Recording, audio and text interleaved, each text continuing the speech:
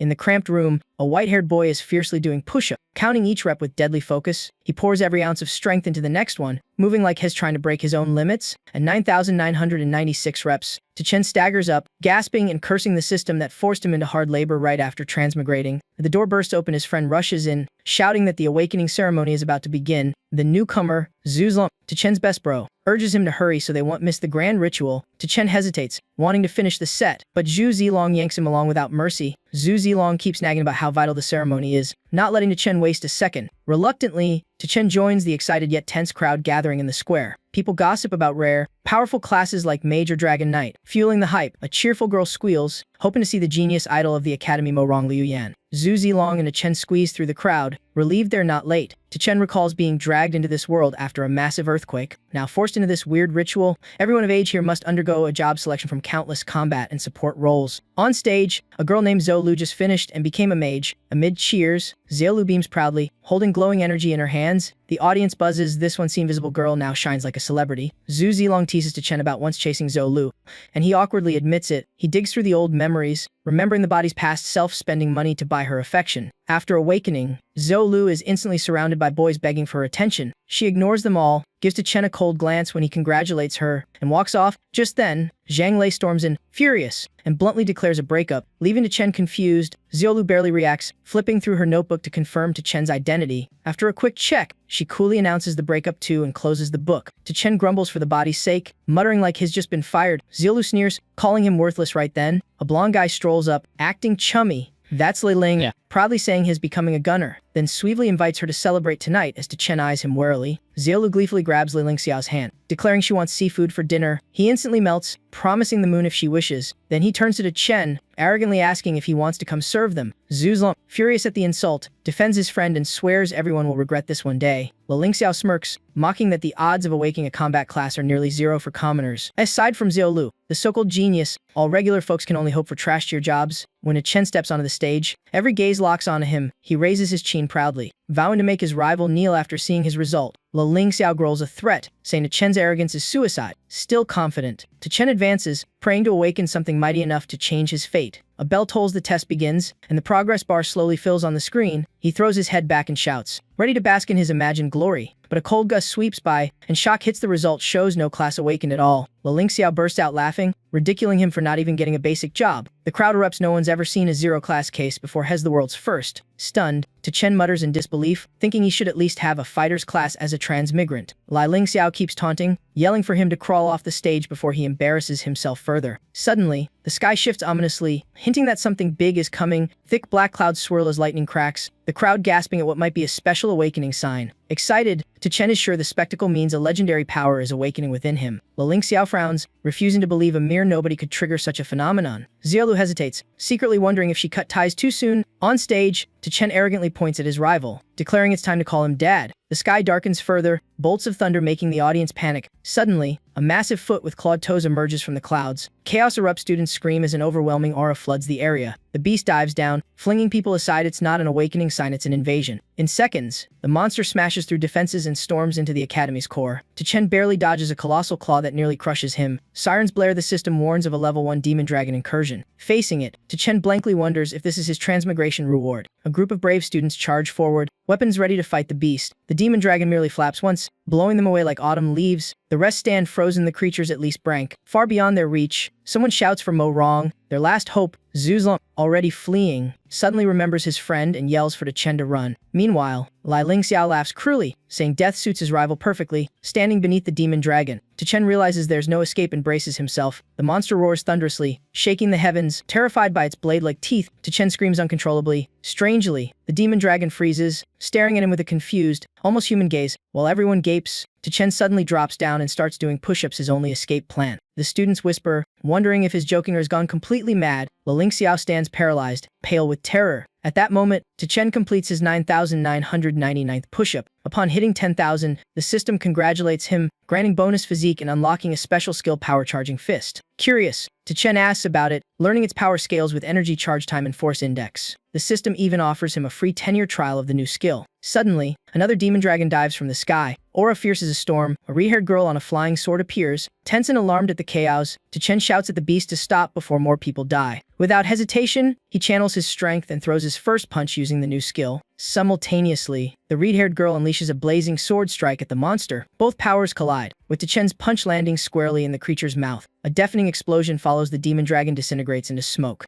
Everyone rushes out cheering for Mo Rong Liuyan, the reed-haired heroine they believe slew the beast. Though she senses something off, floating on her sword, Mo Rong ponders silently while Tien below celebrates, praising his skill and begging the system for more quests. Mo Rong lands gracefully, sheathing her sword amid awed stares. Ling Xiao showers her with praise, saying only she could fell a brank monster in one strike. Xiao Lu, standing aside, grits her teeth and vows to surpass the legendary girl. But Mo Rong knows her own limits. She couldn't have done it alone. Her eyes turn suspiciously toward Tien. Suddenly, a chubby man rushes over, panting respectfully beside her. He introduces himself as Huizi, the newly appointed principal, thanking her profusely for saving them. Speaking solemnly, and Huizi invites her to address the academy. Her presence long awaited. Fearing Tien might steal the spotlight, he hurriedly pushes him offstage to clear the way for the goddess. Unexpectedly, Mo Rong orders him to stop, instantly silencing the crowd. Right then, the system pings into Tien's head, commanding him to shout "I love you" to Mo Rong Liuyan 100 times. Tien freezes, eyes wide in disbelief at the absurd demand. Mo Rong approaches gently, her tone warm yet curious, asking for his name. Tien stammers, unable to finish his sentence, his mind a tangled mess. Suddenly, Tien grits his teeth and shouts, "I love you." At full volume, the thunderous cry stuns Mo Rong, genuine shock flashing in her eyes, and Huizi rushes over, furious and clueless about what's happening. Yet Mo Rong remains calm, intending to ask if that earlier punch was his doing, but Tien ignores her, still yelling "I love you, I love you," to finish the mission. Enraged,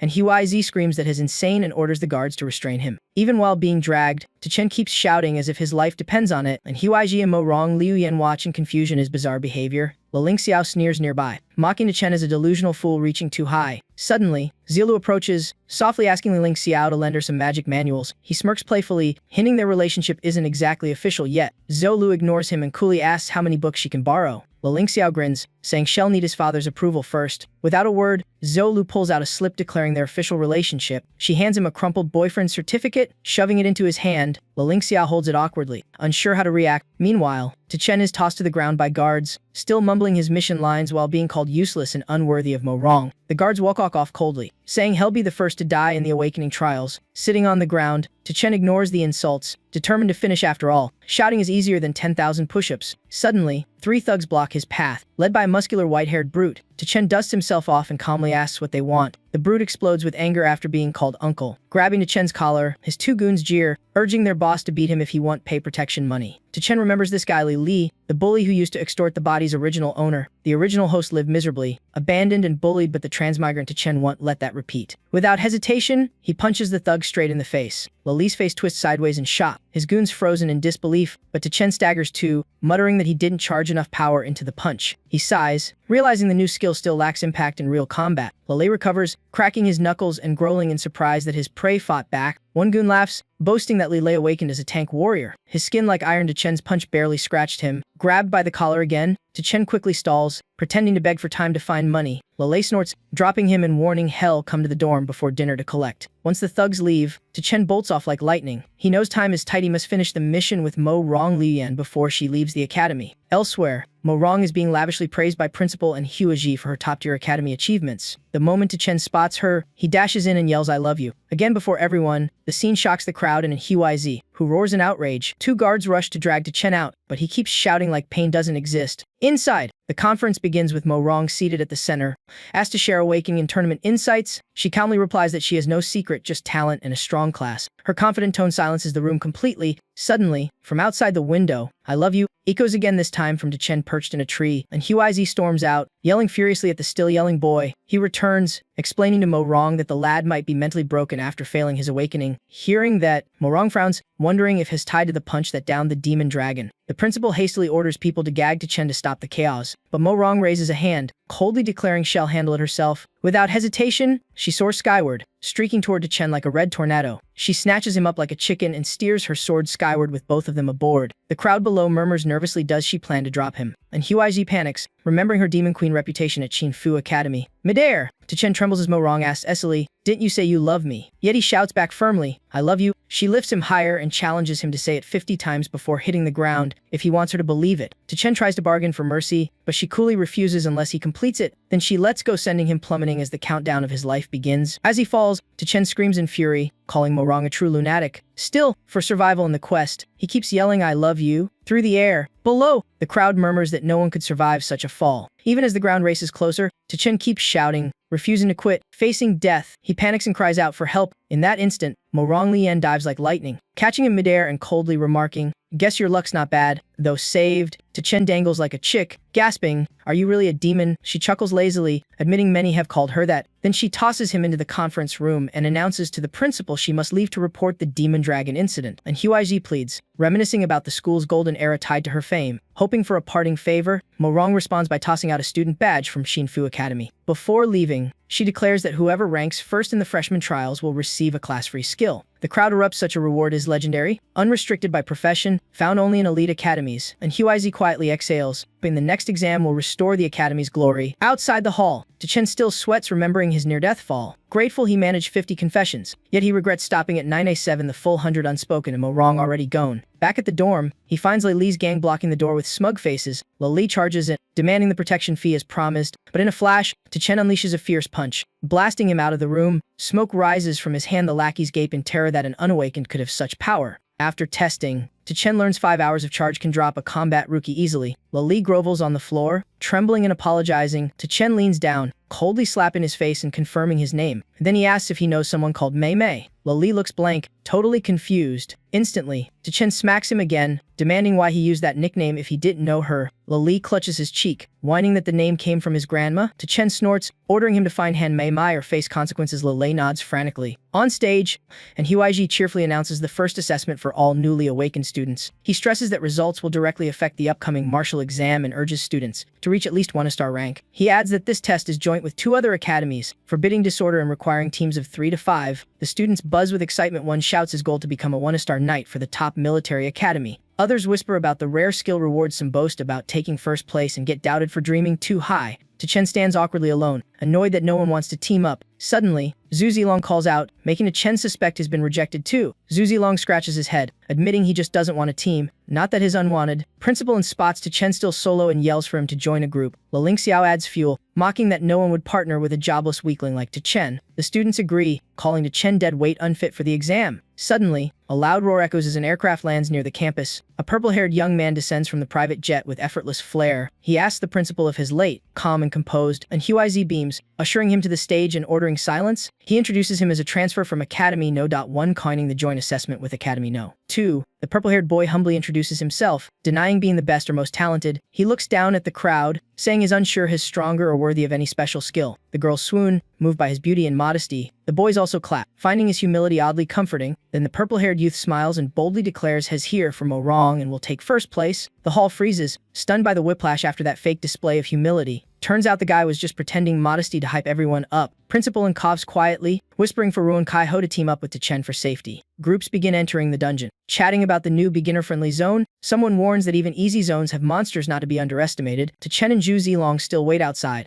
Curious about Ruan Q's class, Zhu Zilong shyly admits he's a warrior. Chen grins, guessing it's a female-type combat class. Zhu Zilong blushes and nods, making Chen eager to see the transformation. Hesitating, Zhu Zilong transforms into a stunning beauty. Chen claps in delight, clearly impressed. Before he can say more, the transformed girl punches him 10 meters away. Zhu Zilong panics and reverts, explaining he gets overly emotional when transformed. Despite the pain, Chen laughs, shaking his friend's hand, calling them comrades. Just then, Ruan Kai-ho walks by, and Chen calls out that they've been waiting. Zhu Zilong adds that the principal assigned him to their team. Ruan Kai-ho coldly refuses, calling them weak and declaring he works alone. Chen fumes, saying his edgy talk isn't cool, just annoying. Ruan Ki-hai spins around, pointing furiously, accusing Chen of publicly confessing to Morong. He shouts his devotion to Morong, calling her his life's purpose, and scolds Chen for disrespecting her. He orders Chen to stay away, saying just seeing his face makes him want to fight. Chen stays silent, mulling over the angry outburst. Ruan Ki-ho coldly vows to take first place to win Morong's heart. Then he turns and strides off, his proud figure fading into the distance. Suddenly, Lily appears, calling Chen boss and asking why their team has only 2 people. Chen sighs, explaining no one wanted to join them. Without hesitation, Lele eagerly offers to join their team. His girlfriend protests, complaining that Chen has no class. Ignoring her, Lele insists he believes in Chen's strength. strength. The girl snaps,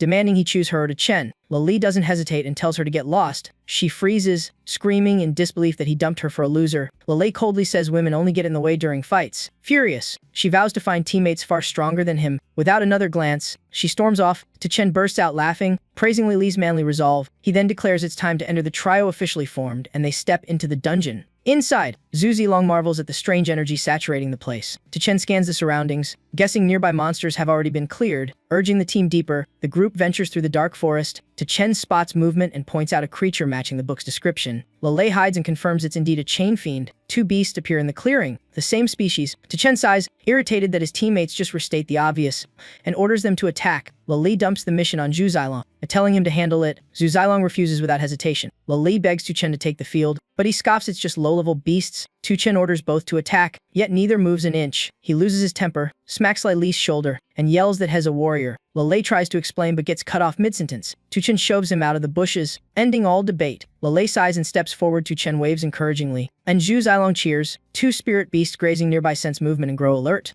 They charge straight toward Li after spotting him. Li counterattacks instantly, smashing both beasts away with two heavy punches. Chen cheers, praising Li as a true brute with decent power. Li coldly collects the beasts' corpses and moves on until a strange sound stops everyone. A horrifying sight, a horde of red beasts stampeding toward them. Chen panics, clueless about what's happening. Zhu Zilong drags him behind the bushes, muttering about a whole pack of red-chained beasts. Li turns back, finishing his earlier thought his physique attracts monsters. Chen and Zhu Zilong freeze at that shocking revelation. Li calmly explains that his beast attraction trait pulls in whole packs whenever he fights. The trio dashes off in panic, with Chen shouting that Li should warn them. Elsewhere, Linxiao's team and Zhou Lu are battling three spirit beasts. Zielu casts a high-level fire spell. Three blazing fireballs streak toward the red-chained beasts. Strangely, before impact, the beasts scatter in terror. Linxiao is baffled, wondering why the monsters fled. One teammate points out the whole horde rushing somewhere else. Zielu frowns, worried that missing kills will slow their level gains. Meanwhile, Chen's group is still running for their lives as Zhu Zilong yells about the growing swarm. Chen scans around, spots an open area,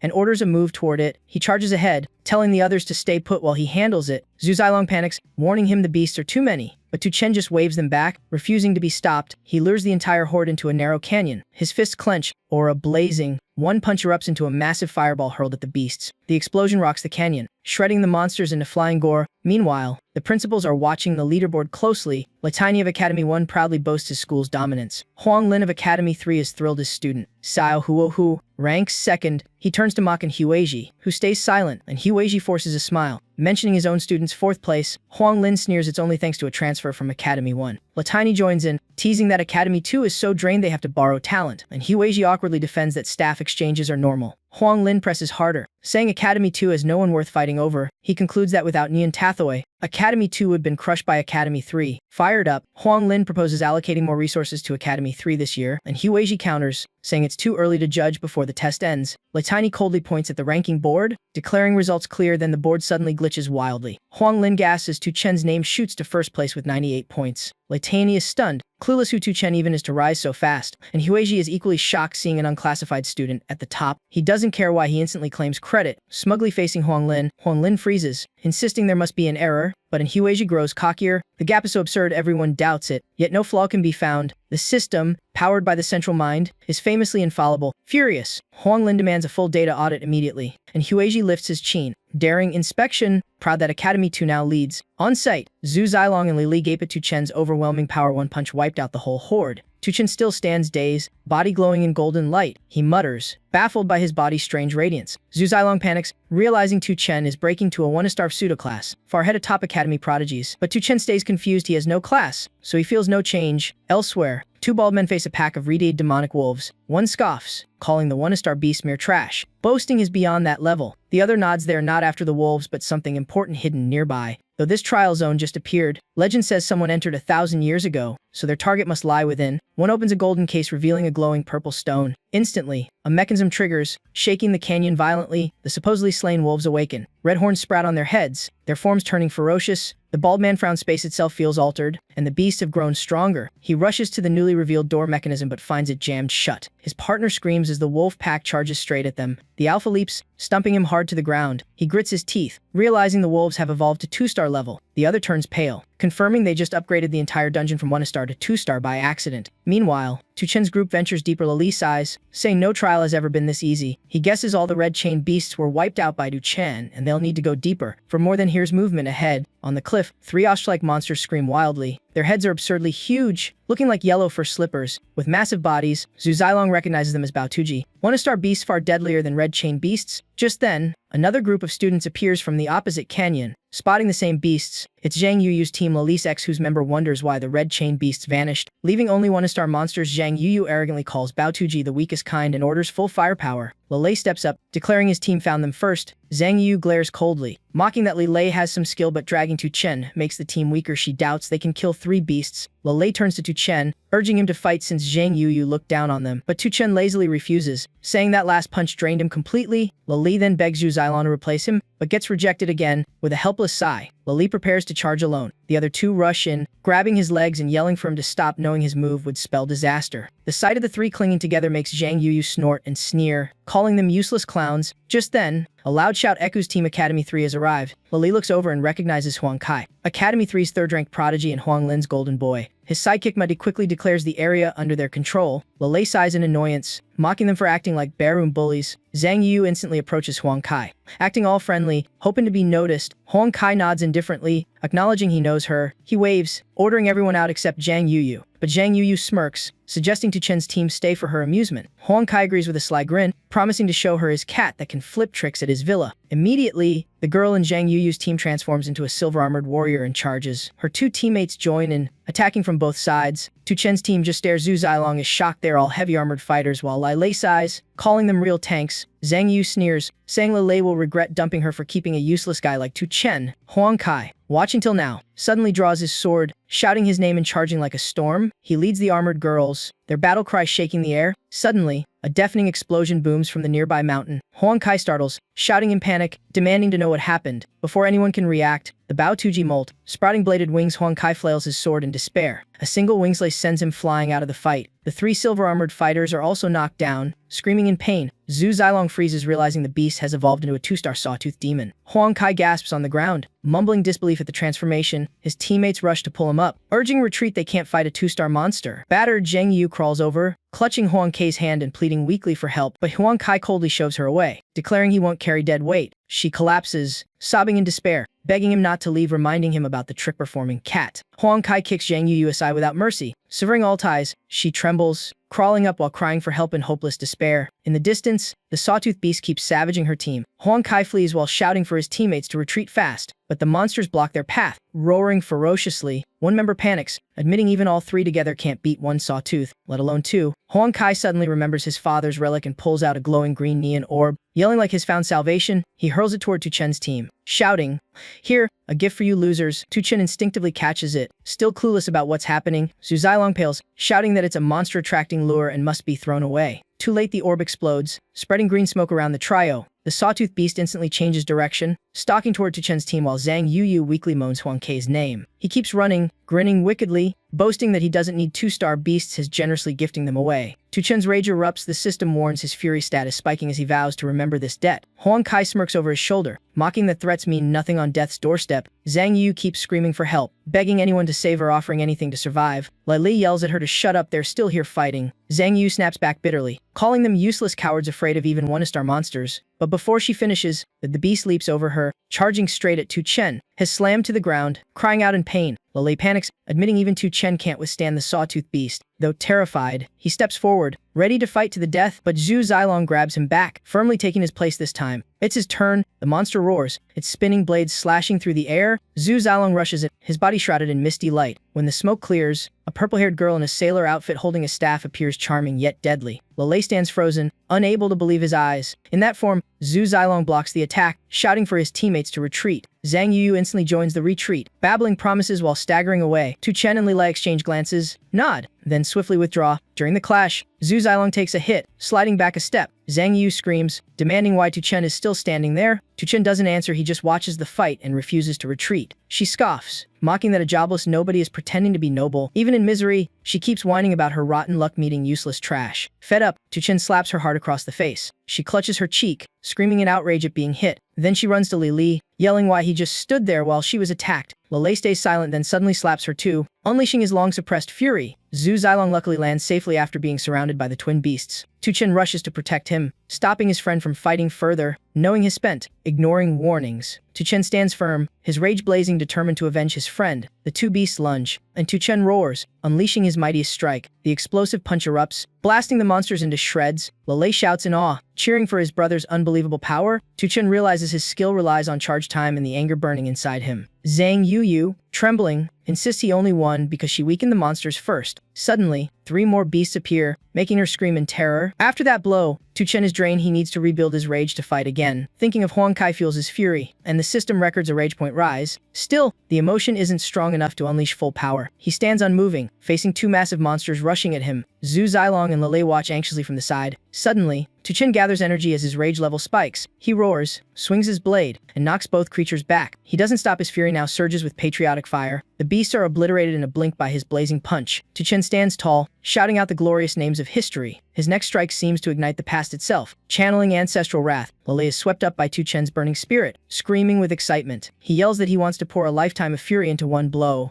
Tu Chen channels everything into a punch that annihilates the remaining beasts. He exhales in relief, wiping sweat, feeling the weight lift off. Zhang Yu trembles, unable to believe a jobless man wiped out an entire horde. Under the sunlight, Tu Chen looks divine, vowing to face this perilous world head-on. Lei curiously whispers, suspecting Tu Chen might be a mage with a power boost chant. He still doesn't get what's happening, and Zhu Zilong stands dazed like he's hypnotized. At the monitoring center, the scoreboard shifts wildly. Li Yanjin jumps to first place. Tiny beams, boasting that Li Yanjin's talent can never be buried. Huang Lin mocks the silent and Huiji, sneering about Tu Chen's drop in rank, and Huiji calmly replies that third place still proves ability. Huang Lin laughs, calling Tu Chen a useless failure with no real results. He points at the board again, saying Tu Chen will soon be booted from the top ranks. Right then, the system chimes. Tu Chen suddenly leaps to first with 208 points, slapping Huang Lin figuratively. Tiny is stunned, unable to comprehend Tu Chen's explosive growth. Principal and smirks coldly while the other two mutter in disbelief. He steps close to Huang Lin, sneering, "Hear that? That's the sound of your slap." Enraged, Huang Lin turns to Li Chini, insisting the system or Tu Chen must be glitched. Principal and shrugs,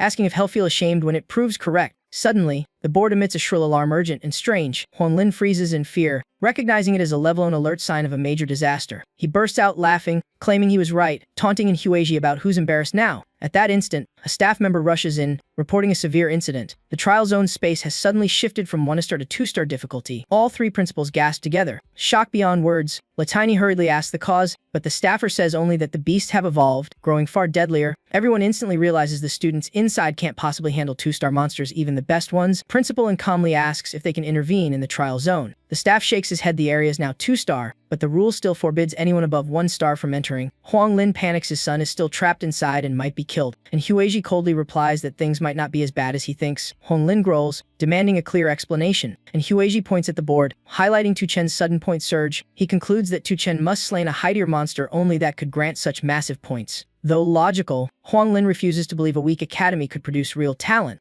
Tiny, still doubtful, admits it's the most reasonable explanation for now. Suddenly, and Huiji pulls out a shoe and smacks Huang Lin in the face without mercy. Stunned, Huang Lin yells in outrage, having no idea why he was hit, and Huiji stays calm, saying the slap was for insulting his academy. Before Huang Lin recovers, and Huiji keeps mocking him, telling him to crawl into the shoe out of shame. Inside the trial, Tu Chen realizes things are spiraling out of control and decides to find a way out. Zhu Zilong replies that the exit gate lies at the end of the secret realm. A bit farther ahead, as Tu Chen moves out, Zhang Yu clings to him, begging to come along. Her sudden change in tone makes Tu Chen sneer and coldly reject her, but she drops to her knees, hugging him tight, flattering him so hard it makes his skin crawl. Meanwhile, at the teleport gate, 2 shady men are surrounded by 4 2-star monsters. One mutters that the space distortion must be linked to the relic young Master Lo is after. The skinny one interrupts, saying talking's useless, they need to open the bronze gate and escape. He panics, realizing only a 2-star can open it while they're trapped by powerful beasts. Tu Chen's group reluctantly accepts Zhang Yu into the party, knowing they can only rely on themselves now. Li worries the path ahead teems with danger, and many will likely die.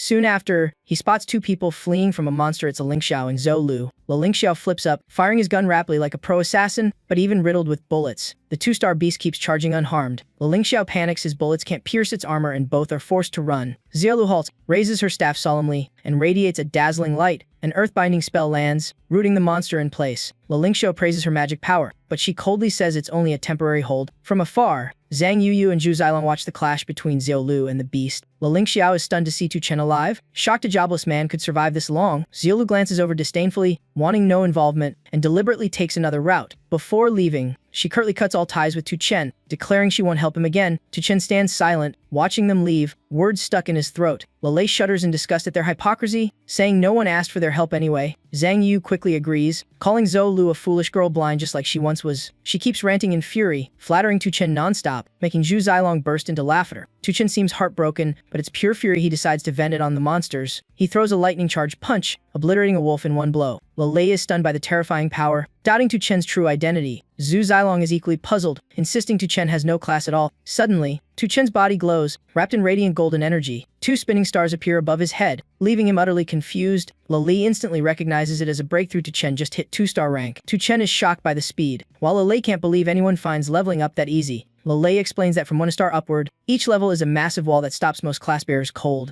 Zhu Zilong adds that after 2-star, one must complete a class advancement trial to rise higher. Tu Chen tilts his head, clueless about what that trial even is. Lei frowns, reminding him they studied that already. While Tu Chen laughs it off, pretending it's a memory test, Zhang Yu seizes the chance to shine, clearly explaining about the Star Tower and its class-specific trials. She adds that the Star Tower trials are deadly. Many geniuses have died or been crippled trying. Zhu Zilong remarks that Tu Chen slaying over-tier monsters is unprecedented, beyond normal limits. Tu Chen starts worrying without a class. How could he even take a Star Tower trial? The group shakes their heads, having no answer to his dilemma. Lei solemnly confirms there's no Star Tower for the classless. A thought sparks in Tu Chen's mind. Could that mean he can level up freely without trials? Both Li and Zhu Zilong look uncertain. There's no rule for such a case. Even so, Tu Chen resolves to hunt more 2-star monsters to test his theory. The group reaches a crowded valley where many are watching a battle below. A lone fighter is clashing with a savage sawtooth beast. Tu Chen observes closely while Zhu Zilong gasps, "Few dare solo a 2-star beast." Below, the monster's blade wings spin violently. Deadly as ever, a silver-haired girl with twin daggers charges in,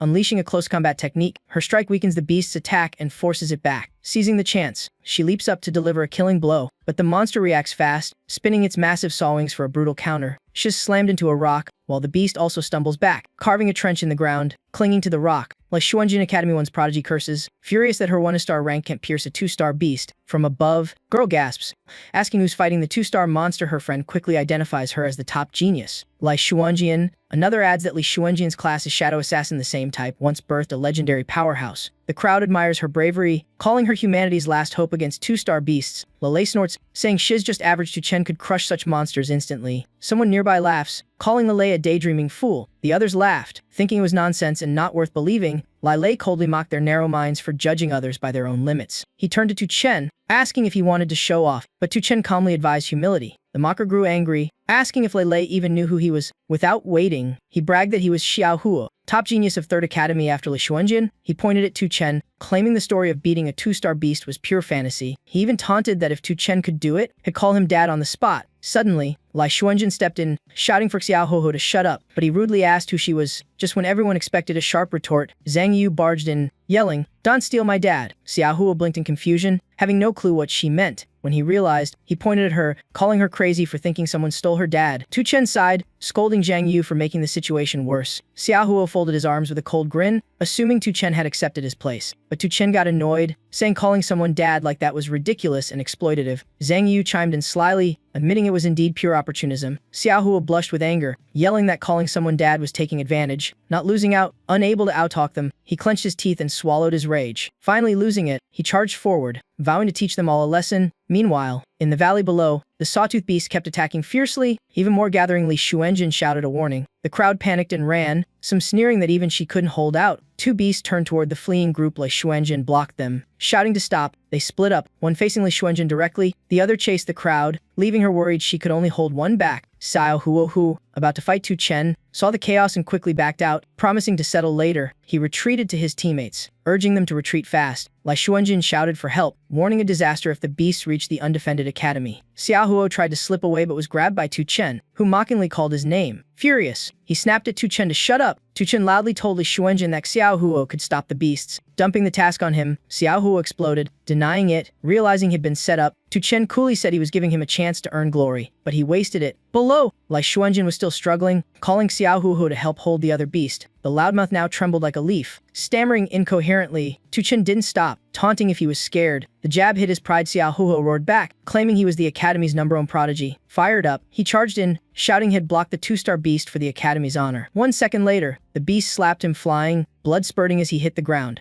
Dignity gone, he clutched his head and ran, screaming in terror. From afar came mocking voices calling him useless. Xiao Huo shouted back, venting anger at Tu Chen and daring him to survive. Meanwhile, Li Xuanjin swung her blade hard, knocking away the beast, entangling her. She dashed toward the second beast, yelling for Tu Chen to run to her for help. But Tu Chen didn't move, eyes icy cold, ready to unleash fury on the foe ahead. Xiao Huo kept sneering, saying Tu Chen was just asking for death. Li Xuanjin also doubted him, thinking he was too reckless to face it head-on. Then Tu Chen delivered a devastating punch, blasting the beast into chunks. Xiao Huo froze, eyes nearly popping out in disbelief. Li Xuanjin stood stunned, heart racing at seeing someone far beyond her level.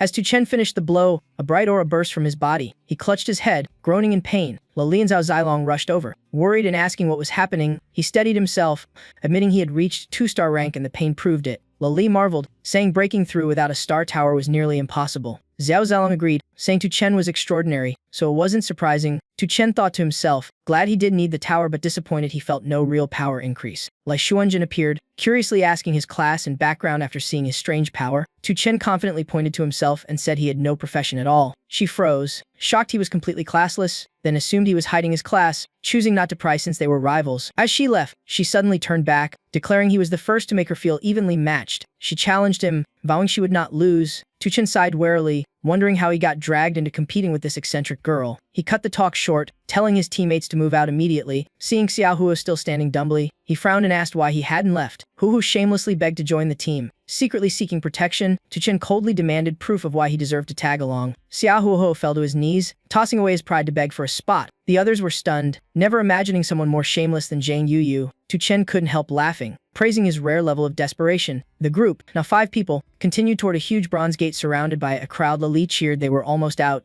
Zhao Zilong grew suspicious why so many waited but none entered the gate. Lei grabbed someone to ask what was going on. The person nervously explained only 2-star professionals could open it and they just fought 2-star beasts. Lei turned to Tu Chen, saying only he could open it and placing his trust in him. Xiao Huo looked back, face pale as dust clouds rose with countless shapes charging closer. He realized it was a swarm of 2-star beasts rushing toward them at terrifying speed. The crowd before the bronze gate screamed and shoved, panicking as the monsters neared. The whole area plunged into chaos, people pushing, running, all order and reason lost. Lingxiu shouted angrily, claiming his class wasn't fit for frontline combat. Shiho from 3rd Academy coldly ordered 2nd Academy to handle the monsters instead. 2nd Academy students protested, upset at being bullied and fearing the overwhelming numbers. Zilu stepped forward calmly, trying to mediate using her status and reputation, but Shiho rudely dismissed her, boasting 3rd Academy's superiority. Xiaolu noted his name coldly, making it clear she wouldn't let it slide. Tu Chen's group squeezed through the crowd, politely asking for passage. Lingxiu sneered venomously, thinking they'd already died earlier. Shiho barked orders, forcing all 2nd Academy students to fight. Tu Chen loudly offered to open the gate, shocking everyone. Shiho laughed scornfully at his small frame. Not believing him, he said everyone was waiting for the strongest genius, Lai Xuanjian, to rescue them. Then he mocked Tu Chen, saying if he could open the gate, he'd call him mom. The crowd held its breath. Tu Chen sighed and replied with sarcasm, making Shiho furious. Shiho roared, muscles tensing as he threatened Tu Chen. He jabbed a finger in Tu Chen's face, declaring he wasn't worthy to stand before a genius like him. Losing patience, Tu Chen flipped him off and cursed him right to his face. Lingxiu folded his arms, mocking that Tu Chen wouldn't dare defy Shiho so openly.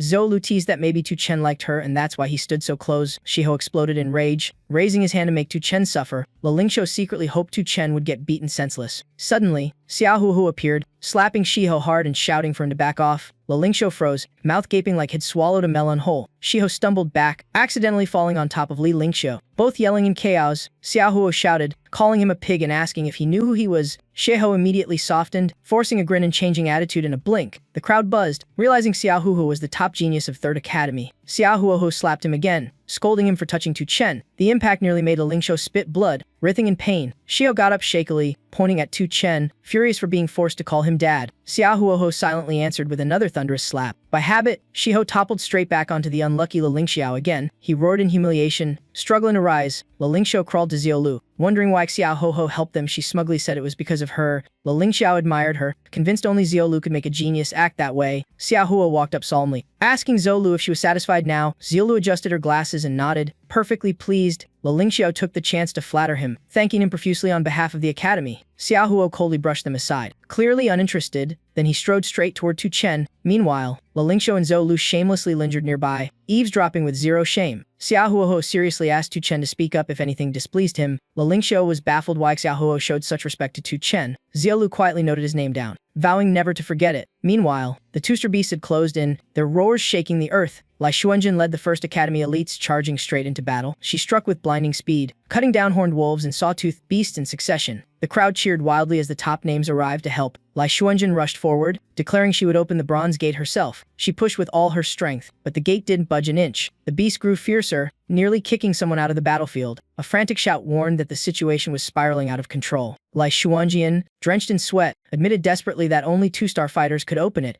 The crowd sank into despair as their last hope vanished. Suddenly, Tu Chen rolled up his sleeves, calmly stating he'd opened the gate. Wei Bihui jumped up angrily, shouting in disbelief. Ignoring everyone, Tu Chen strode toward the gate, declaring he had a way to open it. Even while fighting, Wei Bihui sneered, saying Tu Chen was spouting nonsense. He blocked Tu Chen's path, calling him a nuisance. Li Lingxiu joined the mockery, saying no one was dumb enough to believe Tu Chen. Tu Chen lost patience, shoved him aside, and claimed he knew the incantation to open the door. Wei Bihui snorted, calling it an impossible fairy tale. Tu Chen suddenly shouted a bizarre chant that sounded more like an insult to his two hecklers. The onlookers stared, unsure if it was real magic or a public roast session. After the chant, Tu Chen placed his hand on the gate and roared for it to open. Li Lingxiu sneered, swearing he'd live-stream a robbery if it actually opened. But right after, he instantly regretted saying that. The gate slowly creaked open, glowing golden like salvation itself. Wei Bihui stood frozen, face petrified, speechless. Both mockers were stunned, unable to believe Tu Chen had done the impossible. The crowd erupted, rushing forward, buzzing if the strange chant really worked. Lai Xuanjin was in utter shock, unable to fathom how Tu Chen reached two-star so fast. Before the amazement faded, a horde of monsters suddenly charged in, radiating killing intent. The savage sawtooth beasts attacked the nearest students mercilessly. Chaos spread as screams filled the air and everyone scrambled for the gate. In a shadowed corner, a bald man muttered in disbelief that Tu Chen had opened it that way. Another bald man urged him to hurry and finish their assigned task. The students poured through the bronze gate in groups, entering the secret realm. Lai Xuanjin and Wei Bihui led the way, but she soon screamed in terror. Before them appeared a spider demoness half-woman, half-beast, hauntingly seductive. Surrounded by horse's-eyes spiders, the spider queen raised her claws, her horn glowing eerily as she laughed coldly about memories and her craving for human flesh. The students panicked when they realized it was a two-star boss, normally found only in hide-tier dungeons. Before anyone could react,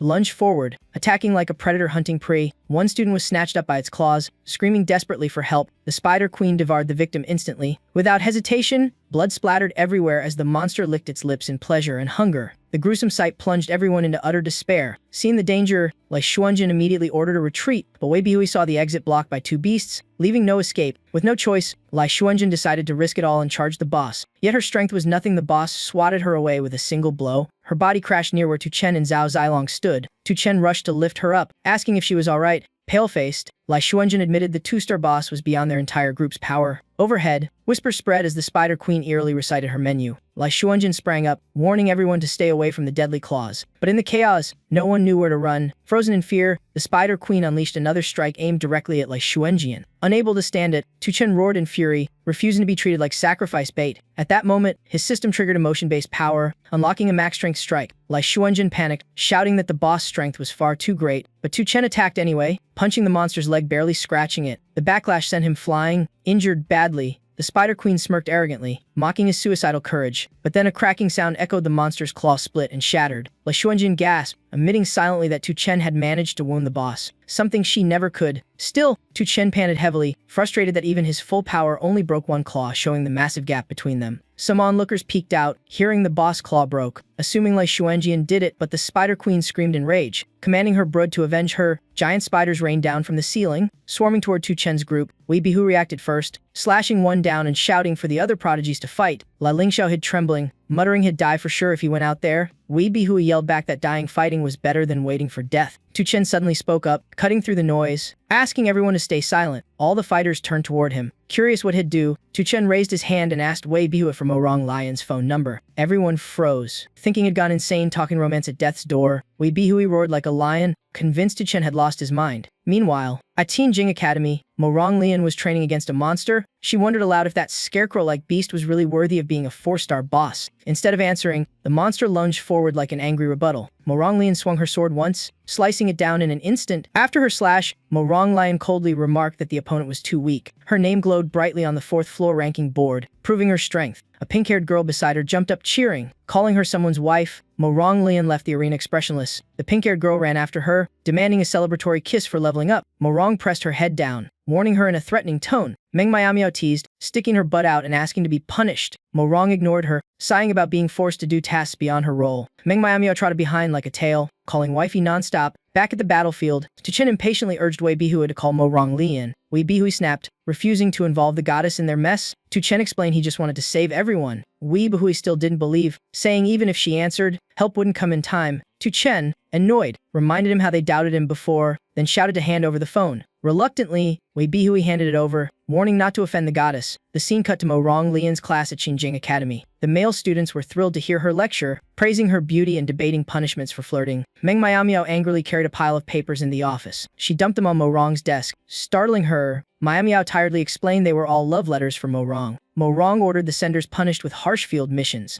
Miamiao agreed, joking that Mo Rong actually belonged to her. A phone buzzed on the desk. Interrupting their talk, Miamiao saw an unknown number and asked if she should answer. Mo Rong said to pick up, assuming it was a teacher. Miamiao answered and handed the phone to her. Tu Chen appeared on the screen, face serious, calling Mo Rong by name. Mo Rong was surprised to see Tu Chen as the caller. Miamiao curiously asked who he was. Tu Chen confessed directly on video that he loved Mo Rong Lian. Both girls froze, stunned by the sudden confession. The boys in class were also dumbstruck like statues. Wei Bihui roared angrily, saying Tu Chen had lost his mind. Tu Chen ignored them and repeated his confession. Mo Rong looked flustered and annoyed by his persistence. After completing his 100 confession task, Tu Chen caused the whole academy to explode in gossip. The entire school raged at his public love confession, making him the most hated man alive. Miamiao fumed, suggesting they throw him into the hardest challenge for being so shameless. Mo Rong stood up angrily, commanding silence. She stepped out and declared the man who confessed was Tu Chen. Everyone buzzed, curious about this unknown name. Mo Rong suddenly announced that Tu Chen was her boyfriend. Her words stunned the class like a lightning strike. Miamiao was shocked that Mo Rong publicly admitted to having a lover. Mo Rong calmly walked away after the declaration, leaving the hall in chaos. Deep down, she thought using Tu Chen as a shield wasn't a bad move. The male students fumed, cursing and threatening Tu Chen for being chosen.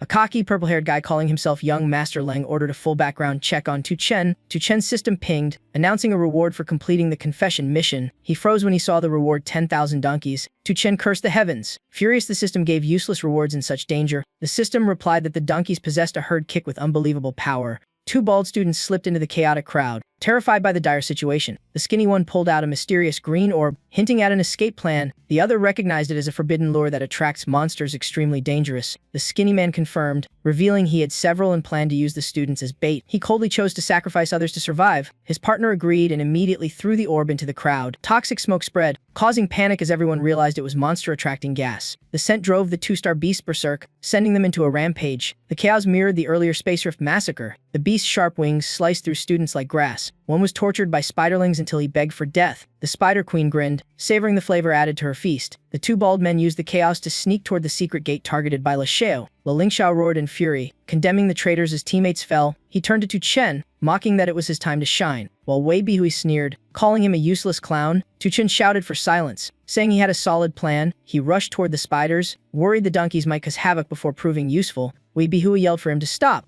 while Li Lingxiao secretly hoped to die to buy time. Tu Chen muttered a bizarre chant, invoking the names of his 2 rivals for power. The spiderlings smelled humans and charged wildly. At the decisive moment, Tu Chen raised his hand and shouted the summoning order for the Donkey Legion. Wei Bihui thought he was raving mad and shouted in frustration. Suddenly the sky lit up as thousands of fat donkeys dropped from above. They landed straight in the midst of the rampaging spiders. Wei Bihui was stunned, unable to process what he saw. Everyone panicked, expecting an attack, but the donkeys didn't harm them. Even the Spider Queen was baffled by the appearance of these odd creatures. Before she could react, the donkey horde charged like a tsunami, sweeping everything away. The lead donkey leapt up and delivered a devastating kick, draining the queen's full power bar. The rest followed like a tidal wave, trampling her mercilessly. Crushed beneath them, the Spider Queen wondered why divine beasts had betrayed her. The donkeys kept pounding until the Spider Demoness was nearly obliterated. Meanwhile, Ling Xiao and Weibui smugly assumed they had escaped safely. Their group hurried toward the teleportation array when space itself suddenly trembled. A strange sound echoed, forcing them to turn back. Before them, tens of thousands of raging donkeys thundered forward at terrifying speed. The two schemers were trampled flat before they could scream. The donkey horde swept through, smashing everything in its path toward the teleportation array. Outside, La Xiao subordinates grew anxious that the pair hadn't returned as planned. One shouted with joy when the teleportation array lit up, thinking someone was coming back. La Xiao rejoices, believing that precious item will help him reach the ultimate realm. But his joy vanishes the moment he sees who steps out. Not a person but a herd of fat donkeys charging in, plunging him into chaos. Inside King Tong sect, students gossip in shock about the donkeys wiping out monsters. Lai Lei grills Zhao Zilong about whether Chen is a summoner, but no one's sure. Wei Baihui is utterly baffled who on earth summons thousands of donkeys. Chen calmly approaches the corpses of the two ringleaders and picks up a strange box. He opens it, revealing a dazzling golden key inside. Suddenly, the key flies toward him, as if trying to merge with his body. Li Yangyan arrives at the scene where the Spider Demoness was crushed. She stands there stunned, unable to believe a mighty boss lost to dumb donkeys. A survivor weakly lifts his head through the smoke and asks what just happened. He wonders why an entire herd of donkeys appeared out of nowhere. Many students cheer for surviving and wonder who saved them. Someone wants to learn the summoning spell, while another shouts the weird chant again. Nguyen Baihui and Ling Xiao fume, faces dark with embarrassment for being mocked. Wei Baihui grits his teeth, admitting Chen is no simple man, perhaps a hidden master. Yet Ling Xiao denies it, refusing to believe Chen saved them all. Wei Baihui suddenly realizes Ling Xiao truly is the big sand idiot Chen mentioned. As the group still reels, the two-star sawtooth beasts start moving menacingly again. A terrified student yells for everyone to retreat through the teleport array. Zielu strikes amid the chaos, using the Mother of Earth to hunt her old foe. That foe, Sheihao, once her enemy, is trapped by sand and can't escape. Just then, a sawtooth beast lunges in and finishes Sheihao with a brutal blow. Blood Spill Zhou Lu notes his name in her book, says she warned him, and walks off coldly. Meanwhile, Chen suddenly clutches his head in pain. Suspecting it's from overkilling monsters, Zhao Zilong rushes over, and Chen forces a smile. Saying his now 3-star, Lele is stunned by Chen's insane rank-up speed. Thinking he'll become a legend, in the principal's office, Le Xinyi angrily demands a report on the space mage's support. Staff reply that help is coming but will take another hour to arrive, and Huizi loses patience, ordering them to break the barrier now to save the students. Huang Lin despairs, admitting their 4-star power isn't enough to shatter it. He worries for his son, Huang Can, trapped inside, holding his head helplessly, and Huizi shouts, calling Huang Lin a coward and threatening to act alone. Suddenly, the leaderboard lights up. Chen tops it by a ridiculous margin. The tech staff panics, urging the deans to check the results immediately. Huang Lin freezes, unable to believe Chen's score exceeds 1,000. Le Xinyi suspects a system glitch. Such a score seems impossible. Huang Lin grows angrier, calling it an unreal number that smashes every record ever, even the mightiest freak in history. Lei Shen never scored above 980, and Huizi stands firm, claiming Chen might be the next legend. The other two principals immediately reject that as nonsense. Lai Xinyi insists they must uncover the real reason behind such absurdly high points,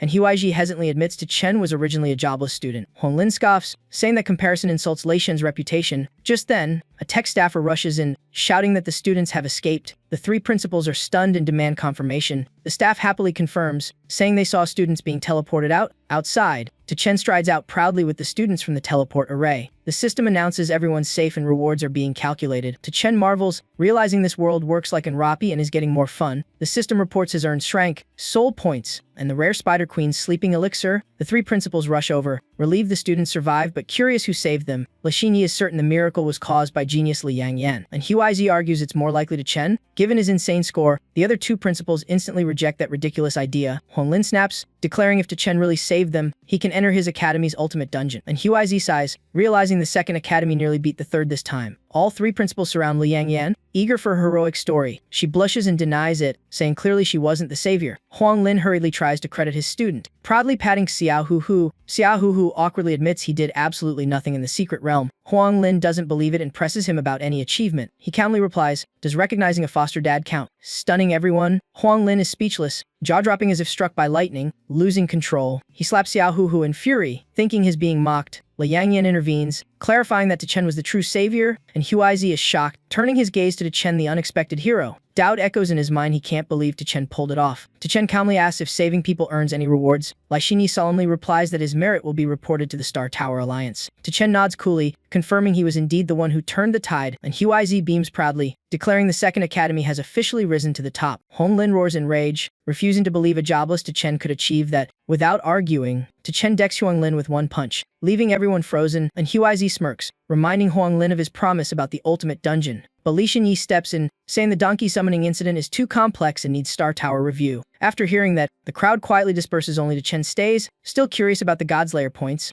and Huizi cheerfully explains that Godslayer points appear only at peak performance, rare even among Shrankers. Li Xinyi coldly asks Chen if has actually achieved one already. Chen calmly confirms has only gained a single point. Li Xinyi is stunned, noting even university geniuses rarely reach that. She eyes Chen with both doubt and admiration, saying he's the first from the Central Party Academy to do so, and Huizi pats Chen's shoulder, excitedly congratulating him for topping the trial and earning a precious skill. Chen shivers, remembering Mu Rong Liu Yan and fearing she might come for him. Liang Yan steps up, declaring she'll take the top human ranking in the next exam. Chen replies coolly, advising her not to compare herself to him. Liang Yan frowns, suspecting his looking down on her. Chen turns away, saying indifferently he's just an AF player. Liang Yan is baffled by the strange phrase and murmurs guesses, but Chen vanishes without a trace. The scene shifts to a hellish volcano-like realm blanketed in red earth. A blonde man is tied up, screaming desperately for mercy. A group of hooded figures chant praises to the false god, the future master of the world. Flames surround the pillar, lighting the man's pained face as 5 cultists raise their arms. The captive howls in agony as the fire consumes his body. One cultist shouts with glee that the false god has responded to their many sacrifices. A horrific shadow looms above a purple face with horns and fangs, chills every soul. The fanatics scream in ecstasy, worshiping the apparition as if a true god had descended. From above, the entity's thunderous voice declares its wrath. The cultists immediately prostrate, trembling as they beg to know the reason for his anger and vow eternal service. The deity coldly states his 4th child was slain by humans while hunting in secret. The cult leader panics, demanding to know who dared kill the prince. The god gives no name, only ordering them to hunt down the murderer and report back. The lead devotee vows to investigate thoroughly, certain the high-ranked beast's death left traces. Before vanishing, the god roars like thunder, swearing even the thunder god himself will face punishment. In a lavish villa, La Xiao sits bruise-faced while his bald underling worries nearby. La Xiao snaps, shouting that anyone trampled by hundreds of donkeys would hurt too. The underling reports that the item he sought might now be in Chen's hands. Hearing that, La Xiao leaps up in fury, vowing to reclaim it and deal with Chen personally. His men panic, warning that Chen's rescue deed has reached the Alliance's ears. La Xiao growls, ignoring the warning and showing he fears no one. The underling wipes sweat, carefully reminding him that making a scene could tarnish the La family's name. La Xiao thinks for a moment, then orders to hire top-tier assassins from Jing Mai to retrieve the item. The underling obeys immediately, promising to handle everything smoothly. Suddenly, a thunderous explosion shakes the sky. Startling La Xiao, another servant bursts in, yelling that a herd of donkeys is charging straight toward the villa. Sure enough, the massive herd storms in, filling the air with dust and chaos. Seeing the madness, La Xiao shouts in disbelief, not these creatures again. With no time to dodge, everyone gets mercilessly trampled by the donkeys. La Xiao clutches his stomach, groaning in pain with tears in his eyes. The donkeys pass, leaving behind wreckage and swirling clouds of dust. Sprawled amid the ruins, La Xiao wails in despair. His new mansion is now rubble. Meanwhile, Chen watches a news report about his donkeys. The host says only one victim, surnamed Lo, was affected. Chen breaks into a cold sweat, realizing he forgot to recall his massive roaming herd. He hurriedly asks the system if he can summon back 10,000 donkeys. The system replies it's possible, delighting Chen as he orders a full recall. Instantly, the rampaging donkeys turn into light and vanish into the void. Chen beams, feeling power surge within him as a bold idea sparks. Just then,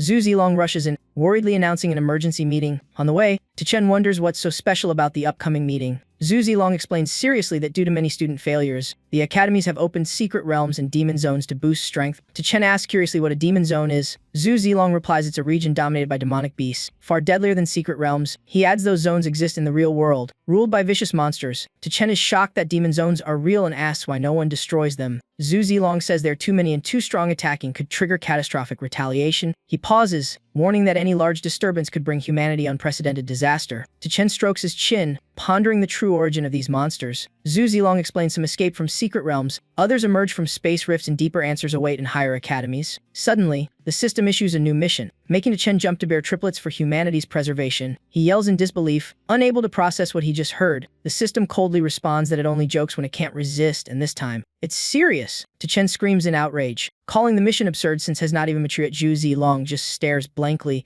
the system mercilessly declares that once issued, a mission cannot be changed and must be completed ASAP. Blushing furiously, Chen stammers, asking how to have kids when he's still single and begging the system for matchmaking help. But the system crushes his hope, bluntly replying that feature isn't supported. Chen turns to Zhu Zilong, hesitation all over his face. Zhu Zilong folds his arms warily, asking what's going on. Embarrassed to death, Chen asks if Zhu Zilong's is capable of bearing children. The bizarre question freezes Zhu Zilong on the spot, his mind completely blank. In class, students excitedly discuss how Chen saved them in the secret realm. Awaiting score verification, Bai clenches fists, vowing not to let Chen steal his glory or his goddess. Meanwhile, Chen and Zhu Zilong enter the conference room, with Chen mumbling about a mission worse than cheesy love confessions. The students gossip further, mocking Nguyen Baihui for being unimpressive despite claiming hidden skills. Unable to hold it in, Nguyen Baihui jumps up, eyes blazing. He points at Chen and angrily orders him to stand. Chen calmly complies, asking what he wants. Nguyen Baihui shouts that everyone in the room is useless trash. Chen freezes briefly, then regains his cool demeanor. He smirks and tells Nguyen Baihui to sit down, then invites him to join a game. Nguyen Baihui grinds his teeth, face red with rage. Just then, Principal N appears, restoring order with a single authoritative tap. He solemnly announces that thanks to Chen's excellence, the Academy will be rewarded by the Star Tower Alliance,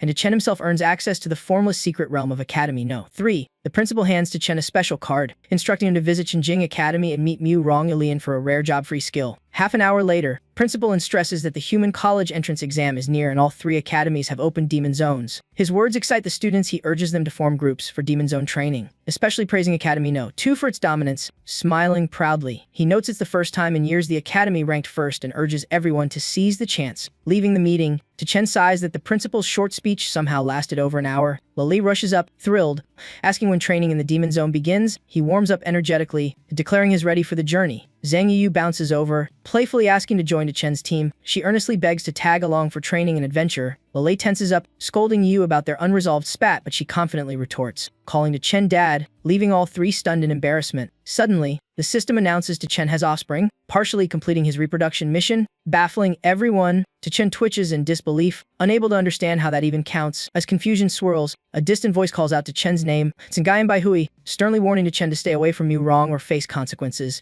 Chen quickly assures him he has no interest in Mu Rong and promises to keep his distance. To sound convincing, Chen offers to sell his Jobble skill slot Nguyen Bai for 10 million star coins, flashing a shiny VIP card. Nguyen Baihui freezes, thrilled yet suspicious, unable to hide his desire for the valuable card. Chen smiles and confirms but adds one small condition. Nguyen Baihui instantly agrees and calls Chen his brother. Suddenly, Chen grins wickedly and demands he say daddy to finalize the deal. Nguyen Baihui screams in disbelief, feeling betrayed. He thought he gained a brother, not a father. Chen turns away coolly, saying it's fine if he want hell, just revoke the offer. Nguyen Baihui panics, shouting for Chen to stop withdrawing the card. Face red as a tomato, he mutters a reluctant daddy. Chen beams, pats his head, while Nguyen Baihui burns with embarrassment, staring at the floor. Just then, the system chimes step 2 of the Reproduce for Humanity quest completed. Chen clenches his fists, thrilled that the impossible task now needs only one final step, just finding Xiao Hu Hu. Suddenly, his phone vibrates. It's a call from the only relative of the original host in this world. He answers softly, agreeing to visit that afternoon at his uncle's house. The man sighs heavily, worry etched across his face. From the kitchen, the aunt brings out fruit, scolding her husband for contacting the nephew she's long disliked. Slamming the plate down, she snaps that Chen is useless and jobless, insisting he be thrown out. The uncle pleads gently, worrying where the boy would go if kicked out now. The aunt snaps back that the dorm or even the streets would be better than keeping that burden home. The uncle, torn, begs her to wait 1 more month, at least until after the human exam. Suddenly,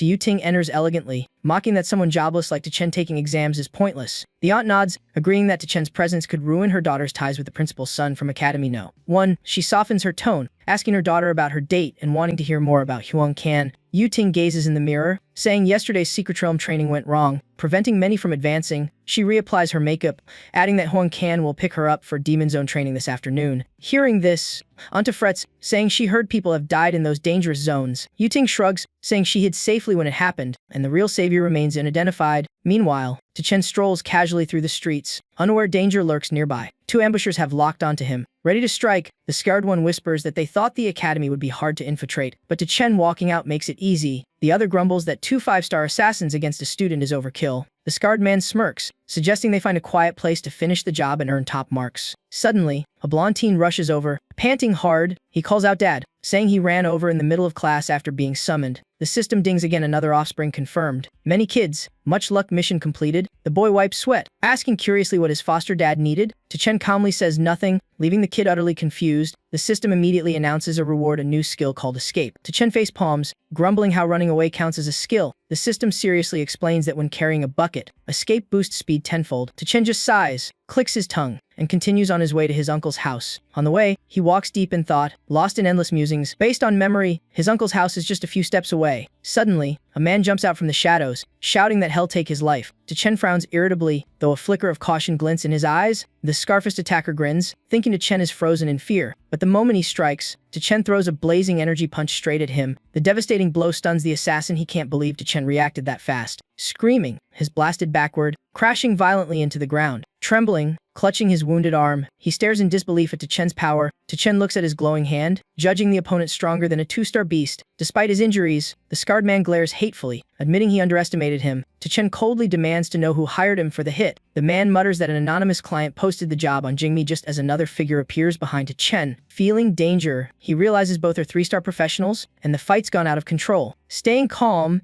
he offers to pay double if they target the one who hired them instead. But life's no dream, the scarred man roars in fury, calling it an insult to assassin pride. With that, he lunges forward like an arrow, aiming to finish the job. Chen clenches his fist and shouts, activating Power Gathering Punch. Energy bursts forth, but the assassin sidesteps, sneering that Chen doesn't stand a chance. Chen freezes in shock, sweat dripping. His foe's speed is terrifying. Though he dodges, he still takes a punch to the face, sent flying backward, regaining balance. He hears the scarred man mock his slowness, bragging about his thief profession, wiping blood from his lip. Chen realizes this is his first real fight against a true professional and feels the pressure. Suddenly both assassins charge at once, forcing him to flee for his life. He spins around and bolts, but they give relentless chase. They taunt him mid-run, boasting their superior speed. Hell never escape. Seeing them close in, Chen thinks fast, knowing he can't drag this out. Just then, a knife vendor appears on the street, shouting his wares. Chen dashes over, grabs the carrying pole, and says he'll borrow it for a sec. As he picks up the bucket, the assassins arrive, yelling he won't get far. At that moment, the system ping skill activated, making him grin. Thanks to the skill, he rockets away at insane speed, leaving them in the dust. The assassins gape, stunned by the absurd velocity. The scarred one refuses to give up, boosting his own speed to chase again. The knife vendor screams, demanding his stolen goods back. As Chen sprints, he admits the skill's incredible but knows the killers won't stop yet. The assassins mutter in disbelief, wondering how a student could outrun them so easily. Chen veers into a narrow alley, deciding to end this once and for all. He reaches the alley's end and stands waiting as they catch up.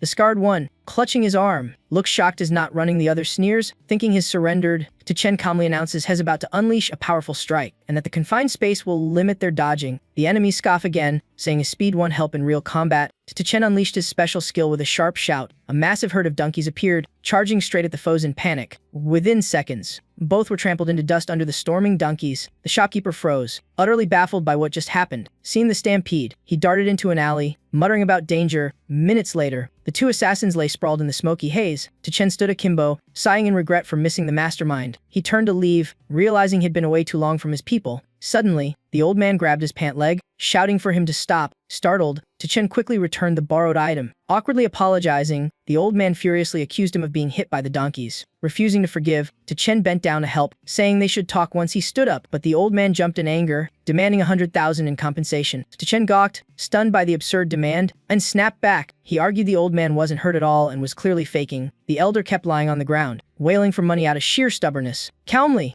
Chen took out his phone, saying he'd call someone to handle it. Over the phone, he spoke with chilling menace, ordering a large transfer to deal with the man. The old man broke into cold sweat, baffled by his tone and actions. Chen coolly assured him that funeral money would be sent home soon. Then he summoned the donkeys again with a curt command. The herd surged back like a thunderstorm, hooves thundering as he grinned. The shopkeeper bolted in terror, cursing for being pranked so hard. Chen waved goodbye, teasing and warning not to mess up again. On a perilous peak, Juxing's Zhuzhu meditated amid raging skis. A soldier entered, kneeling respectfully to greet Lei Shen. A sudden lightning bolt crashed down, aimed straight at the soldier. Terrified, he fell backward, drenched in sweat and screaming. Lei Shen opened his eyes and shouted, instantly halting the strike. The lightning vanished into thin air without a trace. The soldier exhaled in all one bolt could vaporize him. No wonder Lei Shen guarded the demon abyss alone. Lei Shen sternly asked if a calamity from the deep abyss was coming. The soldier replied it wasn't a demonic disaster, but an incident in Area 16 after a trial ended. Lei Shen frowned, curious to know what exactly occurred. Under pressure, the soldier reported about a student named Chen with record-breaking points. Lei Shen chuckled, surprised that the boy's scores surpassed his own youth. The soldier cautiously added the dungeon had leveled up even though Chen had no profession. Clenching his fists, he marveled at how a jobless kid crushed a 2-star challenge. Lei Shen was shocked, demanding answers about this anomaly. The soldier respectfully suggested investigating. Chen might have a hidden class or rare power. Lei Shen waved it off, turning away to meditate, saying fate wasn't worth probing. The soldier nervously asked how to announce it, as the academies awaited higher orders. Lei Shen calmly ordered to report the truth to Chen as jobless and unranked. He added permission for the boy to enroll in Xinjing Academy. The soldier was stunned. Only 3 people a year ever made it into that elite school. Finally, he bowed and accepted the order without a word. Lei Shen gazed at the sky, lightning swirling around his hands, murmuring that Chen might be the first jobless one of the Star Tower era. On the familiar road, Chen carried a gift bag, planning to use his new wealth to move out. Passing his old house, he felt his dream of independence still burned, only delayed by circumstance. Suddenly, he froze. His belongings were thrown outside amid his aunt's shrill scolding. His uncle tried to stop her, pleading to wait until Chen returned. She ignored him, tossing more things out, saying keeping Chen was a burden best ended. Uncle Chen scrambled to collect the usable items before they were ruined. As he bent down, he froze, seeing his nephew already standing there silently. Chen greeted him calmly, unfazed by the chaos. His aunt, holding a box, snapped that she couldn't live peacefully unless he left. Her tone was icy, declaring that moving out was inevitable for him. Chen nodded, saying he came precisely to say goodbye and announce his move. His uncle turned, urging him to wait until things settled before leaving. Aunt Chen slapped her husband hard, shouting that she had cut all ties with Chen. Chen gently placed the gift down, told his uncle a few words, and walked away. She folded her arms mockingly, sneering that his cheap gift wasn't worth her years of care. Anger boiled inside him, wanting to lash out, but he chose restraint. His uncle came over, patted his shoulder kindly, offering to help carry things. He secretly handed him a wad of cash as savings from half a year. Chen refused, but his uncle insisted, ashamed he couldn't protect him better. The man sighed softly, urging him to stay strong and work hard ahead. Yuting linked arms with her boyfriend, proudly showing off the house. Aunt Chen rushed out beaming. While Uncle glanced at the young man beside her, he curiously asked if the guy was his daughter's boyfriend. Huang Kai confidently introduced himself, boasting of his powerful father. Hearing that, the aunt beamed, showering praise and calling them a perfect match. Suddenly, Yuting spotted Chen nearby, her smile fading in disgust. She mocked him as a freeloading, jobless cousin kicked out by the family. Huang Kai's face darkened. He recalled the secret realm incident. Shocked the guy was alive, the aunt eagerly invited Huang Kai to stay for a cozy dinner. Chen clenched his jaw, fuming. This was the man who once tried to kill him with divine gear. Yuting snapped, demanding he disappear, saying his presence ruined the mood. Ignoring her, Chen stepped up to Huang Kai, voice cold as frost, reminding him of the promised revenge. The arrogant aunt sneered, saying he'd never step into young Huang's world. Yuting joined in, mocking the class gap between them. Huang Kai sneered, daring him to do anything despite his grudge. Without a word, Chen lunged forward and punched the traitor square in the face. Everyone froze as Huang Kai collapsed and Yuting screamed in shock. The aunt turned purple with rage, shouting at him for hitting someone of Huang Xiao's status. Huang Kai sat up, blood on his lip, threatening to make Chen pay dearly. Chen's hand glowed as he charged again, eyes cold and ready to vent fury. Huang Kai drew his sword, tense, vowing to end Chen's worthless life. Yuting jeered that a jobless loser like him was just rushing to die. Uncle Chen tried to stop him, fearing reckless action, but with one punch, Huang Kai's sword shattered instantly. Huang Kai's eyes bulged as he screamed in disbelief. Another blow sent him flying backward. The entire family stood frozen, unable to believe their eyes. Yuting clenched her fists, furious that Huang Kai was losing so badly. Chen slowly approached the helpless Huang Kai on the ground. He grabbed his collar, smirking coldly. Proud of his victory, Uncle Chen felt a surge of emotion. His nephew had truly transformed. The aunt rushed over, shouting that he was provoking someone with terrifying backing. Huang Kai glared and threatened that his family would crush Chen unless he knelt. Chen said nothing, landing more punches and asking which was stronger, threats or fists. Seeing no one interfere, the aunt screamed at her husband to stop it, but the uncle calmly said if this was his chosen path, he should walk it firmly. His wife went mad, yelling that he'd lost his mind too. He clenched his fist, declaring a man must have backbone, not live cowardly like he once did. With fiery eyes, he urged his nephew to keep that spirit and never back down.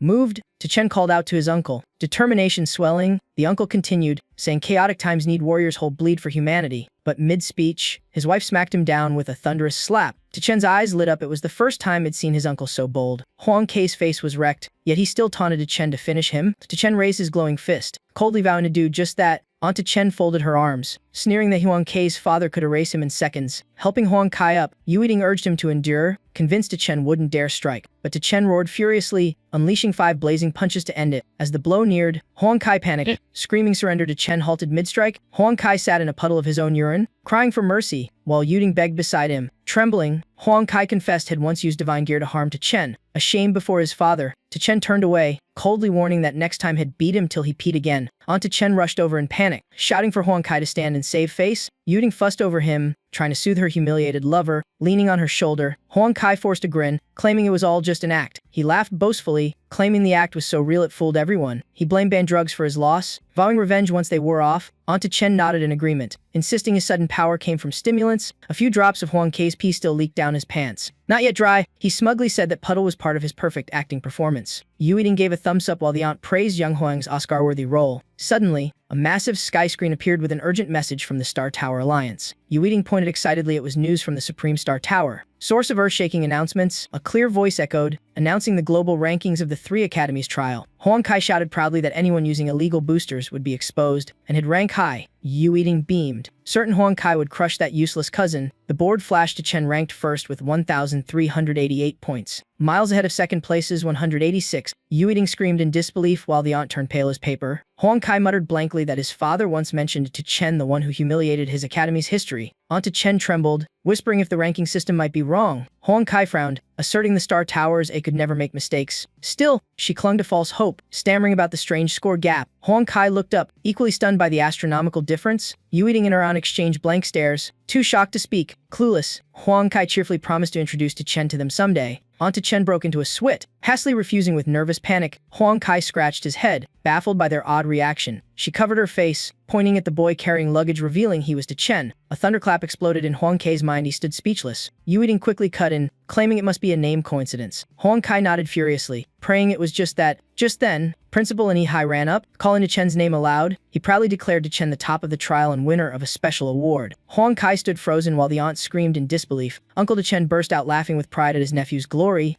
To Chen calmly told the principal they'd talk more later. The aunt instantly changed tone, eagerly inviting him to stay for dinner as if nothing happened. He turned coldly, refusing and saying he had no ties left with them. The aunt begged her husband to make him stay. Uncle to Chen sternly reminded her she was the one who severed ties. How could she face him now? She clutched her head, crying in regret for casting out the genius. Beneath the tree-lined road, Principal and walked beside Chen, asking seriously why I'd come in person. Chen chuckled, joking that it surely wasn't about romance. The principal laughed heartily, giving a thumbs up. This reward was a direct admission to Qinjing Academy, an honor never before seen in their region. I frowned in disappointment, complaining that the reward wasn't something fancy like a villa. Principal widened his eyes, stressing how priceless a direct admission to the elite academy was. He solemnly explained that even top scorers fail yearly, so this special quota was vital for the academy's prestige. As we reached the plaza, he continued talking about Morong Lialian and the unique skill Shed promised to grant. I coolly replied that she could be found anymore. The principal, confused, asked again. I calmly said it sold that skill. He erupted, scolding me for wasting something so rare and crucial for a jobless person. Then the system chimed a new quest,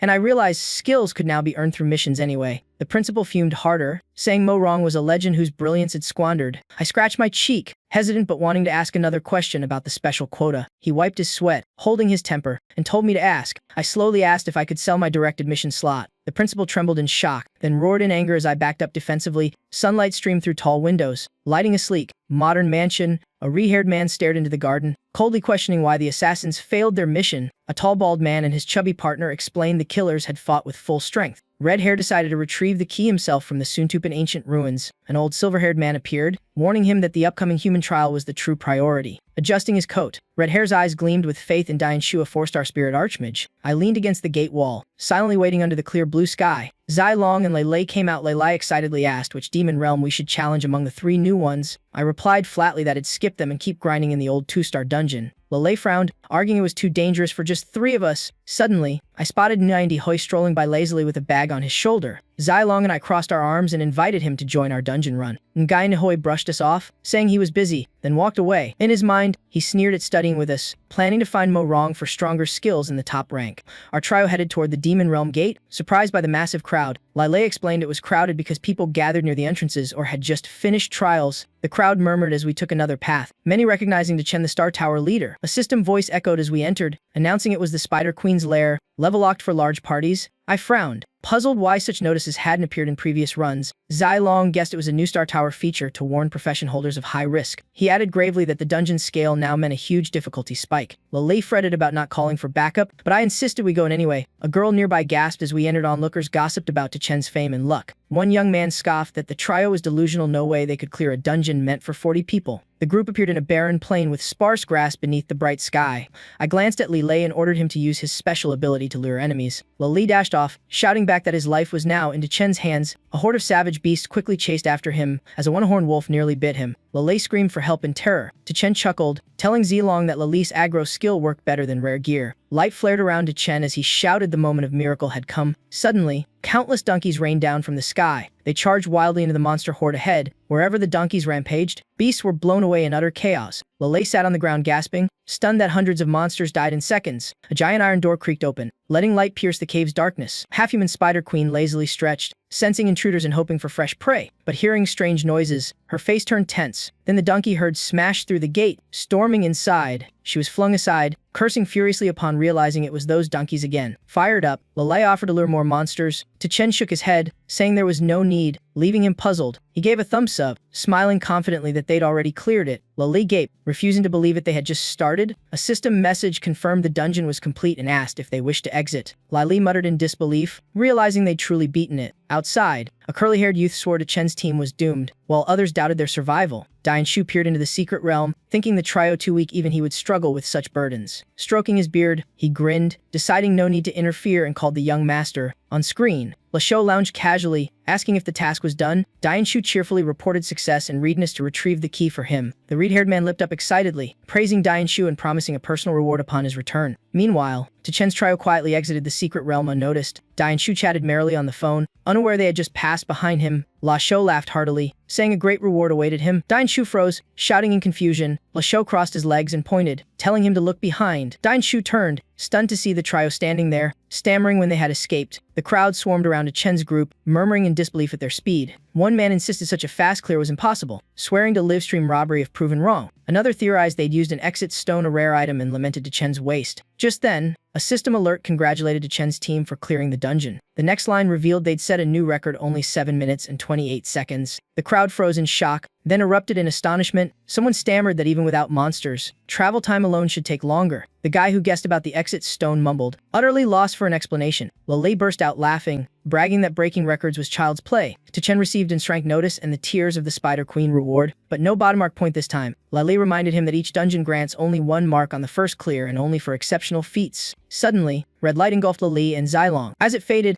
Zilong cheered had reached 1-star rank with barely any effort. Lele clenched his fists in joy, also hitting 1-star, mocking Hui for skipping the chance. Chen confidently led the team back into the dungeon, aiming to clear it 10 times for rapid skill evolution. Dang bowed, begging Le Xiao for another chance to fully eliminate the problem. Le Xiao leisurely raised his wine, convinced Shu could crush Chen's group with their massive level gap. Fired up, Dang vowed to livestream the kill for Le Xiao as proof of his strength. Minutes later, the donkey stormed in again, attacking the Spider Queen madly. The queen screamed in terror, calling out to Night God as the herd appeared. Defeated for the 10th time, she collapsed once more under the hooves as the donkeys calmly left. A bright notice appeared to Chen's team had set a new record, 6 minutes 18 seconds. The shocking result flipped public opinion. Haters now praised Chen. A fiery-eyed girl admired him, wanting to join, but a friend reminded her of level restrictions. Dang seized the moment, reporting to Le Xiao that the enemy was out and had strike now. Suddenly, Chen's group re-entered the secret realm immediately after exiting. Dang panicked, baffled why they went back in. Le Xiao froze on screen, speechless at the absurd twist. The crowd gawked, saying Shen's logic had transcended human understanding. 2 hours later, the donkey stampede hit the Spider Queen again. She fell into despair, unable to endure such repeated torment in one day. Before she could curse, she was crushed again, trapped in endless suffering. Lele sighed, saying no 2-star boss had ever been tortured this badly. Zilong frowned, noting the boss still remembered past deaths, something impossible. Lele guessed it was due to dungeon mutations from earlier runs.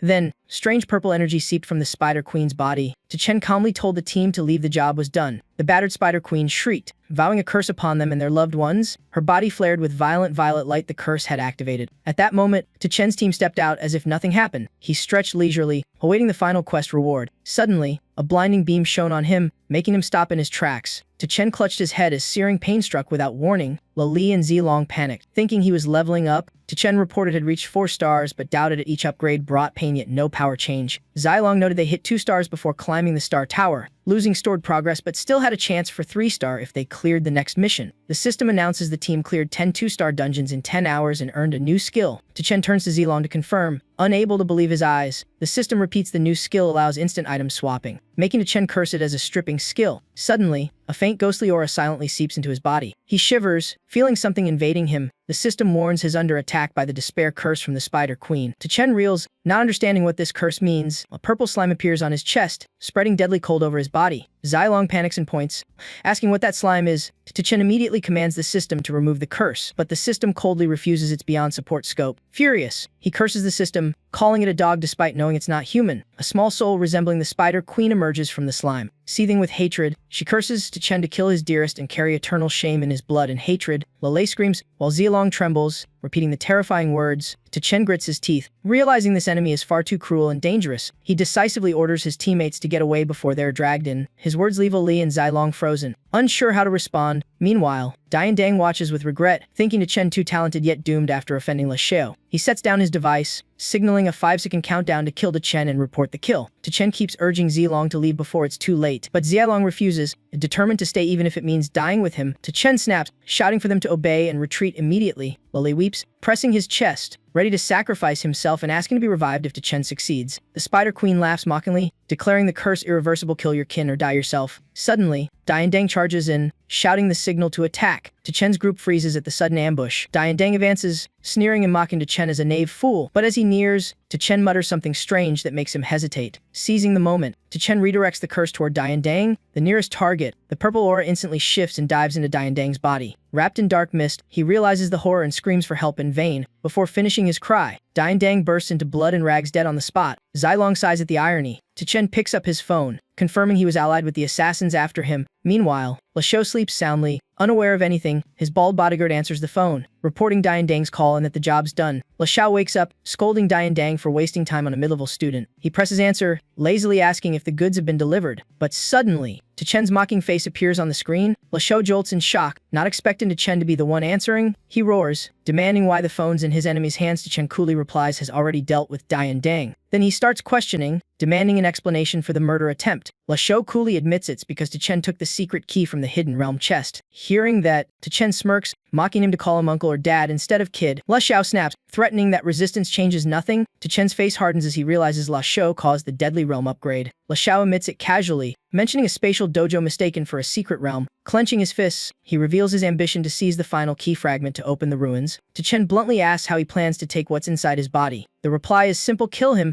and the key will appear. Chen confirms this is a fight where only one survives. La Xiao laughs arrogantly, claiming he's strong enough to crush him. Chen glances at Li, who's secretly recording everything. Le Xiao, still on screen, hasn't realized the setup. Li announces they've gathered enough evidence to report to the Alliance serious crimes. Le Xiao explodes in rage, realizing he's been trapped. Chen mocks him once more before cutting the call. Zilong warns that the La family's influence is immense and hard to topple. Chen confidently replies they can't attack openly now and hell strike back. Le Xiao smashes things in fury, screaming at the humiliation. A bodyguard suggests hiring assassins from the Bloody Guild. Another stops him, fearing the Alliance's investigation might drag La family down. The bald guard frets that missing the ruins opening means waiting a century. Le Xiao decides to transfer schools, planning to kill Chen himself during an exam accident. Elsewhere, Li Lian shows her teacher a strange photo on an iPad, making Gao Yang frown. She explains it was taken 10 days before they met a beast, and she is only now reporting it. Gao Yang studies the creature in the photo, asking with hidden meaning. Liu Lian honestly replies that the beast has been slain. Gao Yang nearly drops the device in shock, unable to believe it. Seeing his panic, Liu Lian looks confused, thinking he's overreacting. Gao Yang, sweating, reveals it's a descendant of the creature that once doomed humanity. Liu Lian is stunned, admitting she sensed strange energy from it.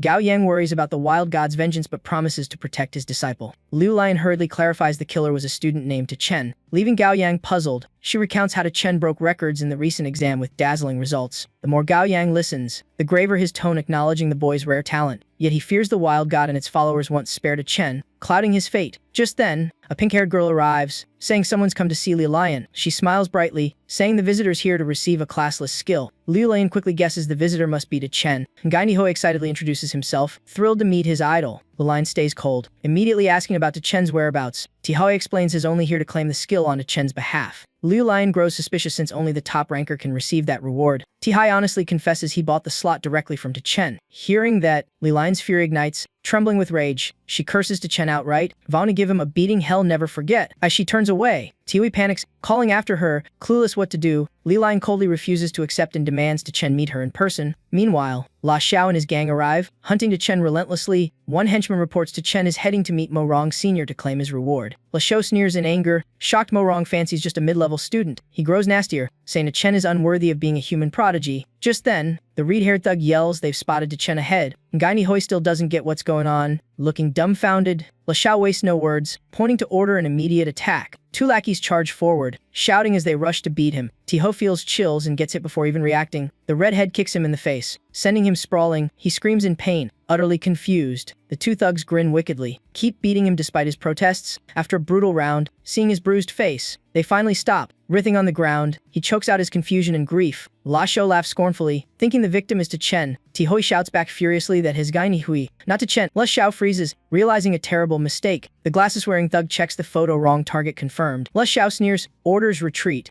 Acting as if nothing happened, Tiho weeps bitterly, regretting paying money just to get beaten up. Meanwhile, Chen's group carefully enters a desolate zone. From afar, three cloaked figures secretly observe their every move. The reed-haired one confirms to Chen, not Lilian, killed the fourth prince. The purple-haired one grins, eager for the wild god's reward upon killing to Chen. Elsewhere, Gao Yang leisurely sips wine, praising the monkey tribe's brew as superior to humans. Li Lion rushes past, catching his attention as he asks what's the hurry. She calmly replies she's off to find a Chen. Ge Yang immediately grows worried, warning her of the wild god's looming danger, but Liu Lion ignores him, determined to meet to Chen and settle things. Gao Yang eyes her suspiciously, wondering if she's fallen for the boy. Meanwhile, Chen's team nears the ruins, watched by a murderous werewolf from above. A glance around the desolate area, sighing it's actually the demon domain. Unlike I imagined, Zai Long explains the demon domain once devoured a bustling city like Ping'an County when space rifts tore open. The city collapsed instantly as beasts flooded out. Few survived. Long size rare but utterly destructive, enough to erase entire districts. Chen bends down and quietly picks up a child stuffed toy near the ruins. The sight twists his heart, face heavy with grief. He whispers that the demon domain is doomsday itself. Li clenches his fists, eyes burning, declaring the domain unstoppable. Monsters keep spilling from rifts unless a top powerhouse intervenes. And worse, a demon king lurks inside. Chen turns coldly, telling the team to retreat. Their power isn't enough to survive here. He finally grasps how cruel this world is, where human lives vanish beneath the tides of survival wars. Nearby, a cloaked man impatiently asks if they should act, but the leader says to wait since academy teachers are still guarding the area during exams. After watching a while, the mysterious group decides to secretly tail to Chen's team. As they're about to lose sight, the green-haired man urges attack, making the purple-haired leader order an immediate strike. With sharp instincts, Zilong senses danger and shouts a warning of ambush. The purple-haired man raises his hand, killing aura flaring, shouting to Chen's name and vowing to destroy him. Realizing another ambush,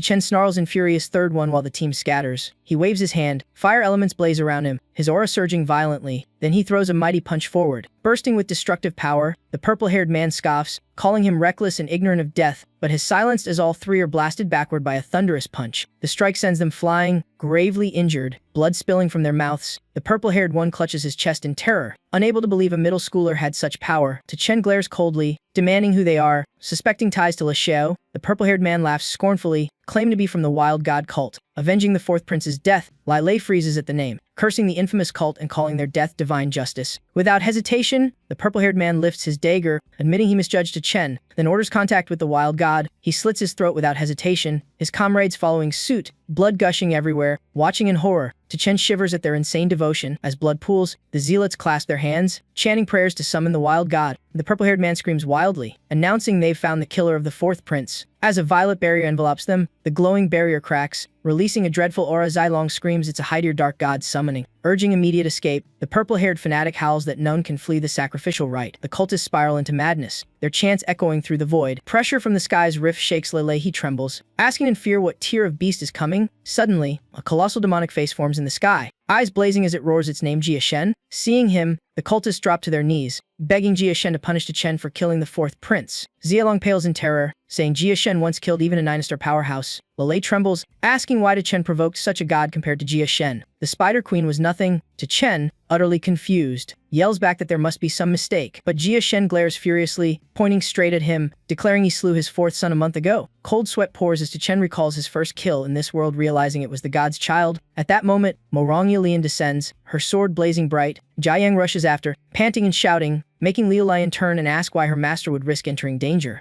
Gao Yang sternly answers that Ji Shen's appearance threatens not only Chen, a rare genius, but all humanity. Morong Liu still flies straight toward Chen, insisting she's not saving him, just wants to slice him herself. Gao Yang sighs, helpless against her stubborn temper. He mutters that despite her cold demon queen title, she always puts humanity first and can't ignore suffering. Suddenly, a surge of black energy shoots skyward, making Liu Lian halt, eyes sharp with caution. Ge Yang instantly recognizes Jia Shen's aura and shouts in alarm. The ritual succeeded too quickly, things have spiraled out of control. Liu Lian steels herself, reasoning that if Ji Shen hasn't fully descended, Chen still has a chance. But Gao Yang refutes it, saying even a partial projection could kill Chen instantly. He is hopelessly outmatched. Back in the field, Chen roars at Zilong, demanding any way to escape. Zilong shakes his head in despair. If Jia Shen acts directly, none will survive. Jia Shen's shadow emerges from the rift, mocking humans for their arrogance, saying they're unworthy of his effort. Though fading from sight, he leaves a curse. Divine wrath will turn the city into humanity's grave. Instantly, a massive spatial tear opens behind Chen, freezing everyone in shock. Chen stares at it, mind racing, wondering what that terrifying thing truly is. Lele explains numbly it's a space node birthing a demon domain. Jia Shen plans to turn this place into a dead zone. Zilong adds that once stabilized, countless beasts will pour out,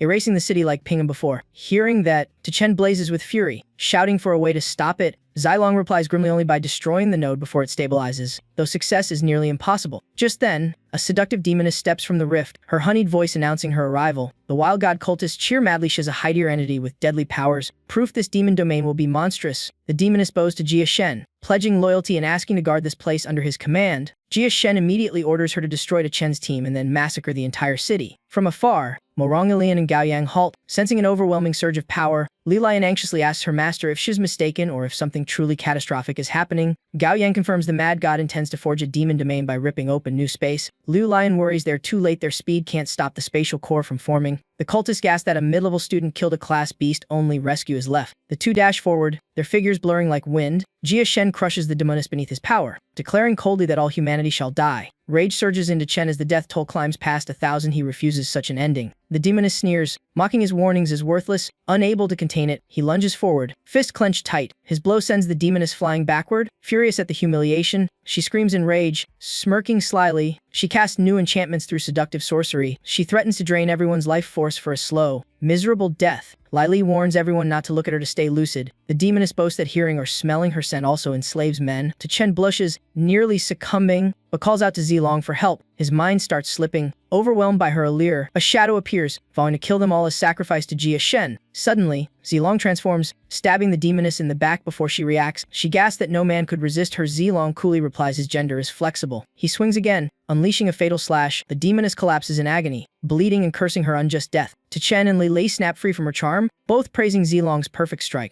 Zilong humbly says if not for the sneak attack, defeating a class beast was impossible. Jia Shen, enraged at human defiance, bellows to annihilate them all. Chen shouts back profanities, daring the god to come down himself. The cultists howl in fury at his blasphemy. Chen keeps provoking, taunting Jia Shen for hiding behind threats. Jia Shen roars, hell, let monsters devour humanity till none remain. A two-headed hellhound steps from the rift, snarling. Zilong screams to destroy the spatial crack now or face extinction. Chen gathers power and charges at the rift, determined to end it. Jia Shen laughs mockingly, calling him a weak mortal. Chen says nothing, slamming his fist into the spatial tier. The impact compresses the rift, shrinking it significantly. Jia Shen stares in disbelief, muttering at such absurd power. Chen strikes harder, vowing no tragedy will repeat. His next punch halves the portal's size. Seeing danger, Jia Shen commands his minions to stop him. Dozens of two-headed hounds rush out in a frenzy. One mighty punch from Chen smashes most aside as he roars for them to move. But overwhelmed by numbers, two hellhounds bite down, locking Chen in place. He immediately calls for Lili's aid, voice sharp and firm. Lili obeys, charging recklessly to draw the beast's attention. He smashes one on the head, trying to provoke them, but his blows barely scratch their hides. Lili changes tactics, running off while shouting that Jia Shen is his biological son. The taunt enrages the beasts, sending them charging after him in fury. Seizing the moment,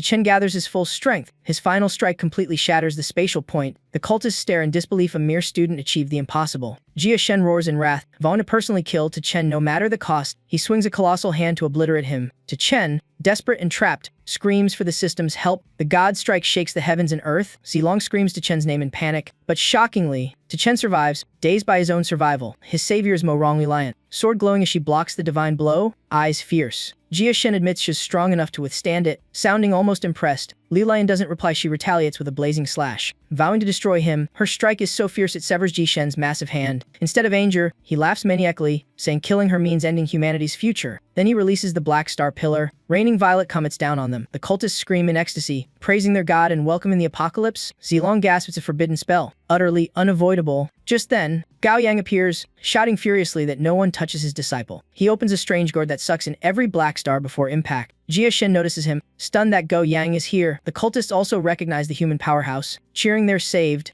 Gao Yang wastes no time. He hurls the gourd at Jia Shen, commanding him to vanish. The gourd pulls in Jia Shen's avatar, dragging him out of the world. Jia Shen roars in fury, humiliated beyond bearing. Once done, Gao Yang warns the god not to underestimate humanity's rise. Chen exhales in relief, thinking it's finally over, but before vanishing, Jia Shen fires a purple ray straight at him. Gao Yang senses danger instantly, his face tightening. The beam hits Chen. He has no idea what just happened. Panicked, he checks himself all over, clueless about the effect. Gao Yang rushes to him, ordering him to stay still for inspection. Touching the dark aura, he confirms Jia Shen branded him with a divine mark. Gao Yang explains it's a tracking seal. Jia Shen can locate him anywhere. Chen frantically asks if that means he could be killed anytime. Gao Yang reassures him it's not that easy, as the worlds will block gods from entering except in special zones. Still shaken, Chen begs for a way to remove it. Gao Yang firmly shakes his head. Only a soul at the third tier can erase the mark. He studies Chen closely, puzzled why Jia Shen marked him. Such marks are for threats like the thunder god once was. Chen calmly said it was because it killed the other guy's kid. Gao Yang dismissed that, since spirit gods don't care about descendants. He pondered, guessing it might be from destroying a spatial junction. Hearing that, Gao Yang was stunned. He hadn't realized the node was gone. They looked around and saw the space points truly vanished. Yang grew suspicious. Stopping a demon realm's formation was absurdly rare. Chen confidently claimed everyone had witnessed his deed. Gao Yang beamed, patting his back and praising his great feat. Nearby, Li was panting, chased half dead by monsters, crying for help. Xiaolong, in female form, appeared just in time and kicked them off him, yet she ended up dragging the whole monster pack after her. Suddenly, a group dressed like weird superheroes flew in. They charged right in, slaying demon hounds without hesitation. Lu Wuqian led the attack, slaughtering every last beast. Xiaolong joined fiercely, her sword art cutting down many foes. Once safe, Li proudly introduced them as the famed Blood Core Squad. Morong Lilium suddenly shouted his name, voice filled with killing intent. Lele noticed her deadly stare and whispered in worry. Chen also sensed danger creeping close, agreeing quietly. He tried to stay calm, greeting her like nothing was wrong, but she slapped him so hard he flew several meters away. Lilium grabbed his collar, yelling about him fleeing and selling her quota. Terrified, Chen begged and tried to explain. She ignored him, dragging him off without a word of mercy. He shouted for help, reminding her they were in public, no use. She hauled him into a corner, his screams echoing soon after. Lele shuddered, whispering in horror at the unseen punishment. Meanwhile, Xiaolong kept slashing demon hounds with heroic flair. When the fight ended, Xiaolong exhaled proudly, still majestic. Her sight caught Lu Wuqian's eye, and his heart instantly fluttered. A teammate asked why he was spacing out when the battle was done. Lu Wuqian praised the girl. His comrades nodded in agreement. Seeing his gaze, one buddy urged him to go for it. Lu Wuqian was surprised he hadn't thought that far. The whole team hyped him up, saying there's nothing to fear. They teased him for being too shy with women, making him blush. Their cheers fired him up. His eyes gleamed with resolve. He swore he'd take initiative for once in his life. Brimming with confidence, he walked up smiling to greet her. He boldly confessed, asking her out and to be his girlfriend. Xiaolong coldly retorted that under the clothes, she's buffer than him. That sharp line shattered Lu Wuqian's heart instantly. He staggered away, mumbling about digging himself a hole. The team realized the girl was actually a disguised bro. Watching their captain curled up in a corner, they couldn't help but pity him. From afar came Chen's miserable screams, echoing with despair. Li worried for him, but Xiaolong shot a glare that shut him up. Trembling, Li warned that Li Lim was a monster who could tank a spirit god's strike. In the room, Chen was tied tight, shouting what she planned to do to him. Li Lim said nothing, just jabbed a syringe right into his butt. Chen yelled in terror, clueless what had been injected. She coolly said it was a spirit god locator that auto-linked to HQ on detection. She added it could calculate spatial positions to trace the god's appearance. He was baffled. Why would she even want to track that being? Lilim coldly ordered secrecy, saying she was just borrowing his body for her plan. Chen agreed to help only if their past grudges were erased. Lilim flatly declared he was now her official boyfriend, leaving him frozen by that weird claim. He suspected a scheme and swore never to trust women again. When they stepped out, Chen had freed himself, wary she might grab him again. He asked his friends what it meant to be Lilim's boyfriend. Li warned it earned every man's envy. Xiaolong said top geniuses would come challenge him. Hearing that, Chen groaned what a painful price to pay. He vowed to break up at once, refusing to keep up the act. Just then Gao Yang arrived, announcing their great merit and that the spirit god affair must stay secret until the alliance's release. Chen ignored it, begging Liu Liam to break up. She threatened violence if he spoke again. Terrified, he dropped the idea, planning to avoid her school at all costs. 3 days later, crowds filled the plaza for the grand university exam ceremony. The Misi cheerfully announced the total candidates, wishing them luck to shine as future elites. The students buzzed. One whispered that pass or fail. It was all for humanity's future. Chen gazed around, nostalgia stirring from his past life college exams. Suddenly, a colossal tower appeared floating in the sky. Xilong quickly reported the Star Tower had manifested. The exam was about to begin. Chen stared up, sensing the tower's deep bond with humankind's fate. Lei explained it was one of the Supreme Tower's thousands of branches, a stepping stone to greatness and alliance. Notice, remembering the spirit god mark, Chen swore to grow stronger and change destiny. Right then, his system issued a mission: break 3 records in the human university exam. Staring at the task list, he tensed. Those records were near impossible to beat. The Star Tower announced 3-point-based rounds with eliminations and duels among elite students. The crowd erupted, amazed at such a bizarre exam format. Zilong explained it was a special stage for the most powerful to compete with top contenders. The Star Tower officially declared the exam begun, calling the Hedong province candidates. Instantly, countless space portals opened, linking to the battle's secret realms. Each student burned with resolve to clear the first round and rack up points. In another corner, Ling Xiao clung to Xiao Lu, asking why she broke up. Xiao Lu coldly ended it, saying he'd failed his internship. She turned and walked away, leaving Ling Xiao shattered in despair. He knelt, begging and tossing away pride, only wishing her happiness. Li watched, goosebumps rising. Something about it fell off.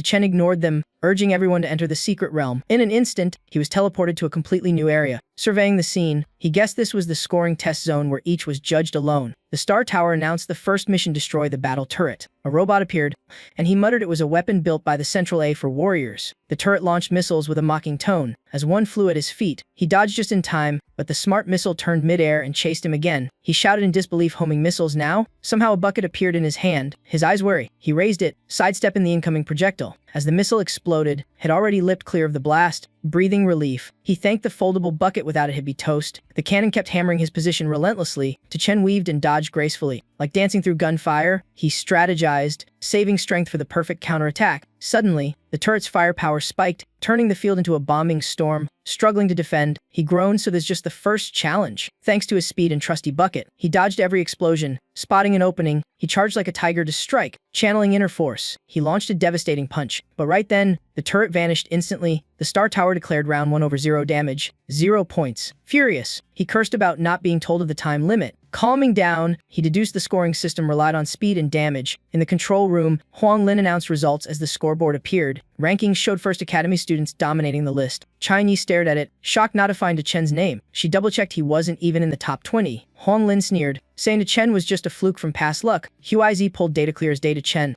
0 points. Everyone froze, unable to believe it was real. Huang Lin mocked that Second Academy would utterly lose this time. Then the Star Tower announced round 2: slay 3 wind demonic beasts. 3 wind, shimmering green creatures appeared from a summoning array. One darted forward like lightning, striking first. Chen grinned, admiring its impressive speed. The beast opened its jaws to bite him in a flash, but he stayed calm, reacting even faster. One lightning kick stunned it, dropping it instantly. The other 2 lunged in to avenge their fallen ally. Chen confidently commanded his blazing flames to devour them all. The fire beast joined forces, swiftly taking down the remaining 2 monsters. The Star Tower gleamed, announcing had set a new record in under a minute. At the same time, the system celebrated that had partially achieved his mission goal. Next, it reported his donkey had leveled up with boosted power. Stunned, he saw one of his beasts had evolved. The donkey appeared with a glowing horn, fierce and majestic. Chen stepped closer, curious about the horn's new function. Suddenly, the donkey opened its mouth and swallowed him whole. He yelled in outrage, eaten by his own pet. Then he realized he was inside a vast inner space. Guessing it was a new skill, he firmly commanded to exit the creature's internal realm. In an instant, he was back in the arena, safe and sound. Grinning, he confirmed he could freely enter and exit the beast's inner space. The Star Tower officially declared his score a record-breaking achievement. Yet his name hadn't shown up. Like Shuenjin was still leading. Chinese studied the board, pondering over the stable results. Huizi fidgeted nervously, worried for Second Academy's reputation. Huang Lin sneered, claiming Chen had no real ability. Suddenly, the leaderboard flipped. Chen shot to first place with 56 points. The 3 witnesses froze, utterly speechless. Chini gasped aloud as Chen unexpectedly claimed the top spot. Huizi burst into laughter, eyes gleaming with pride. Huang Lin stammered, dumbfounded by the dramatic turnaround. In contrast, Huizi shouted in triumph, saying record-breaking was only natural. Just then, a stern supervisor appeared, demanding to know the cause of the commotion. Everyone gathered and Huizi greeted politely while Huang Lin scrambled to explain. Kanxing eyed the board, mocking Zone 16's pathetic performance, and Huizi smoothly defended his district's honor. The supervisor sneered, declaring he'd personally test each zone through the Star Tower. Xinyi bristled,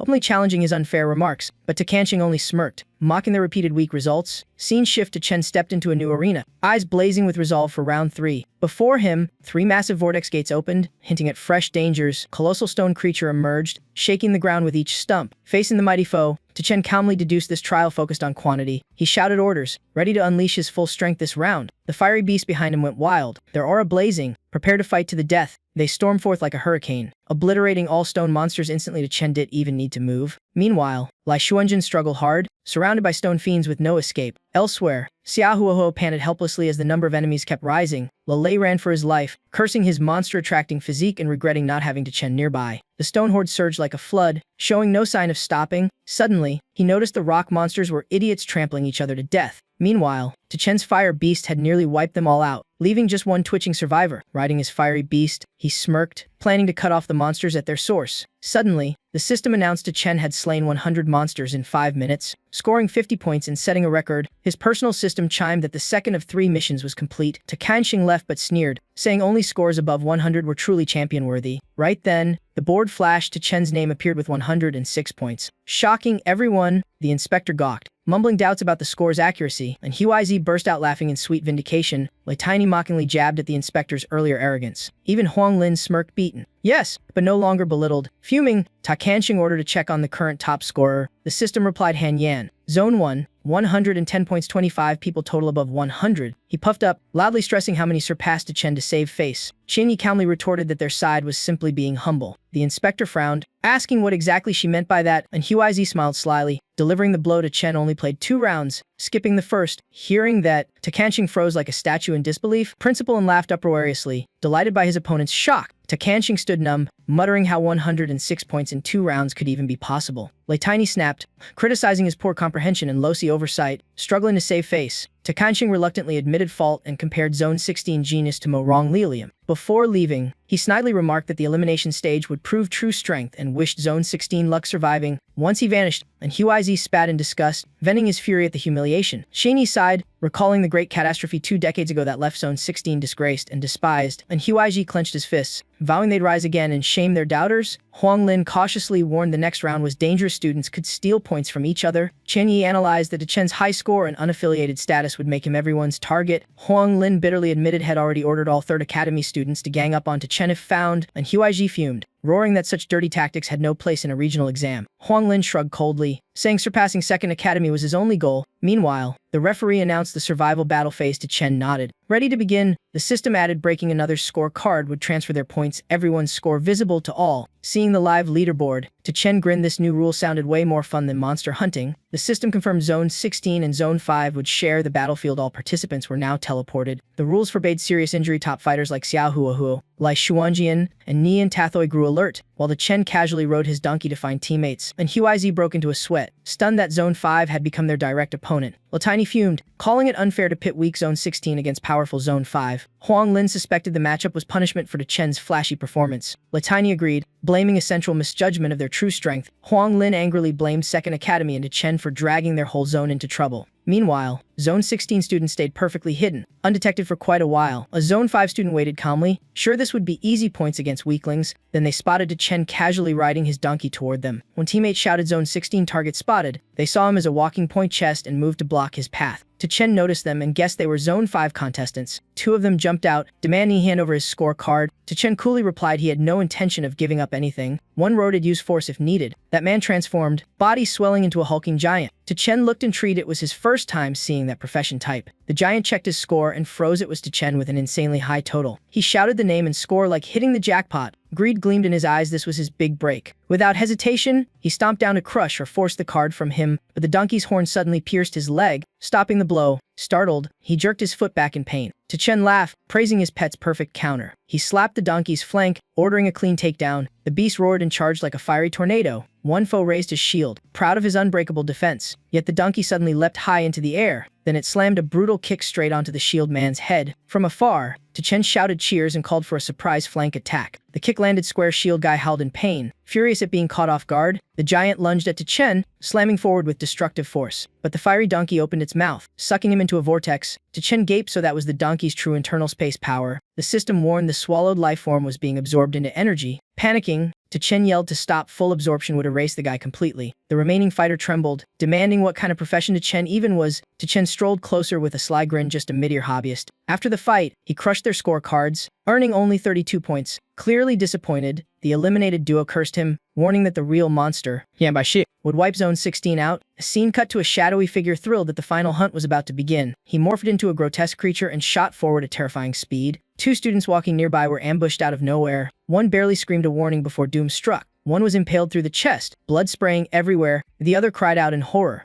demanding to know what the hell he was. The creature said nothing, just smashed him dead with a single blow. In an icy tone, the creature demanded their scorecards. Asked if he was some evil class, he gave no answer. His gaze shifted toward a new target. Chen. Elsewhere, Yang Bashi schemed beside his bunny-eared partner. He smirked, planning to let others rack up points before reaping them all at the end. His ruthless order wipe out Zone 16 first, then butcher teammates to steal their points. The bunny girl activated telepathy, her cold message echoing in every Zone 5 student's mind. Yang Baxi boasted that fighting Zone 16 would make him the top scorer of the Dragon region, maybe even the all-system record holder. Zone 16 students scattered in chaos, hunted down by Zone 5, who barked for their cards. Xiao Ludu shouted for Li Lingxiao to split up, but he kept chasing after her. Furious, she reminded him they'd broken up and had nothing left between them. Li Lingxiao stubbornly vowed to protect her anyway. A Zone 5 fighter blocked their path, grinning coldly with certain victory. Xiao Ludu cast a breeze spell, whisking them both out of danger. She muttered in irritation, frustrated that her stronger magic couldn't keep up with the enemy's speed. To Chen, riding his fiery beast, watched from afar, ready to intercept the pursuers. Suddenly, a command from Yang Baxi rang in his mind: eliminate all Zone 16 students. A squad from Zone 5 surrounded To Chen, mocking him as a worthless weakling. Li Lingxiao and Xiao Ludu, exhausted, stumbled close to Chen and stopped. Xiao Ludu panicked, realizing they were trapped with no way out. Li Lingxiao suggested joining forces with Chen to shield Xiao Ludu. Chen scoffed, saying he saw no reason to help. Li Lingxiao hinted this could win him back Xiao Ludu's favor. Chen laughed dryly, calling Li Lingxiao's obsession utterly pathetic. Xiao Ludu misread his sarcasm as proof of lingering affection. Chen snapped,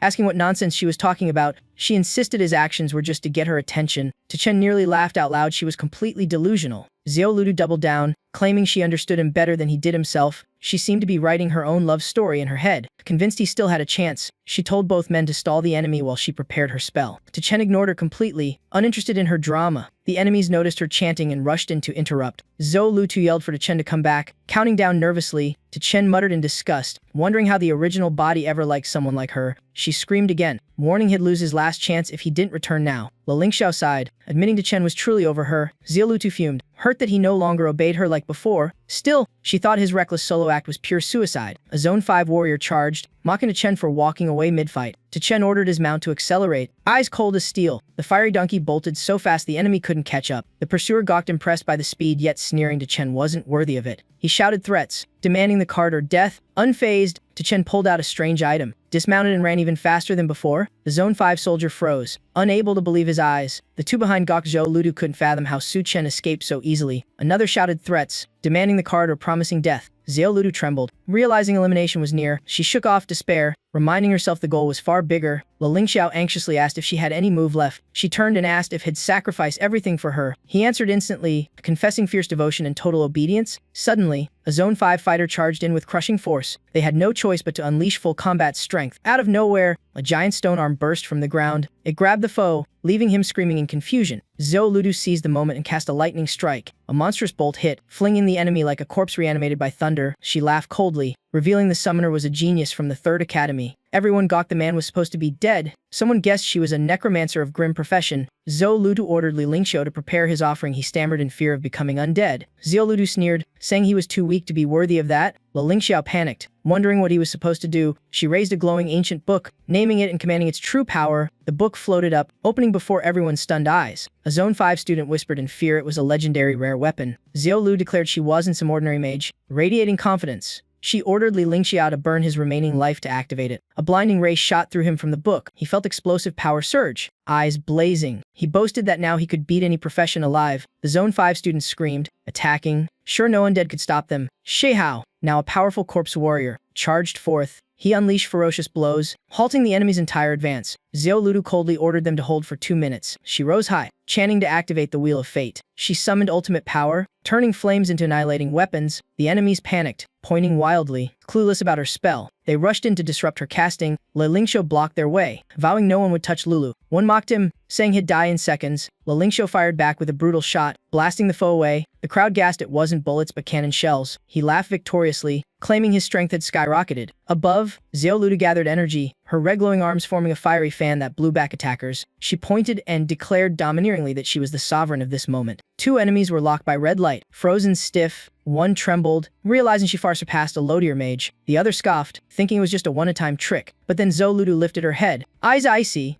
and told them to look up. Hundreds of blazing meteors fell like a rain of doomsday stars. The Zone 5 students screamed in panic, clueless about the terrifying spell. One realized it was a forbidden fire spell, shocking everyone that a loadier mage could use it. The meteors poured down like a storm, sealing all escape routes. A trembling student suspected Zhou Ludu might be of a dark profession, not a normal mage, someone worried about punishment, urging her to stop before the Alliance intervened. But before he finished, a meteor crashed right beside him. The meteor rain continued, shaking the entire arena violently. Zhou Ludu arrogantly declared she cared nothing for lives, power ruled all. The Zone 5 group clutched their heads, fleeing from the forbidden spell's pressure. One instantly activated his retreat token to leave the match. Others followed, screaming they'd rather quit than die. The system coldly announced 11 Zone 16 students eliminated. Zhou Ludu gained 210 points. She grew prouder, dreaming of wiping out all contestants and making her name echo across Long Zone. The remaining ones panicked, wondering if this was still part of the exam. Those too slow were struck by meteors, bodies flying and blood spraying. Elsewhere, Rabbit Girl sensed the anomaly. Standing up in shock at the forbidden spell, Yang Bashi lost his calm, while Su Chen frowned. Watching from afar, he judged that Zhou Ludu had played her final card. None could stop her now. She mocked Su Chen, ordering him to return her side like fate intended. Su Chen smirked coldly, saying he'd only consider it if he were her dad. Zhou Ludu raged, commanding meteors to strike Su Chen. He shouted, ready to face her head-on. Refusing to act weak again, Lingqiu laughed, doubting Su Chen could survive the forbidden spell, and even swore to change his surname if he did. The fiery meteor hurtled toward him. Su Chen calmly ordered it to be swallowed. The fire donkey opened its mouth, gulping the meteor into nothingness. Lingqiu froze, unable to comprehend what he'd just seen. Su Chen praised his pet, moving as it devoured every attack Zhou Ludu cast. Lingqiu screamed in disbelief, watching the donkey consume forbidden magic. Zhou Ludu furiously ordered the severing of the forbidden spell's link. Su Chen sneered, commanding it to swallow her too. A barrage of forbidden spells rained down like a storm, yet the fire donkey kept swallowing them all effortlessly. Zhou Ludu screamed mockingly, challenging a speed duel between her spells and its swallowing. Suddenly, more fire donkeys swooped down from above to attack. One kicked her hard, slamming her into the ground. She roared in rage, shocked that Su Chen could break her forbidden spell. She seethed, furious that her grand fame plan was ruined. Su Chen sneered, mocking her for chasing glory through bloodshed. She screamed, calling herself a goddess and vowing to drag him to hell. She lunged, but Su Chen struck with a crushing punch. The blow shook her entire body violently. She staggered back, clutching her injured arm. Eyes wide with disbelief, she admitted she never expected Su Chen to hide such power. Su Chen smirked, mocking that her mage title was just surface-level fluff. Lingqiu, still deluded, raised his gun to stop Su Chen from touching Zhou Ludu, but his body trembled. The gun slipped from his grasp uncontrollably. In horror, he saw his hands turn to stone and shatter like ice. Zhou Ludu coldly reminded him of the cost of burning too much life force. Lingqiu despaired, realizing he'd lost his hands and his career. Su Chen pointed mockingly, returning the earlier loyal dog insult. The system warned that the donkey's inner space was overloaded with forbidden energy and was now disabled. Su Chen frowned, admitting the spell's power had overwhelmed the space itself. Takan returned to the judge's booth, loudly announcing the scoring review. He scanned the board and saw Su Chen ranked 38th with only 138 points. He laughed derisively, claiming Su Chen's weakness had been fully exposed. Like Xiandeep stood tense beside him, worried by Su Chen's low score. She turned to Kanqing,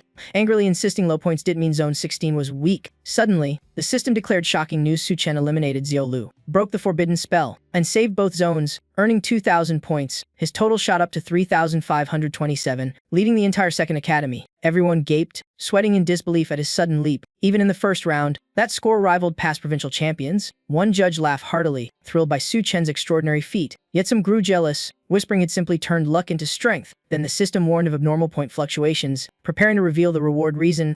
A sneering voice claimed Su Chen's 3,000 points made him everyone's prey. Xiandeep frowned, questioning Kanqing about the system's interference. Kanqing calmly replied the system could act for fairness, though even he was shocked it granted mid-test bonuses. With that monstrous score, Su Chen was now the prime target in this brutal survival exam. Meanwhile, on-site, some contestants noticed the strange energy shift. The rabbit-eared girl gasped as the forbidden spell completely vanished. At the same time, Su Chen's image appeared on the main screen with his terrifying score. The system declared had been rewarded for stopping the curse, boosting his total to a crushing lead. The news spread everywhere, leaving crowds shouting in disbelief. Su Chen's name instantly became the #1 target in the southern exam zone. A feral creature saw his name on the board and roared viciously. Its red eyes gleamed murderously. Su Chen, this time you die. Su Chen sighed helplessly, realizing the points had dragged him into danger. A bloodthirsty group surrounded him. One stepped forward to confirm his identity. Su Chen answered coolly, voice like ice, yes, that's me. The man grinned wickedly, calling him golden prey and vowing he'd never escape. He ordered his team to force Su Chen to withdraw or be dealt with. Su Chen smirked, eyes sharp as blades, saying, those points weren't free, don't even dream of it. They laughed scornfully, claiming 5 of them were enough to drop him. Even Yang Bashi would hesitate. But as one lunged forward, Su Chen cast a fire spell that threw him off balance. Before the man could counter, Su Chen punched him down cold. Another confirmed, yes, is definitely a summoner. The guy proposed turning it into a true summoner's duel. He summoned a giant bear charging with savage fury. The bear's claws tore through flames, forcing Su Chen to defend cautiously. The man mocked that Su Chen's donkey was too weak to beat a bear, but Su Chen instantly summoned 4 more beasts at once. All 4 struck like thunder, smashing into the giant bear. The foe was stunned. He never expected Su Chen to summon so many creatures. He gritted his teeth, summoning another fierce beast, a Jing Gong Weli. Su Chen spoke coldly, taunting, "Got anything else? Bring it on." The man laughed darkly, vowing to make Su Chen taste despair. Another charged in, using a support skill to allow extra summons. A massive crocodile rode into being, its aura crushing. A second helper boosted, claiming he could double his beast's strength. The last one boasted unbreakable defenses for their pets. All 3 activated their buffs, making the summoned beasts erupt with power. One arrogantly claimed this lineup could even make Yang Bashi wary, asking if Su Chen felt despair. Yet, Su Chen stayed calm, lips curling as if ready to move. The group mocked his composure, teasing him to surrender. He replied icily, threatening to show them true despair. He waved his hand, summoning a sky full of blazing firepower. The sight left the enemies frozen, eyes wide in shock. One gawked, unable to believe he saw tens of thousands of beasts. The whole group panicked, unable to grasp how one man could summon so many. Someone shouted they couldn't win, urging the others to run. Another cried hopelessly that there was no escape left among the beasts. He gave up, crushing his retreat token to withdraw. The system announced 4 students eliminated. Su Chen gained 159 points. Though the group was strong, none could counter Su Chen's unorthodox style. His image now dominated every screen. From afar, Su Chen spotted Lele being chased. The pursuers shouted, ordering him to stop and reveal Su Chen's location. Su Chen didn't hide. He called out loudly and appeared. They turned, eyes gleaming with greedy ambition upon recognizing him. Lele, panting, ran towards Su Chen. He confirmed in shock that it was truly Su Chen. Lele asked about Zilong's whereabouts. Gasping for breath, he said he'd been hunted since the start and was exhausted. One attacker laughed, saying it was time to settle all old and new debts with Su Chen. Lele panicked, tugging Su Chen to flee, warning that the Third Academy was going all out. Su Chen remained calm, eyes sharp, saying there were still many ways to fight back. One shouted that Su Chen was completely surrounded. Su Chen pointed back, declaring that they were the ones trapped. He summoned a massive herd of donkeys encircling the enemies. The students screamed, confirming he was a rare hide-ear summoner with overwhelming power. The herd attacked fiercely, kicking opponents flying with absurd force. Su Chen reminded them of his old promise to beat Huang Gan every time they met. Huang Gan stayed calm, pulling out a glowing orb and claiming he was fully prepared for Su Chen. Lele panicked, warning it was an emergency signal sphere that would broadcast their location instantly. Huang Gan grinned darkly, declaring Su Chen's death sealed as reinforcements were already en route. He crushed the signal sphere without hesitation. On the other end, the signal spread fast. Crowds rushed towards Su Chen's position. Some recalled the Dean's kill order, others craved Su Chen's points. The team swiftly deployed a magic array, setting up a large barrier. The defense command rang out, and the formation activated. 2 solid shields appeared, and Huang Gan smirked, certain they'd hold Su Chen back. Su Chen sneered, mocking their stupidity, then turned his back and walked away. Seeing him leave, the crowd froze. Huang Gan stood baffled by the unexpected move. He screamed desperately, begging weakly for Su Chen to stay. Su Chen stopped and coldly said, "If you want me to stay, call me Dad." Without hesitation, Huang Gan shouted Dad, to hold him there. Su Chen burst out laughing, mocking him for trading dignity for time. Moments later, Third Academy students flooded in like a tidal wave, sealing the area. Some shouted to tighten the encirclement. Others cheered for the reinforcements' arrival. Huang Gan gloated, bragging his dad act successfully delayed Su Chen. Lele panicked, urging Su Chen to escape before the circle closed, but Su Chen calmly refused, saying he was actually waiting for them. From afar, Huang Lin appeared, laughing loudly. Thinking Su Chen was caught,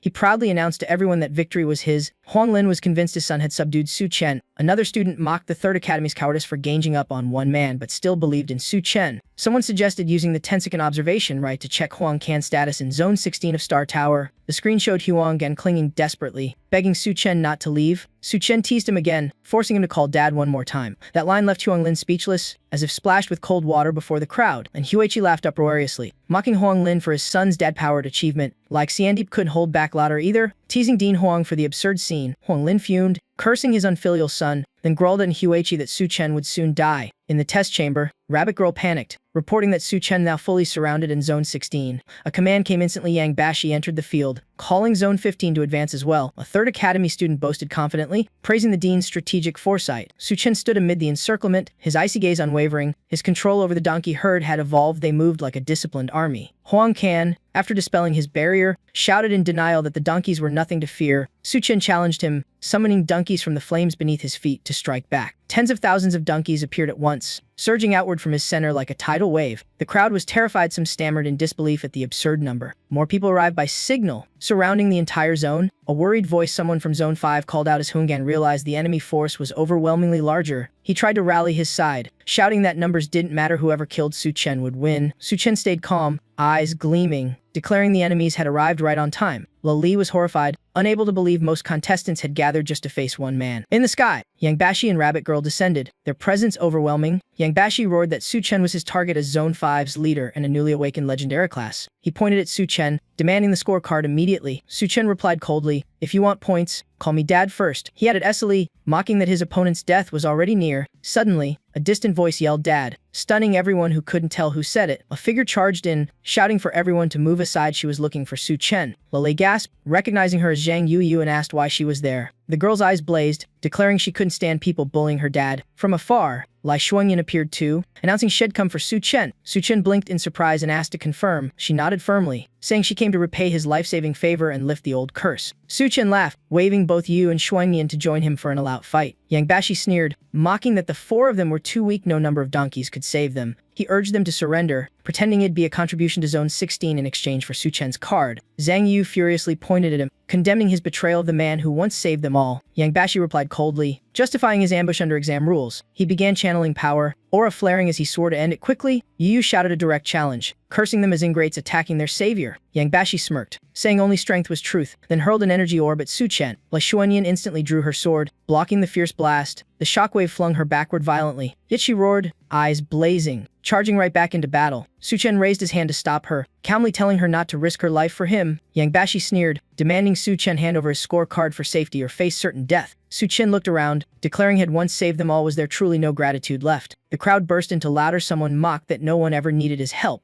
Another jeered that Su Chen just faked heroics for points and was now begging for pity. Yang Bashi laughed, claiming only the weak spoke of gratitude. They lived by strength and gain. He dismissed Su Chen's deeds, insisting they'd have survived fine without him. Su Chen's eyes turned icy, his voice storm-cold as he vowed a merciless fight. He swept his hand, drawing back all surrounding flames, stunning everyone. Someone screamed in panic, thinking he was about to flee, ordering his death for points. Su Chen stood tall, shouting that he'd return the forbidden spell to them all, commanding his donkeys to unleash their ultimate move. A torrent of energy exploded from above, shaking the entire battlefield violently. Rabbit Girl was the first to realize, eyes wide in terror, it was a real forbidden spell. She cried out in shock, unable to believe the longband magic had returned. With an icy face, Su Chen raised his hand and ordered the meters to fall. Instantly, blazing rocks rained down like shooting stars guided by an unseen force. The crushing pressure blanketed the arena. Many couldn't breathe. Crying for mercy, Su Chen gave no reply. He simply watched their despair, cold as stone. Yang Bashi roared furiously, charging recklessly to resist till the end, but a massive meteor smashed into his face, stopping him instantly. With one strike, Yang Bashi collapsed unconscious, completely defeated. Trembling, he begged for mercy, admitting his fault and pleading for his life. Yet Su Chen's eyes stayed frigid, utterly unmoved. He said coldly, "If you believe someone else will save you, then wait for them." At his words, meteors kept raining down like fire, cracking the earth. Yang Bashi was pinned immobile. Lele burst out laughing, unable to hide his joy at seeing the enemy crushed. He clapped and praised Su Chen, calling him Dad, admiring his absolute dominance. Meanwhile, Huanggan fled in panic, cursing Su Chen as he ran, but a meteor slammed down, flinging him like trash, leaving him motionless. The survivors were terrified beyond reason, breaking their surrender tokens to escape. The observing teacher stood frozen as Su Chen's points skyrocketed like a rocket launch. One teacher rejoiced, thinking his son Huanggan had climbed to the top after Su Chen's fall. But turning to the board, Huang Lin froze. Su Chen sat alone at rank 1 with 11,988 points. Far beyond all others, Huang Lin's eyes bulged. He couldn't believe the number 11,988 points. And Huichi was also stunned, rubbing his eyes as if dreaming. Both doubted their senses, thinking it must be an illusion. They panicked, demanding to contact Judge Ta, suspecting a system glitch. Judge Ta appeared, eyes stern, scolding the staff for losing composure. Hong Lin hastily reported Su Chen's score. Filled with dread, Judge Ta calmly replied that such phenomena weren't rare and remained under control. The mention of prodigies surpassing 1,000 points made Huang Lin drop his badge in shock. He shouted frantically to report the situation to the Star Tower Alliance, believing the system had gone haywire. Meanwhile, the battlefield was now nothing but ruins after the Forbidden Storm. Most players were scattered, the few left crushed teleport stones to escape. Lai Shuangyan stood stunned, unable to believe the destruction she'd just witnessed. Anyone who saw that devastation and didn't call Dad must be insane. Su Chen coldly scanned the wreckage, ordering his team to collect points from the fallen. Suddenly, Yang Bashi crawled up from the ground, bloodied but still defiant. Lili gaped, astonished that he'd survived the apocalypse. Yet Yang Bashi shot into the air again, drawing his sword for a final challenge. He shouted mockingly that Su Chen was just handing him free points. Screaming arrogantly, he charged, believing himself invincible. Su Chen only smirked, unleashing a single palm that shook the air. The bare-handed strike shattered Yang Bash's sword in an instant. Yang Bashi panics, unable to believe a summoner could have such a powerful palm strike. Before he can react, the next blow slams straight into his gut. His body is hurled dozens of meters away, crashing and rolling along the ground. He mutters bitterly, unwilling to accept defeat by someone he once deemed weak. Before leaving, he warns he won't forget today's humiliation, then crushes his teleport card to retreat. Tu Chen calmly replies that remembering won't help he'll never be the father he wants. Lele exhales in relief, thrilled that the weakest team in Zone 16 defeated Zone 5. Just then, a strange figure Chu Zilong, beautiful yet eerie, steps from the shadows with a wicked grin. As if enjoying the show, Tu Chen turns, eyes sharp, recognizing a familiar yet murderous presence. Lai Shuangyan tenses, loudly demanding the stranger's identity. The bizarre figure's voice shifts, revealing a human face like a living nightmare. He smirks coldly, greeting Tu Chen and calling himself La Xiao. La Xiao raises his hand, demanding the fate blade he claims is his. Tu Chen flares in anger, eyes blazing, demanding he release Zilong or die. La Xiao laughs maniacally, vowing to kill Zilong right before Tu Chen's eyes. Tu Chen roars to stop him, when suddenly, a donkey from the herd delivers a fierce kick toward La Xiao. He only sneers, utterly unimpressed. Suddenly, La Shen appears like a phantom behind La Xiao, dagger gleaming with killing intent. Tu Chen senses the strange aura. Li Shan is a rare and deadly shadow assassin. He reacts fast, swinging his weapon to block the lethal strike. But Li Shan is faster, kicking Tu Chen back off balance. Seizing the moment, she snatches Zilong from La Xiao's grasp. He screams in disbelief that someone dared steal from him to his face. A sharp sword flies toward Li Shan, threatening her life. La Xiao's body twists monstrously as he laughs like a bloodthirsty demon. Tu Chen can't hold back, charging in with killing intent blazing. But La Xiao, anticipating it, dodges smoothly like melting into shadow. Lai Shuangyan rushes to Li Shan's side, anxiously checking on her. Gasping, Lai Shan admits she owes Tu Chen yet another debt. She trembles as she sees Zilong's limbs brutally broken. Tu Chen freezes, staring at his friend in silent agony. Zilong weakly urges him to retreat, warning La Xiao is a cruel calamity. But La Xiao raises Zilong's scorecard, threatening his life if Tu Chen flees. Tu Chen roars, aura bursting with murderous fury, vowing to kill him no matter what. La Xiao sneers, provoking him further, amused by his rage. Tu Chen grits his teeth, commanding his donkey herd to attack. Hooves thunder like storms as the herd charges in a blink. La Xiao vanishes into thin air. He reappears instantly, mocking that the fire's strong but still too weak. Smirking arrogantly, Tu Chen's eyes blaze with resolve as he summons full power, unleashing a wave of fiery destruction. La Xiao smiles triumphantly, revealing a strange glowing talisman had prepared all along. La Shuyan suddenly recognizes the talisman, panicking that it's a heightier ceiling mark and urging Tu Chen to dodge. But it's too late. The talisman is hurled with overwhelming force. It sticks to Tu Chen's body before he can resist. Instantly, his fire army vanishes without a trace, sucked back into its space. Tu Chen realizes in shock that his powers are locked. His summoned flames nullified. He gasps aloud, finding he's completely lost the ability to call fire. La Xiao grins wickedly, boasting the seal nullifies all. Summoning Tu Chen is now a dead man walking. Lele roars in fury, vowing to report this to the Alliance's higher-ups. La Xiao sneers, mocking that no complaint will ever reach them, hinting at his powerful backers. Atop Mount Chodvode, far away, a new disturbance unfolds. The Thunder God sits silently, eyes cold as he observes. A heavy voice suddenly accuses him of meddling in the human trial. The Blood God Ashla appears, declaring opposition, but the Thunder God smirks mockingly. He insists his student Ami has extraordinary potential, destined to glorify humanity. The Blood God protests the trial must stay fair, but the Thunder God twists the rules to shift the scores. He declares his pupil will face Tu Chen, burning with intent to win. Then he leaves, while the fuming Blood God curses under his breath and departs too. Suddenly, Gao Yang appears, his gaze piercing the Thunder God's intent. He questions why the Thunder God pays such attention to Tu Chen. The Thunder God smiles darkly, saying those who are different must walk a different path. Yet he admits such growth always demands a heavy price. The coming times will be brutal. The demonic races will invade, and humanity's time runs short. Back in battle, Tu Chen unleashes lightning, blasting La Xiao back, though he quickly closes in again. Tu Chen keeps striking, proving he can still fight without fire. This rage is his first true one.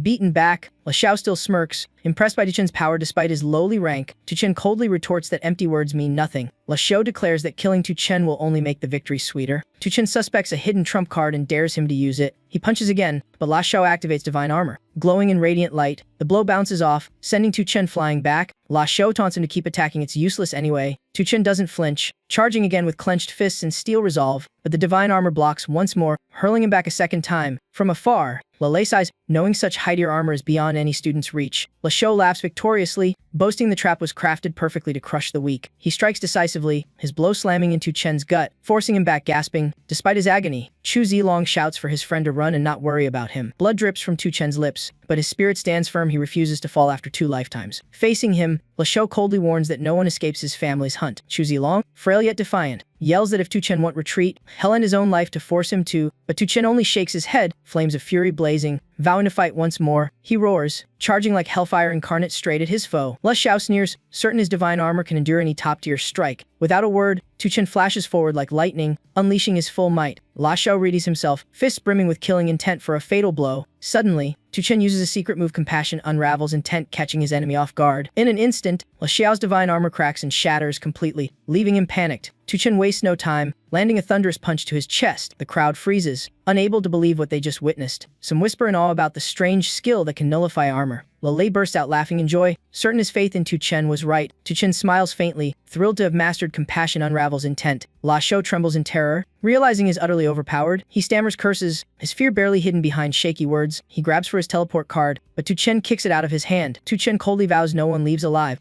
Ignoring Le Xiao's desperate pleas, he slaps him hard, leaving Le Xiao pale and staggering. Le Xiao roars in rage, demanding if Tu Chen truly dares to kill him, but another punch sends him crashing down, fear consuming him entirely. Panicking, Le Xiao begs for mercy, invoking his noble status. Tu Chen doesn't waver, striking again with a mocking remark, "No one's joking here." He declares only death can end the arrogance of someone like La Xiao. Desperate, Le Xiao cites exam rules, warning of the consequences of disqualification. Xu Zilong, weak but conscious, pleads for Tu Chen to calm down and not lose his chance. Le Shuangyan also urges restraint, reminding him of his future. Hearing this, Le Xiao lifts his chin, smirking proudly. Thinking is safe, but Tu Chen's eyes are icy. Has never been one for delusions. Believing is one. Le Xiao demands Tu Chen hand over the scorecard. Tu Chen stays silent, then lunges forward with weapon drawn, intent on ending it. Le Xiao screams in panic, trying to stop him, terrified of losing exam points. At that moment, a cold voice slices through the air like a blade. Tu Chen smirks calmly and says, "Sorry, I was already exempted." Le Xiao freezes, eyes wide in disbelief at the revelation. Tu Chen turns to the others, explaining he already had a place in Qianjing Academy. Then he mocks Le Xiao for setting records only to lose everything. Without hesitation, he tosses his scorecard toward Le Shuangyan. She catches it, stunned, unsure what Tu Chen intends. He explains that from now on, everyone will destroy their cards starting with him. Someone worries this will affect the top scorer rankings if his points vanish. Zhang Yu bursts into tears, moved by Tu Chen's quiet sacrifice. Outside, the crowd stirs, watching the leaderboard and awaiting news from the Star Tower Alliance. Some fret over the silence, convinced the matter's gravity will soon force an official response. They realize that if no errors exist, Tu Chen will be this year's exam valedictorian. Huang Lin shouts in protest, refusing to believe the top rank could belong outside his region. Just then, a broadcast from the Alliance silences everyone. It confirms the Central Intelligence has verified Tu Chen's score is fully valid. Huang Lin stands petrified,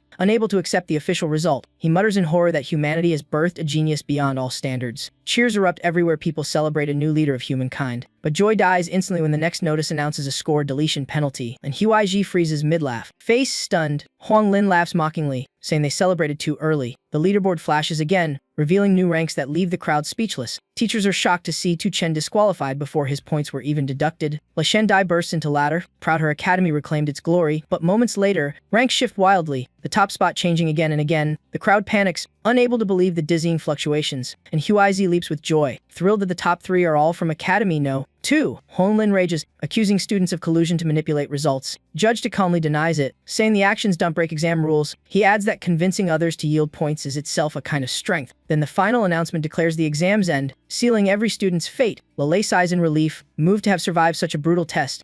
A new notice draws attention. The top 100 scores above 1,500 points are invited to the Super Student Tournament. Many start debating whether to sign up for the next challenge. Some are thrilled to be in the top 100 alongside Tu Chen, but Xiao Zilong, though qualified, declines due to his injuries. Another student eagerly decides to join, hoping to meet the best prodigies. He thanks Tu Chen for giving him the chance to reach the top ranks. Tu Chen smiles warmly, promising to repay the favor if ever needed. After their goodbyes, Xiao Zilong is teleported out of the exam zone. Zhang Yu rushes to Tu Chen, moved that she too changed her fate. Tu Chen ponders how the system handles erased points but believes has broken 3 major records. The system suddenly confirms it has shattered 3 historical records, filling him with joy. Then it rewards him with a skill called Draw and Slash Once, leaving him dumbfounded and cursing at its absurdity. The system explains the skill allows borrowing another's attack if they fully trust you to deal critical or weakening damage. Tu Chen nods, seeing its potential despite the tricky activation requirement. Zhang Yu worriedly asks about Zilong's severe injuries. Tu Chen calmly replies they should all seek Dinan for help. Before leaving, he retrieves the radiant divine armor left by Le Xiao. The scene shifts. The Thunder God watches from afar while Guiyan questions Tu Chen's true intentions. but the Thunder God just laughs contentedly, saying the boy acted brilliantly. He notes that without Tu Chen, Dragon Zona's team will suffer badly in the Super Student Tournament. The Thunder God praises Tu Chen's point-sharing move as ingenious, something he should have invented himself. Gao Yang agrees, seeing that Tu Chen resembles the Thunder God and breaking every old rule. Back with Tu Chen, he faces Dean and, worriedly asking about Zilong's condition. And Huaiji delivers grim news: Zilong's not only fractured but poisoned by a rare toxin, fatal within a week without cure. Tu Chen reels in shock, losing composure at the severity of it,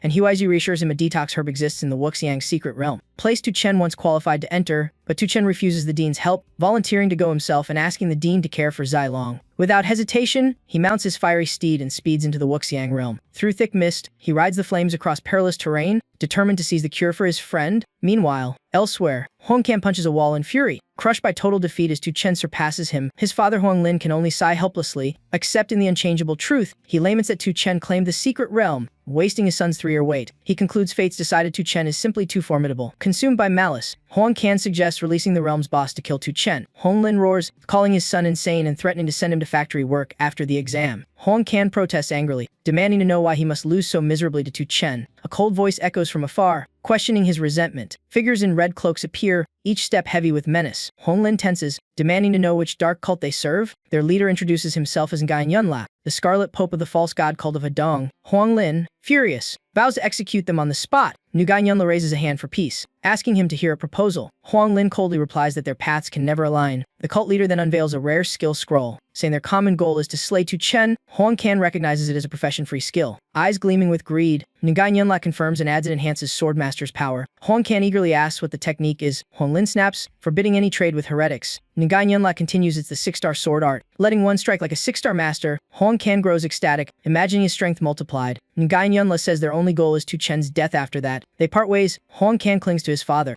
begging to accept the deal for its immense benefit. Huang Lin slaps him hard, shouting for silence. Huang Can cries out in despair, demanding why a nobody like Tu Chen surpasses him. Nguyen Yunla smirks cunningly, urging Huang Lin to support his son, promising the 6-star sword art will outshine Tu Chen. Huang Lin flatly refuses, declaring he'll never ally with the false god cult or meddle with Tu Chen. Huang Can pleads again, wishing to become a warrior, not a bowl-tightening laborer. Huang Lin shakes his head, telling him to abandon delusion, for a true hero needs resolve. Something Can lacks. Hearing that, Huang Can trembles with rage, screaming madly. A sudden strike drives a blade into Huang Lin's chest, making him stagger, eyes wide. He gasps a dying warning for Can to flee, but Can ignores him, blinded by fury, and charges Nguyen Yunla, is instantly struck down by a blow like thunder before he can attack. Nguyen Yunla smirks coldly, declaring that with the Dean dead, cooperation is now possible. Huang Can screams, accusing them of murdering his father. A blade presses against his forehead, steel glinting in the tense air. Nguyen Yunla threatens him join or die. Trembling, Can agrees in terror, begging for mercy and promising obedience. Satisfied, Nguyen Yunla tosses him the 6-star skill scroll. Calling them allies now, Can clutches it tightly, meditating as his aura surges. He shouts triumphantly, feeling the power of the 6-star sword art awaken. Eyes burning with hatred, he demands Nguyen Yunla lead him into the secret realm to kill Tu Chen, but Nguyen Yunla stops him, saying they can instead unleash a hidden boss within Wuxiang. Can kneels beside his father's corpse, searching for something with a frozen stare. At last he retrieves a strange glowing token, holding it up victoriously. Nguyen Yunla looks doubtful, demanding proof that this plan will work. Can confidently claims the hidden boss is stronger than even 9-star professionals. Nguyen Yunla is astonished that such a creature forged the realm itself, agreeing it's safer to release it than fight. Can crushes the token, breaking the seal with eyes blazing vengeance. He screams with hatred, vowing to end his grudge against Tu Chen. Meanwhile, Tu Chen discovers a strange flower radiating pure spiritual energy from the ground. He guesses it's the detox herb and smiles with relief. Suddenly the system chimes secret realm cleared with Shrank. Reward Wuxiang strategy manual. Holding the book, has stunned to also receive a rare body mark point usually found only in special dungeons. Flipping it open, he mutters in confusion it's just an ordinary skill. Without hesitation, he decides to leave after collecting the herb since Zilong awaits. He bends down carefully to uproot the spiritual flower, but the ground quakes violently as if about to collapse. He jumps up, clutching the flower tightly. The system pings again, logging his points and reclaiming the Wuxiang manual. A black column of smoke rises, twisting as though tearing space apart. Ruby hovers, glowing crimson and shaking the realm as a deep voice declares an ancient seal broken. Tu Chen stares in shock, unsure what the ruby is. The voice from within explains the hidden boss has been awakened by external force, trapping everyone inside. The ruby names itself Wuxian, the supreme being beyond material existence. Tu Chen realizes Wuxian must be the very core of the secret realm. Suddenly, the ruby vanishes from behind him. In a blink, it reappears right before his eyes. Too fast to react, he gasps in horror as he recognizes teleportation. The ruby lunges forward, striking him hard and sending him tumbling across the ground. Wuxiang's voice rings out with disdain, saying weak beings can never decide their own fate. Tu Chen fights back fiercely, summoning his fire steeds in a thunder of hooves to challenge the foe. But as the herd charges,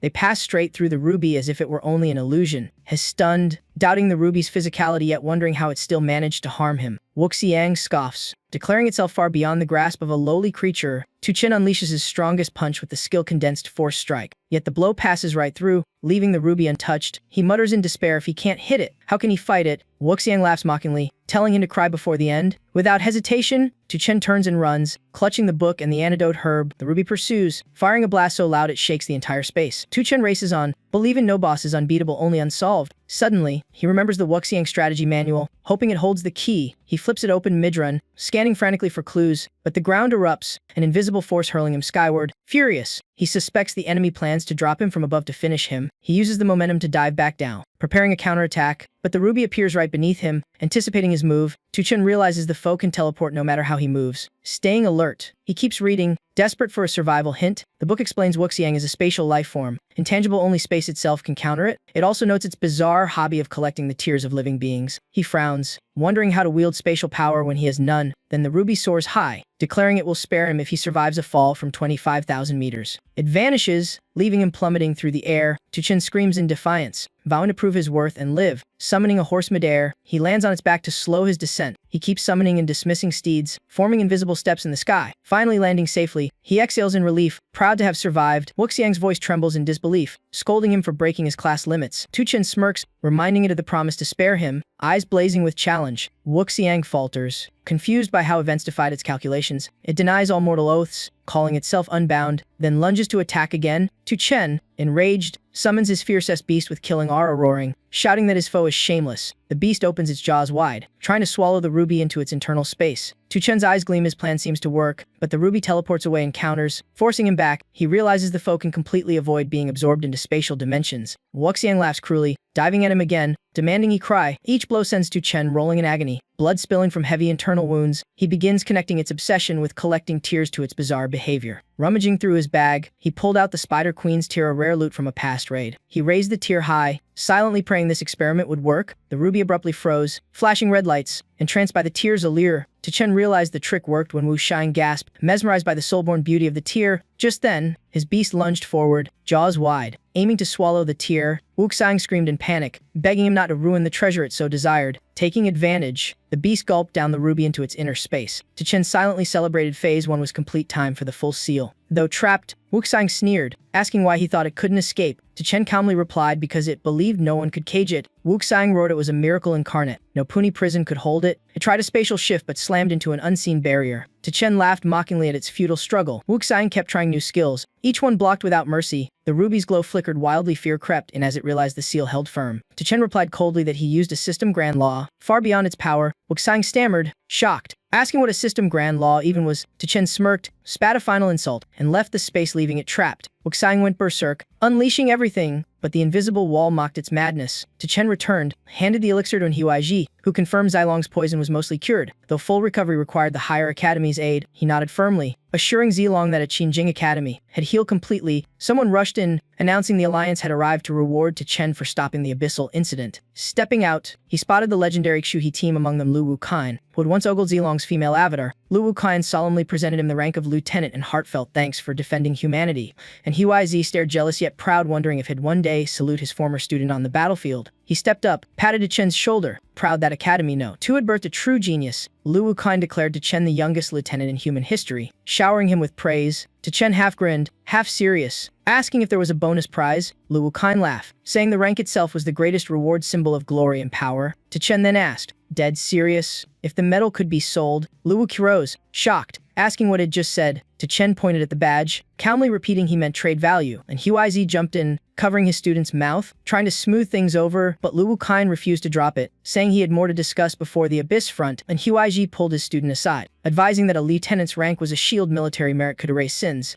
and further promotion would make even great clans wary. Tu Chen pondered the fallout of killing La Shou, figuring once he made major, the La clan wouldn't dare touch him. Lu Wukain pulled him aside, whispering about that fake girl from before. Tu Chen pointed at Zhao Zilong nearby, eyes twinkling. Luwu rose, stunned to see a chubby guy instead. Chen burst out laughing, telling Zilong to transform like last time. Though embarrassed, Xiao Zilong instantly turned into a pretty girl in a wheelchair. Luwu Qian was struck dumb, confirming she was the one who'd moved his heart, then fussed with concern. Chen replied gravely that Zilong's arms and legs were broken. Luwu Qian vowed seriously to help heal him. He added that the Abyss dungeon held elixirs able to mend even crippling wounds. Zilong hastily clarified he was male. Luwu Qian laughed loudly, claiming true love knows no gender. Zilong sighed in defeat, too tired to argue, while Chen's group still laughed. Inside the Wuxiang secret realm, Guiyun led the false god cult in. He grew suspicious there were no traces left inside. Suddenly, a massive energy burst shook the ground. Someone screamed that an earthquake came from the Wuxiang secret realm. Guiyun tensed up, realizing the realm was collapsing, something only possible if the boss had left. Hongkan smiled smugly, only caring about Chen's fate. He swore Chen was surely dead, even making an oath to prove it. Guiyun nodded in satisfaction, ordering a return to the altar to report the good news to false god. But he turned back coldly,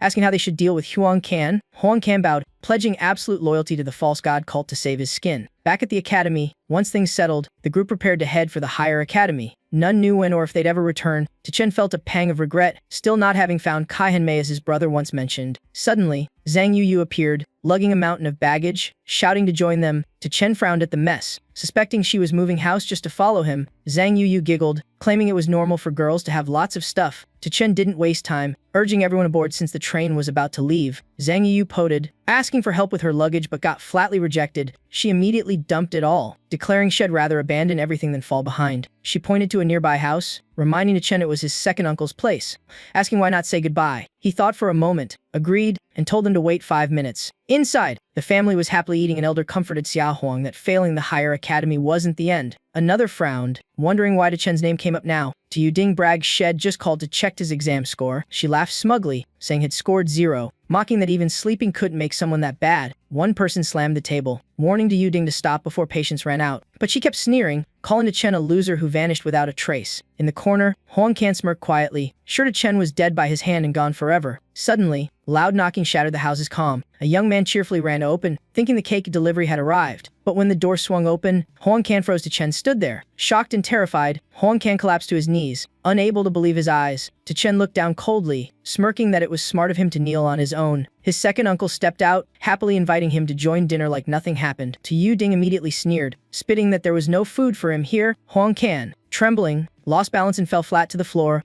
Chen ignored him, calmly bidding farewell to his uncle. Unsure when he'd return again, the uncle, surprised, asked why he was leaving and where he'd go. Yuding cut in mockingly, hinting he'd failed the exams and must go do labor work. I ignored her venom, firmly declaring he'd been accepted into Qingjing Academy. Yuding burst into laughter, ridiculing the idea it actually passed. She even vowed to livestream herself eating a banana if I really got in. My uncle tried to comfort me, saying failing wasn't the end, offering to find me a job. I replied by handing him the acceptance letter, reading aloud my admission to Qingjing Academy. Seeing the letter, my uncle beamed with pride, fully convinced it was real. Yuding snatched it, accusing me of forging it to save face. She threatened to burn it to expose my fraud. Someone warned her touch that letter and face serious consequences. I stayed calm, signaling to let it go, not wanting drama. Yuding lit the paper anyway, taunting that I had nothing left to fake. The letter blazed bright, seemingly destroyed. Suddenly, a flash of light erupted, followed by a system alert that made her scream. The Central Intelligence System declared it a criminal act, demanding confession or severe punishment. Yuding broke down in panic, realizing Shed committed a crime punishable by prison. She froze as it hit her the letter was genuine. I confirmed it was real, while Yuding blamed me for setting her up. My uncle scolded both her and her mother as fools who caused their own downfall and blamed others. In desperation, Yuding begged Huang Kan to use his family's power to save her. Huang Kan gave a bitter smirk, his clan's glory long gone, and ignored her pleas. She clung to him, begging he ask his father to pull strings to dodge prison. Cut in coldly, ordering Huang Kan to tell the Alliance this was all a misunderstanding. Before he could speak, I slapped him hard, sending him reeling. He shouted in outrage, demanding why it hit him without reason. I glared, accusing him of trying to kill me in the Wuxiang secret realm days ago. Huang Kan panicked, frantically denying any involvement.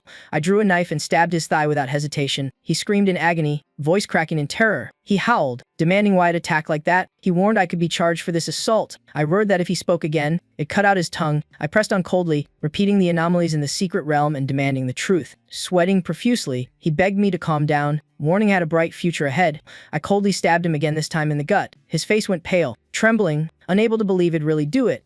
I warned this was his last chance to tell the truth. He quivered, arguing that killing him would get me imprisoned. I sneered, raising my badge his death would be filed as suicide. Seeing the lieutenant insignia, he collapsed, so terrified he wet himself. Yuding and my uncle gawked, stunned by a rank far above the Huang clan's reach. I mocked him for being so cowardly he couldn't control his bladder. Shaken, Huang Can cried out that he'd confess everything he admitted had triggered the dungeon boss out of jealousy, nearly getting me killed. I pressed further what was the true origin of the Wuxiang secret realm. He said he only knew it and the Supreme Star Tower dated back to ancient times and eventually turned into dungeons. Hearing that, I turned to my uncle, gave a few last words, and prepared to leave. My uncle held my arm, earnestly asking me not to rush off. He took out a wooden box and handed it to me. I opened it curiously. He said my parents left instructions this was to be given only when it surpassed my peers. Chen was deeply moved. It was a keepsake from his late parents, who'd lived simply and died in the Beast War. His uncle's eyes gleamed with pride. Had never imagined Chen would rise so high. Yuding suddenly switched tones, pretending warmth, inviting Chen to stay for dinner. The two men instantly shouted her down, furious at her hypocrisy. As Chen left, someone clenched their teeth in hatred, whispering his name. He swore that once he mastered the six-star sword art, had killed Chen in revenge. Without another word, he strode toward the train station where crowds were gathering. Someone spoke nervously. It was their first time traveling far. Another warned that the route to the academy crossed dangerous wastelands. A third reassured them, saying the train had experts guarding it. From afar came the rumble the train was arriving. As it appeared, Zhang Yu suddenly felt a chill of unease. She muttered that the train was 10 minutes earlier than schedule. Lele shrugged, saying it was nothing and urged her to get on. Seeing her still hesitant, he asked why she kept glancing around. She replied suspiciously, wondering why the station was completely empty. Lele calmly said it was because the abyss had spread, so few traveled now. But even he began to feel uneasy. The silence was unnaturally heavy. The train shuddered softly, beginning to move out of the station. Across the aisle, another group chatted excitedly about famous academies. Yang Jincheng bragged he was from Qinwu Academy, second only to Tianjing Academy. Wu Yaina gasped, saying she and her friend only got into Qianling Academy. Yang Jincheng went on about his cousin from Qinjing and offered to give them a tour. Wu Yaina eagerly agreed, saying it was her dream to visit that school. He turned to Wang Yuqian, inviting her to join too. Wang Yuan smiled politely, declining. She wanted to earn entry on her own merit. Yang Jincheng persisted, saying friendship and connections in the capital were crucial. Yu Kan nodded in agreement, and the group quickly exchanged contacts. After befriending them, Yang Jincheng turned to a nearby guy, asking if he was also a new student. The young man simply confirmed he was. Yang Jincheng eagerly asked which academy they'd gotten into. The man calmly replied, Qinjing Academy. The three others instantly turned around, stunned. Yang Jincheng burst out laughing, calling it an overthought joke. The man frowned, insisting all four of them truly passed Qinjing. Yang Jincheng laughed louder, mocking that the guy looked 40 and still dreamed of college. The man shouted angrily that he was only 18. Yang Jincheng kept sneering, saying with looks like that and being from Hedong, there was no way they passed a top school.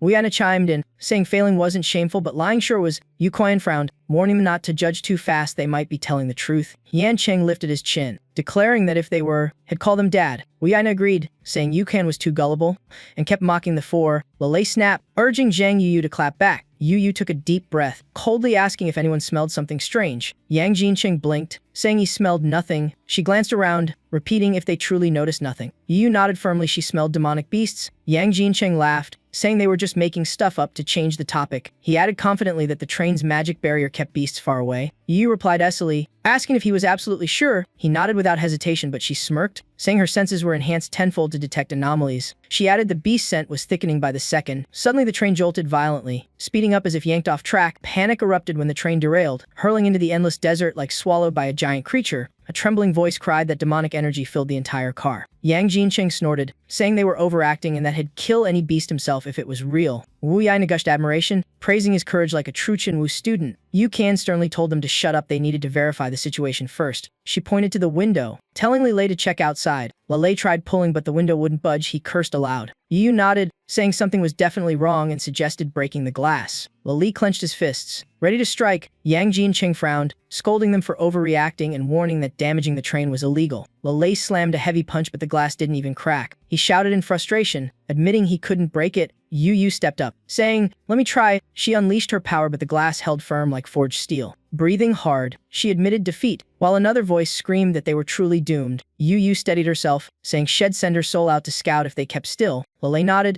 urging her to begin quickly. She closed her eyes, her spirit detached, drifting out through the cabin wall. Meanwhile, Yang Jincheng snapped, yelling for their group to move away and stop annoying him and the two girls. He blocked the path arrogantly, daring them to come closer. He kept jeering that low-tier students couldn't even crack a window, yet dared to act tough. Lele said nothing. He slapped Yang Jincheng across the face. In spirit form, Yu saw the train's true shape. She froze in terror. The sight before her was nightmarish. Inside, Wu Yaina worriedly asked if Yang Jincheng was hurt. He grimaced, saying it was just a sneak attack, nothing serious. Gritting his teeth, he accused them of hitting him after after being exposed as liars. He swore Lei would pay once they reached the capital. At that moment, Yu's soul returned. She burst into tears. Li panicked, asking why she was crying. Trembling, she said she'd seen a gigantic worm. They were all inside its body. Everyone went pale with horror. Someone stammered, asking if she was sure. She nodded hard, crying that she was absolutely certain. Li shuddered, realizing why the train was early and empty. It was a fake, swallowed whole. Now off track and destination unknown, one passenger declared they had to escape immediately. No matter what, Yang Jinqing fumed, calling them lunatics. He sneered to Wu Yaina that the group was just trying to stir chaos. The others decided to move, planning to check the next cars. Yu Qian frowned and firmly said she was going with them. Yang Jinqing gawked, scoffing that believing them was like believing he was Qun Shai Hu. Yu Qian replied seriously that in life or death matters, it's safer to believe than ignore danger. Suddenly, Wu Yaina paled, pointing toward the cabin, screaming,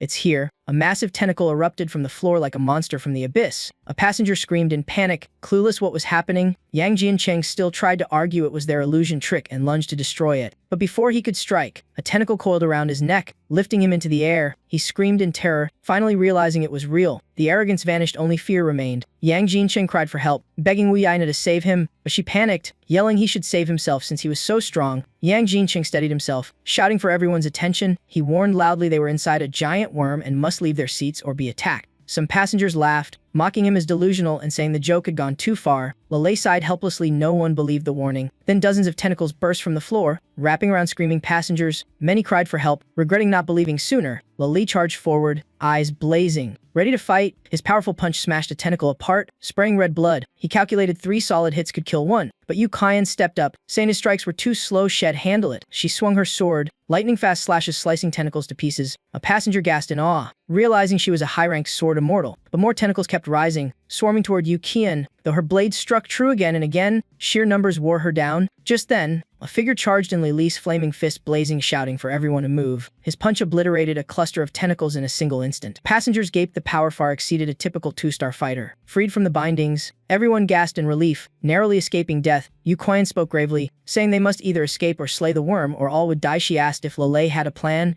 Li reasoned that a creature this powerful wouldn't attack randomly. It was after a specific target. Yu Qian agreed, suspecting they were just collateral in its true hunt. Li said finding the real target might help them counter it. Yang Jinqing rudely cut in, mocking their nonsense theories. Wu Yaina rushed over, faking concern and praising Yang for surviving so heroically. Yang Jinqing proudly announced he was a second year and an acting lieutenant from Xinwu Academy. Passenger gasped. Impressed by his title and record, Yang declared he was taking command, ordering everyone to follow his lead. The whole car agreed, treating him like a savior and pinning their hopes on him. Yet some still doubted the living creature story and wanted proof. Yang ignored them and barked orders. He pointed straight at Chen, ordering him and his group to inspect the other cars and gather everyone. Chen frowned, sneering at the idiotic command, and refused. Yang exploded, demanding why Chen disobeyed. Without a word, Chen slapped him so hard he staggered sideways. Yang shouted furiously that Chen was violating military law. Zhang Yu stepped up, slapped Wu Yaina, and told her to shut it. Yang turned red with rage, accusing them of mutiny and threatening military court. Suddenly, more tentacles appeared, surging toward them. Someone screamed. A tentacle wave was attacking again. Before they could dodge, Chen and Yang Jinqing were both ensnared from below, completely immobilized. Around them, countless new tentacles erupted, plunging the cabin into chaos. Passengers screamed for help, asking Yang what to do. He turned away coldly, yelling for everyone to run and abandon the danger zone. Others nodded, trembling, urging the group to flee. Zhang Yu shouted angrily, calling them ungrateful cowards for deserting their saviors. One weakly replied they were too powerless to fight and had to survive. Chen roared in fury, cursing their heartless betrayal. He turned to Wu Yaina, begging her to help, but she coldly looked away, muttering, "Sorry," then fell silent. Yu spoke firmly. Some mistakes can't be undone,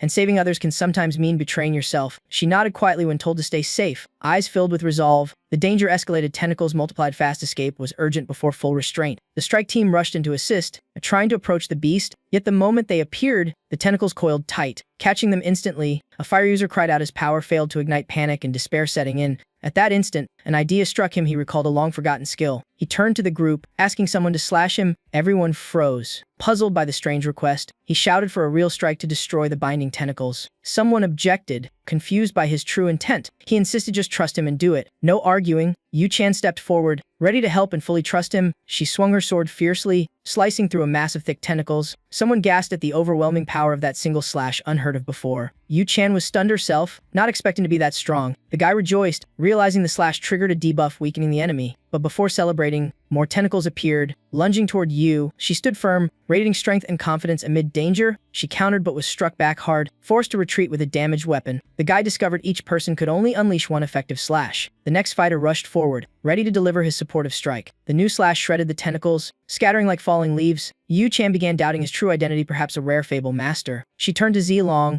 asking him to try breaking the window next. Zilong obeyed, swinging decisively toward the glass. The glass cracked loudly, signaling a breakthrough. Yu Chan cheered as the window shattered. The plan was working. That slash greatly weakened the creature, opening a counterattack chance. But someone rushed in, panicking, warning the tentacles were still pursuing. An old man was caught, his body crushed and twisted. He screamed desperately for help, trapped in hopeless peril. In a flash, his body was torn in half in horror. Fear filled the air. Everyone panicked. Feeling utterly powerless, Yang Jianqing roared orders, commanding everyone to face the tentacles. Another coldly retorted, showing disdain and defiance. Suddenly, a terrifying voice came from a severed head, taunting them. Panic erupted as they realized the monster was speaking through the head. The icy voice offered them a deadly choice. One person reflexively shouted they wanted to live. The head laughed maniacally, mocking them as useless. It demanded they kill 3 men and 2 women to let the rest live. Silence fell, everyone stunned by the brutal choice. Someone turned to Yang Jianqing for a decision. Another urged to ask their superiors. Yang Jianqing sternly refused to kill their own, calling it unacceptable. Yet others argued killing a few to save many made sense. And more agreed. Jianqing wavered. Using the chance to label dissenters as rebels, the crowd quickly agreed, shouting support and condemning the accused. Yu Chan stood in fury, declaring humanity's greatest strength was unity. One replied indifferently that her words wouldn't change their will to live. Tu Chen raged, cursing the cowardly crowd for dooming humanity. The monster's head gleefully urged them to act, warning its patience was fading. Provoked, the mob roared, calling to attack the so-called traitors. One justified the slaughter as following orders. A fighter lunged forward, declaring his hatred for people like Tu Chen. Yang Jianqing laughed, claiming their deaths were well-deserved. He noticed someone in Tu Chen's group was a rare sword immortal. Pointing ahead, he told the mob not to fear, he'd restrain them for easy killing. Tu Chen shouted that the worm was manipulating them like pawns and called Yu Chan for help. He spoke her name firmly, and she nodded in response. He asked if she truly trusted him. She smiled, saying she wouldn't have come this far otherwise. Relieved, he left the rest to her, asking for the final slash. Yu Chan agreed calmly, ready to strike. The furious mob charged, determined to kill Tu Chen's group to survive. Tu Chen bravely fought back, summoning a herd of donkeys with a special skill. The donkeys rampaged, trampling attackers and spreading chaos and screams. Meanwhile, Yu Chan dashed toward the window with her sword. Her mighty slash tore through space itself, creating an escape path. She shouted in excitement the plan had finally worked. Tu Chen's eyes gleamed, impressed beyond expectation by her strike. He praised her and leapt forward, signaling everyone to follow. The others screamed in protest, trying to block their escape. One person froze, shocked they actually got away. Another regretted not running after them. The monster roared, declaring none would survive.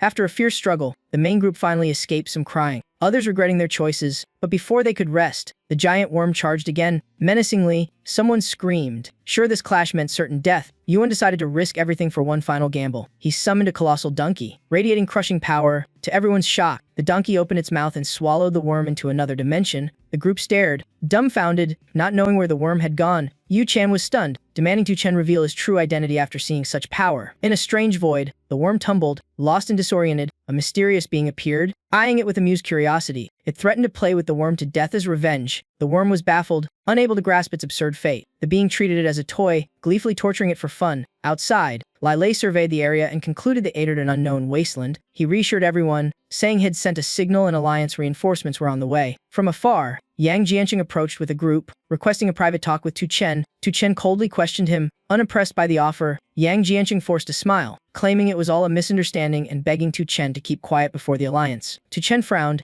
unsure what the real purpose of the talk was. Yang hinted a threat, reminding him of past violations and boasting that no one would believe Tu Chen since he held the power. Wu Yana hurried over, pretending warmth, hoping to reconcile with Yu Chan. Yu Chan's face froze. She brushed Yana's hand away with clear contempt. Jianqing's followers chimed in, urging everyone to forget the past and share credit. Jianqing issued a veiled threat, warning of consequences if they didn't stay silent. Tu Chen sneered, asking bluntly what he planned to do next. As Jianqing cursed, Tu Chen punched him, sending teeth and blood flying. Yana screamed in defense, scolding him for attacking a soldier. He instantly slashed at her with no hesitation. She panicked, begging for mercy, hiding behind her gender. He replied harshly, spitting insults full of disdain. Jianqing roared, threatening to have him jailed. Tu Chen struck again, slicing his thigh. Jianqing screamed in pain, clutching his leg. Tu Chen vented his fury with relentless knife blows. Jianqing writhed and cried, limbs shredded and bleeding. He cursed through the agony. Still refusing to yield, Tu Chen coldly stated that scum like him must be cut down for the world's sake. He pointed at him, saying his filth exceeded even monsters. Just then, engine roars echoed. The Blood Crane rescue team arrived. The crowd rejoiced at the sight of the famed squad. Captain Lu Wuqian strode up solemnly, asking about the beast's whereabouts. Jianqing rushed to claim credit, flaunting his rank. Lu Wuqian asked sharply who had dealt the finishing blow. Jianqing's followers scrambled to claim merit for themselves. Tu Chen laughed, mocking their shamelessness in stealing glory. Jianqing's face went pale. He stepped forward, crying injustice. Lu Wuqian raised an eyebrow, asking who dared strike him. Yana pointed straight at Tu Chen, blaming him entirely. Lu Wuqian removed his glasses, confirming Tu Chen's name. Jianqing smirked inwardly, thinking it turned the tables, but Lu Wuqian stepped up, patted Tu Chen's shoulder, and smiled like an old friend. Jianqing froze, eyes wide in shock. He couldn't believe Tu Chen knew such a renowned captain. He tried to argue, citing military protocol to save face. He shouted to arrest Tu Chen under his warrant officer title. Lu Wuqian sneered, saying his rank wasn't high enough to touch Tu Chen. Jianqing screamed, accusing Lu Wuqian of bias and corruption. He refused to accept it, insisting he still outranked Tu Chen. Lu Wuqian burst out laughing, calling him an idiot. Jianqing fumed, unable to understand what made Tu Chen superior. Lu turned to Tu Chen, asking him to prove his status publicly. Tu Chen calmly presented a gleaming rank insignia. Wu Yaina scoffed immediately, saying it proved nothing, but Jianqing's face went ashen. He recognized it as a Supreme Commissioner's badge. Lu Wuqian thundered that Tu Chen was the true hero, while Jianqing wasn't fit to polish his boots. Jianqing trembled, unable to accept that a mere student outranked him so highly. He whispered in panic, realizing he was completely finished. Tu Chen recounted everything, and Lu Wuqian seriously asked how to handle it. Tu Chen coldly declared that the liars and frauds must pay the price. Jianqing knelt, begging mercy, citing their old-school ties. He turned to Yu Chan, pleading for help, even offering to be her slave. Others also knelt, pretending remorse, begging the Supreme Commissioner's pardon, but Tu Chen stayed firm, demanding military justice be carried out. Lu Wuqian agreed and promised to report Tu Chen's new merits to superiors. He then turned to Chu Zilong. Looking slightly awkward, hesitating, he asked if he could make a small request. Then he bluntly asked Zilong for that girl's number again. Zilong roared furiously, kicking him away. Lu Wuqian sighed and left in defeat. The group moved on. Yu Chan paused to announce she had leave to enroll. Tu Chen waved, telling her just to call him Tu Chen. He asked directly if the monster had come because of her. She was shocked that he guessed correctly. Tu Chen said it was obvious all attacks had targeted her. Yu Chan admitted she wouldn't have survived without his team's help. Tu Chen frowned, still unsure why she was the target. She turned away, revealing she was the daughter of Wang Longxiang. Tu Chen was stunned at hearing that name. She confirmed and warned that being close to her could bring trouble. As she left, Tu Chen muttered that the name Wang Longxiang sounded familiar. Chu Zilong explained with admiration that Longxiang, one of humanity's 12 marshals. He once led the Dragon Vanguard army, whose victories made monsters tremble, second only to Chen himself. Xing Yu gasped, shocked that Yu Chan was the daughter of such a legend. She wondered why a marshal's daughter studied quietly at a second-rate academy despite being a sword immortal. Suddenly, Xing Yu panicked and handed Tu Chen her phone with worry. His face darkened instantly after glancing at the screen. A shocking headline announced Marshal Wang Longxiang's death in the abyss. The group was shaken, realizing the news had broken 3 days earlier. Ceremonial gunfire thundered, marking a great tragedy for the Alliance. It was a right reserved for humanity's highest losses. Before them, a holographic screen appeared, broadcasting an urgent notice. The Alliance officially confirmed Marshal Wang Longxiang's sacrifice. His funeral would be held at Longdu. The group fell silent, stunned that one of the 12 marshals was the first to fall. Tu Chen spoke gravely, sensing something suspicious. Zilong nodded, noting the delay and vagueness of the announcement. Yu Chan stood quietly, tears streaming as she vowed to carry her father's will. The four, heavy-hearted, continued their journey and finally reached Tianjing Academy. Lele sighed in relief they'd made it at last and could tend to Zilong's wounds. Xing Yu pointed toward the gate, saying the guard looked familiar. Tu Chen squinted and realized it was Wei Tihui. The group confirmed it was indeed their old acquaintance now working as a guard. Wei Tihui snarled irritably when he noticed them staring. Tu Chen smirked, teasingly asking why he took this job. Wei gritted his teeth, admitting he failed the Tianjing Academy exam. Lele was surprised someone like Wei could easily pass other schools. Wei lifted his head proudly, declaring he stayed only for Tianjing and Senior Mo Rong, guarding if he must. Chu Zilong applauded his spirit, and the group moved on. Wei shouted after them, vowing to surpass Tu Chen even as a guard. The four entered the registration area, finally reaching their turn after a long wait. Lele sighed in relief they were finally called. Just then, a man cut in arrogantly, demanding go first. Xing Yu fumed, asking if he had no manners. He sneered that when he said move, she should move. She retorted that everyone must queue, no exceptions. He boasted of his noble bloodline. Yu scoffed even if he were her own kin, he had no right to cut the line. The man snapped and slapped her hard for her insolence. Lele exploded, ready to fight the jerk, but Tu Chen held him back and asked the supervisor to intervene. The teacher, named Deng Kongming,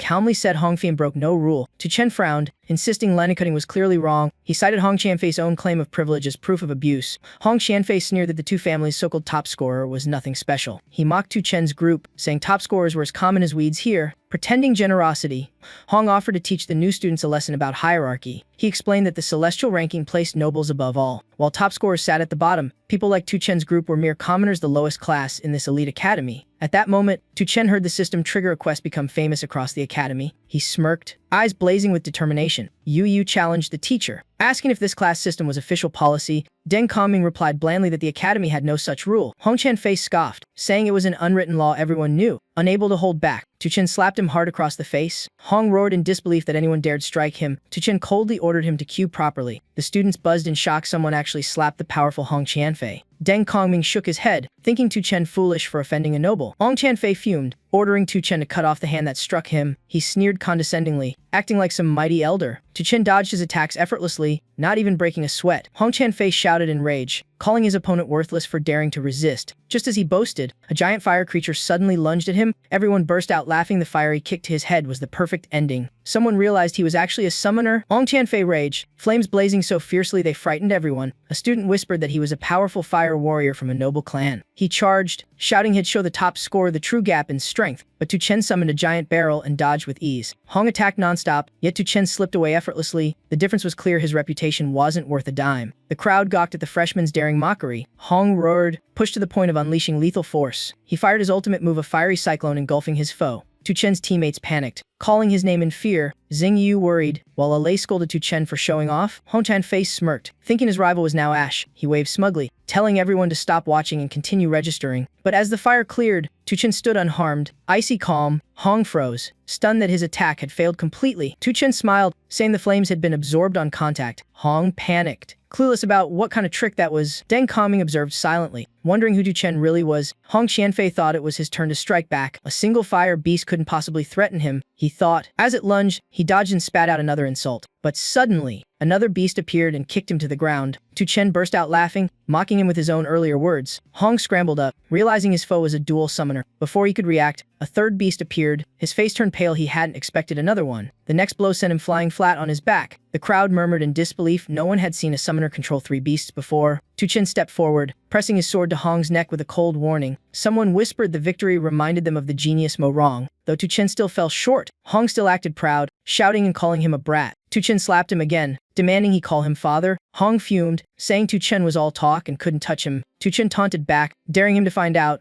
Just then, Deng Kongming shouted to stop and release the student. Hong laughed smugly, boasting that Tu Chen couldn't hurt him now. Tu Chen turned, demanded why the teacher hadn't stopped Hong's earlier attack. Teacher Deng frowned, scolding him for questioning authority. Tu Chen refused to back down, condemning the academy's arrogance. Deng cut him off, saying more words were useless. Tu Chen stepped up, openly accusing the school of blatant favoritism. Deng replied coldly that this academy respected only power and authority. Tu Chen narrowed his eyes, realizing the truth. Deng sneered that with such temper, Tu Chen would never go far. The surrounding students shouted too, disillusioned by the school's hypocrisy. Tu Chen, seething with anger, turned to leave, but Hong Qianfei suddenly lunged, eyes bloodshot. Screaming for his life, Tu Chen spun around, his gaze cold as frost. Hong shrieked that he wouldn't rest until Tu Chen was dead. Tu Chen clenched his fist, gathering long-stirred power. The punch shattered Hong Qianfei's clothes and pride in one brutal blow. The leftover force from the punch shot straight toward the teacher. Teacher Deng turned pale, hastily raising a stone shield and shouting to block it. The shield shattered instantly. Unable to withstand the blow, Deng was blasted backward, collapsing and unable to rise. The crowd roared in awe, stunned that this was just a freshman. More students gathered, the commotion shaking the entire area. Others gasped Tu Chen had struck both a noble and a teacher. Someone noticed he looked like Mo Rong's rumored boyfriend. A chubby guy pointed furiously, shouting that Tu Chen stole his goddess. A system alert chimed, congratulating Tu Chen for becoming academy-wide famous and granting him the happy blade. He frowned, wondering what kind of weird item that was. The system explained it was a one-use tool that, once a week, could slice a grown man's 2 spirit pearls. Tu Chen's face darkened. He cursed the system for such a twisted reward. The scene shifted to 4 figures in a tense meeting. Tahika V kept warned Mo Rong that if Dragon Sector didn't act, Flower Sector would open the ruins alone. Bayes from Mist Sector demanded Dragon Sector respond by today. Tahika stressed the ruins lay in Dragon Sector's territory and couldn't be seized. Mo Rong coldly replied the keys were held by the other 3 sectors Dragon Sector had known. Bayes snapped that it was Dragon Sector's fault for being too weak to claim one. Tahika slammed the table, declaring if Dragon Sector stayed empty-handed in half a month, they'd open the secret realm themselves. He left, warning Mo Rong this was the final deadline. Meng Miao trembled in anger, fearing their relic would be stolen. She asked where the last key was. Mo Rong said it hadn't been found. Laz had acted once but stopped after their young master died in the human exam. Miao was shocked that a great clan's heir died in a human test. Mo Rong confirmed it was true. She pondered deeply and ordered an investigation into why that young master joined the human exam. Miao agreed and went to gather intel. The entrance exam had ended. Tu Chen's power qualified him for Qianjing even without a profession.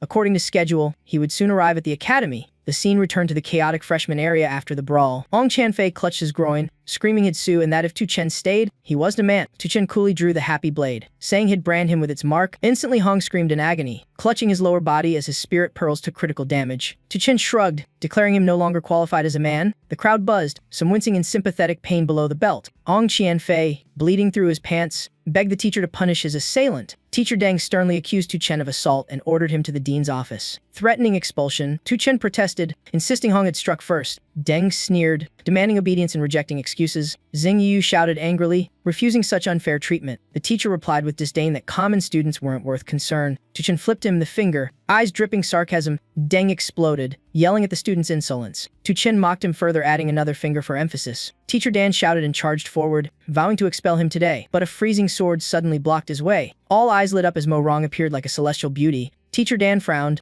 asking if she intended to meddle in faculty matters. Mo Rong coldly warned that no one was allowed to touch her man. Tu Cham, sweating behind her, was shocked by such a bold claim. The students groaned, heartbroken to learn their goddess was taken. Teacher Dan gritted his teeth, reminding her she was still a student. Mo Rong sneered, declaring she was a heavenly student of special rank. Teacher Dan faltered, not expecting her to truly defend Tu Cham. Mo Rong confirmed she had no intention of changing her mind. Teacher Dan had no choice but to help Hong Qinfei leave. Before leaving, Hong Qinfei snarled a vow of revenge. Once calm returned, Tu Cham thanked Mo Rong for her help. She replied coolly, saying it also served her own interest and officially named him her boyfriend for easier protection. Tu Cham merely shrugged, skipping further thanks. She asked if he had any more questions before leaving. He asked why Long District's top academy divided its students by rank. Mo Rong smiled, explaining the power hierarchy was ruled by human elites. Tu Cham was intrigued and wanted to know more about these elites. She said it was natural since he hadn't reached that tier yet to survive in Xinjiang. He must prove himself and join the elite ranks. Tu Cham wondered if Mo Rong was also part of that elite. She bluntly said she wasn't counted among them. He asked if there was any way to heal his injured brothers. Mo Rong thought, then said Snow Spirit Herb from the Medicine King's secret realm could fully heal them. Tu Cham got excited and wanted to go immediately. Mo Rong frowned, warning that a 3-star secret realm was deadly for low-tier freshmen. After some time, the group followed guidance to the Warrior Stair Ascension Tower. Tu Cham turned to his two friends, urging all three to enter together. He reminded everyone to be extremely cautious inside, but when they exited the tower, all looked gloomy after failing. Chu Zi alongside, saying Star Ascension was too hard for ordinary folks. Tu Cham only shook his head, admitting the professional path was brutal. Chu Zilong sadly blamed himself for dragging the team down. The others quickly denied it, thanking him instead for saving them in time. Just then, a stranger limped out of the tower, badly wounded but cheerful. He boasted of forging his hammer for 2 years to power through the trial. Tu Cham curiously asked how he managed to succeed. The man shrugged, unwilling to share the details. He pulled out a pile of strong gear, saying it all belonged to young Master La. Generously, he gifted divine armor and 30 donkeys as tower companions. La Li gaped,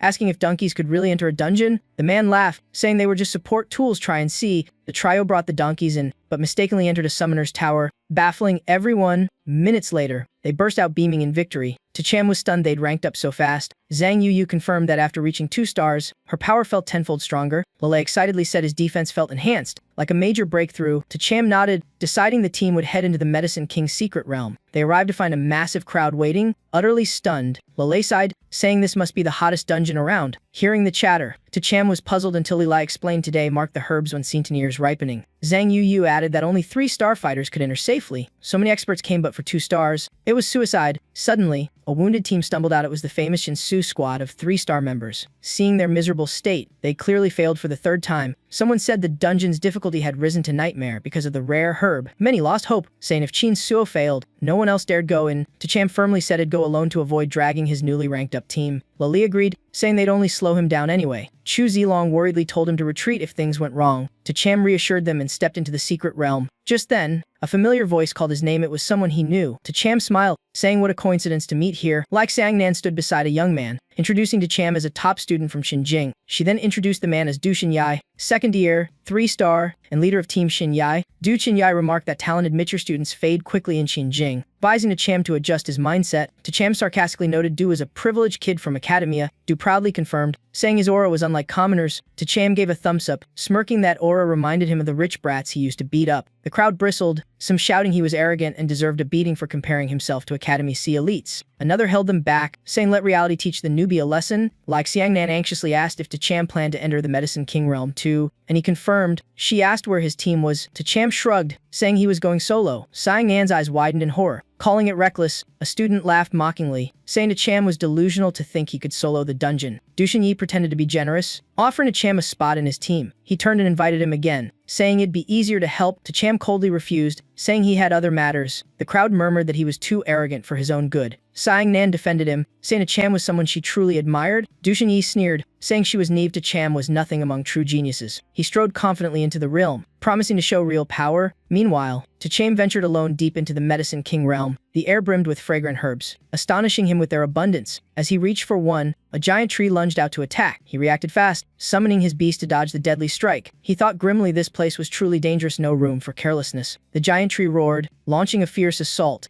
Cham clenched his fists, ready to deliver the finishing blow. One punch shattered the tree's body into splinters. He dusted his hands off and went back to gathering herbs. A passing group noticed and began whispering. One guy shouted, asking what the hell he was doing. Cham calmly replied he was just picking herbs. Was that a problem? The man sneered, saying go ahead, then whispered he was just a dumb rookie. A blonde guy excitedly said if they seized the Medicine King tree ahead, their Huangmao team would be famous. A girl approached gently but warned him not to pick recklessly. Cham turned, puzzled, and asked why. She explained each person could only take out 3 types of herbs from this realm. He was shocked such a rule existed. Realizing why the others mocked him, the key info had been hidden. The girl clarified the true goal was the Medicine King herb. A one-time pick became useless once touched. He grew anxious, having unknowingly gathered 3 herbs already. It might cause serious trouble. Just then, a fierce group appeared from afar. The blonde guy led them to the giant spirit plant. The girl warned a guardian beast was nearby and urged retreat, but a dark-skinned man was instantly impaled by a branch and fell dead. Everyone panicked. This foe was at least a tier 3 boss and fled. Before they got far, massive roots rose and blocked the path. Someone screamed there was no escape. What now? The blonde yelled the only way was to grab the lotus seed. Cutting the link would collapse the beast. Fired up, the group charged back into battle. Suddenly, the lotus closed, forming a shield as hard as stone. A student shouted in shock, telling them to split the petals open. Several drew weapons and struck head-on, but their blows bounced off like steel, sending them flying back. 2 were thrown aside, realizing the lotus defense matched a 4-star armor completely unbreakable. Before they could think of a plan, roots behind them shot up, killing 2 instantly.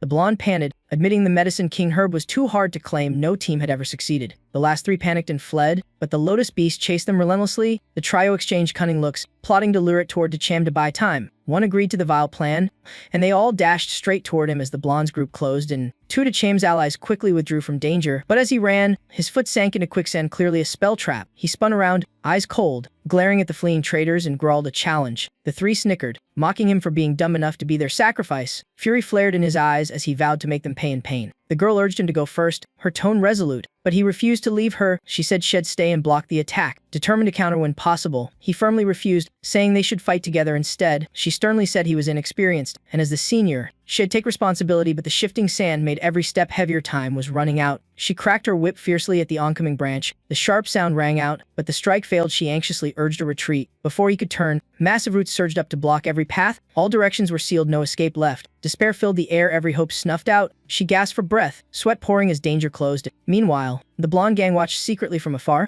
gathering intel for next time. They stood silent like statues, eyes gleaming like predators. Suddenly, a root slammed into her, sending her flying. He rushed forward, catching her and asking if she was okay. She sighed, believing death was near. Forcing herself up, she said the lotus could be slain if they seized its seed, prompting him to act. But she quickly stopped him, warning its petals were steel walls. He kept advancing, making the blonde group sneer they'd failed the same way before. The roots lashed out again in a wild frenzy. He moved like a dancer, dodging each strike effortlessly. The blonde group stared in awe at his agility and the strange bucket he carried. The roots kept attacking, but he glided like wind through chaos. One blonde doubted him, another mocked that he'd soon fail. He reached the lotus, whose petals sealed tight like a fortress. Without hesitation, he unleashed a powerful punch at the petals. The backlash hurled him away in an instant. The blow lacked force, the armor petals stood unbroken. The blonde gang burst out laughing, mocking his futile bravery. The girl shouted in panic, warning him to be careful. Suddenly, every root turned toward him at once. He inhaled deeply, eyes blazing with resolve for one final gamble. He cast skill Shinzi Ren, shooting into the beast like a flaming arrow. Shockingly, the lotus shattered, revealing a glowing core inside. The blonde gang was stunned how had the barrier opened by itself. Without hesitation, he dashed forward, ignoring the roots whipping like snakes. At last, he seized the lotus core, a radiant smile on his face. Instantly, all roots froze and wilted lifelessly. The blonde group stood dumbfounded. He had truly claimed the 7 lotus seed. He raised the flower high, feeling an incredible surge of energy. One blonde screamed in rage. Unable to accept the easy loss, the group charged at him, faces twisted with fury. He rushed back to the girl, who joyfully urged him to store the herb. As he tried, the system suddenly warned had hit the collection limit. He froze, staring at the priceless herb helplessly. The blonde gang jeered, mocking that no one ever failed to carry off a medicine king like this.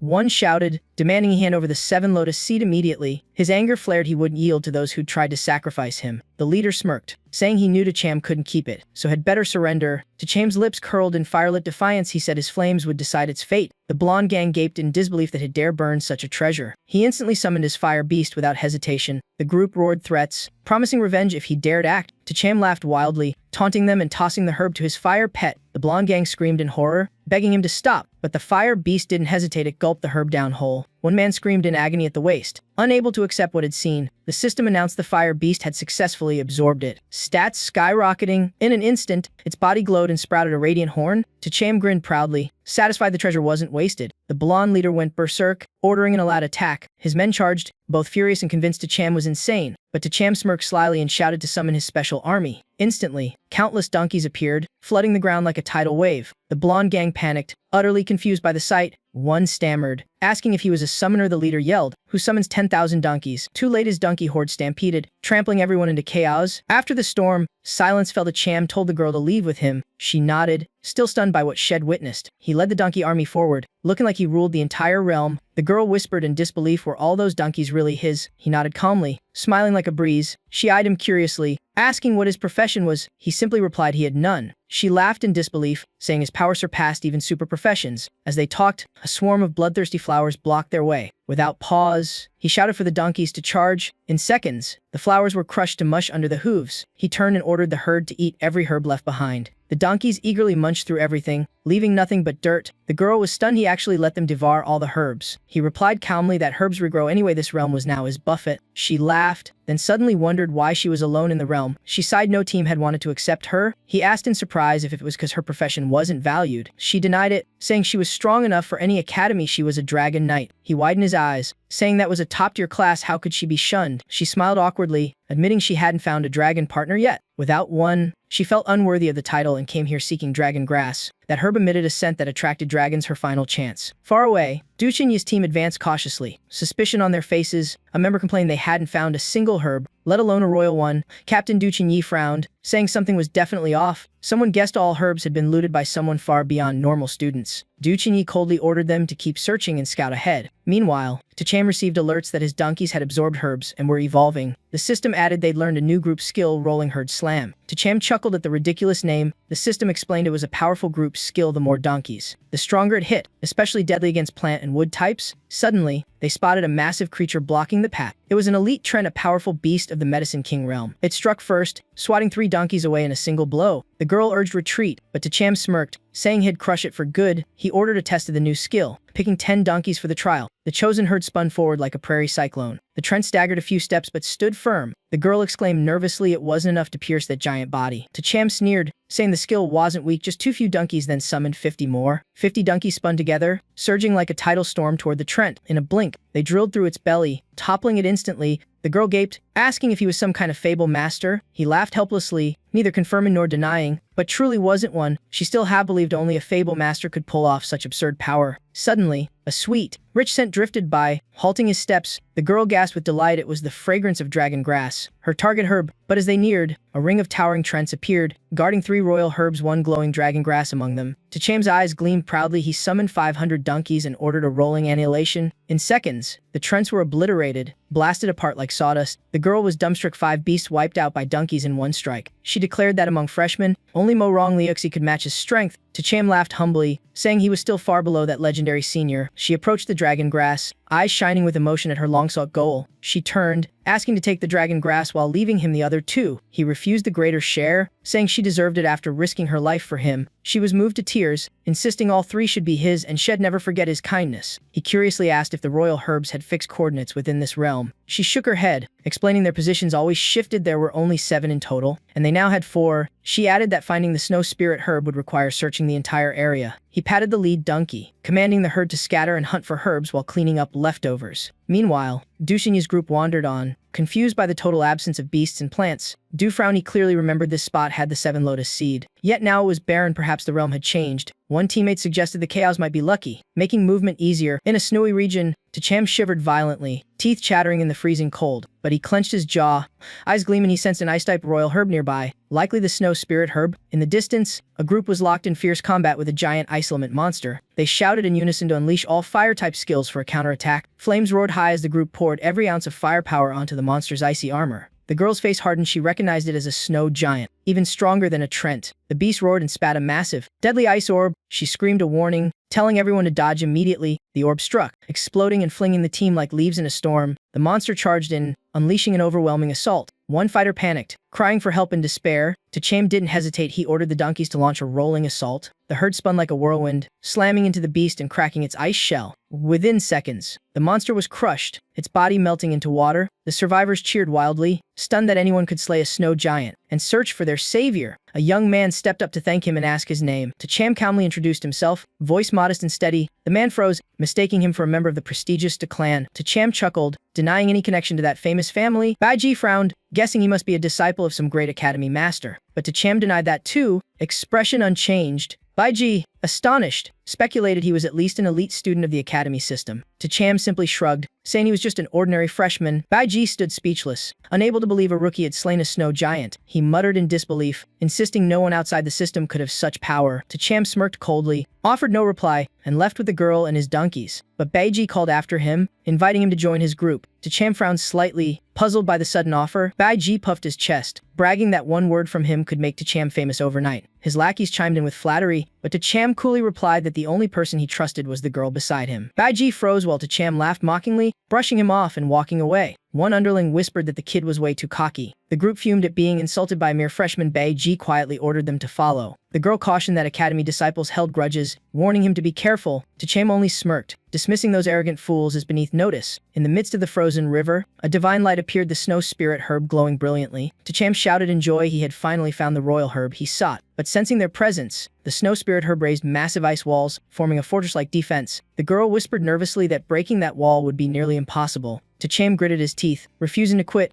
and summoned 500 donkeys to roll into battle. The herd spun violently, crashing in the icy barrier like a storm of frost and fury. From afar, Baiji's group arrived, laughing mockingly that no one could pierce that wall. Tacham frowned, admitting 500 weren't enough to break through. Without hesitation, he shouted for 1,000 more donkeys to join the assault. At the same moment, Baiji and his men approached arrogantly, eager to teach him what true academy disciples were. Before they could act, the ground shook violently with thunderous roars. One of them turned in terror as 1,000 donkeys charged like a tsunami. Baiji's face went pale, stunned by the massive herd. The donkeys trampled the group mercilessly, as if no one was there. Then the herd focused their force on the ice wall protecting Shu Lingji. Cracks began to form on the solid ice surface. The girl gasped, shocked at the herd's destructive power. The ice wall shattered, revealing the glowing Shu Lingji within. She cheered and urged Chen to collect it before others could. Baiji's group groaned in pain, one complaining about nearly being stomped to death. Another panicked, shouting that Chen had seized the Shu Lingji. Chen told the girl to keep the spirit herb since had already reached his limit of 3 types. She joyfully plucked the Shu Lingji, trembling with emotion, but Baiji suddenly lunged from behind, furious at their audacity to touch the king herb. Chen dodged swiftly, ghost-like. Baiji pointed menacingly, demanding Chen surrender and the herb. Chen replied coldly, reminding them he had just saved them from the snow giant. Baiji laughed, saying common students must serve core disciples without resistance. Chen flipped him off with open contempt. Enraged, Baiji roared and charged like living fury, but To Chen stood firm, unleashing a full-force punch. The blow tore through his armor, shattering Baiji's arm as he screamed in pain. In rage, he transformed into a giant ape, leading his men in an all-out assault. To Chen's fury ignited, he vowed to execute the insolent fool. In an instant, his fatal punch pierced the ape's chest, leaving a gaping hole. Baiji trembled, unable to believe a freshman had slain him. To Chen coldly declared this the fate of those courting death. The henchman trembled, horrified that a core disciple had been killed by a regular student. The girl grabbed his arm anxiously, warning that killing a Bei clan member could spark disaster. He replied coldly that anyone who dared harm him must pay. No exceptions. His dominance moved Duan Tingting, who vowed to stand by his side. To Chen laughed and urged her onward to hunt the final flame king herb. Meanwhile, Duan Duthi and Nat's team trudged deeper ahead. One excitedly boasted that passing this trial would make them famous. Yang Han doubted it, suspecting the secret realm was linked to Chen. Duthi and Nat frowned, rejecting such overestimation of the freshman. Shi Nan pointed to tracks, insisting his discovery was real. Someone mocked him, claiming the kid couldn't stir up the realm and deserved a beating.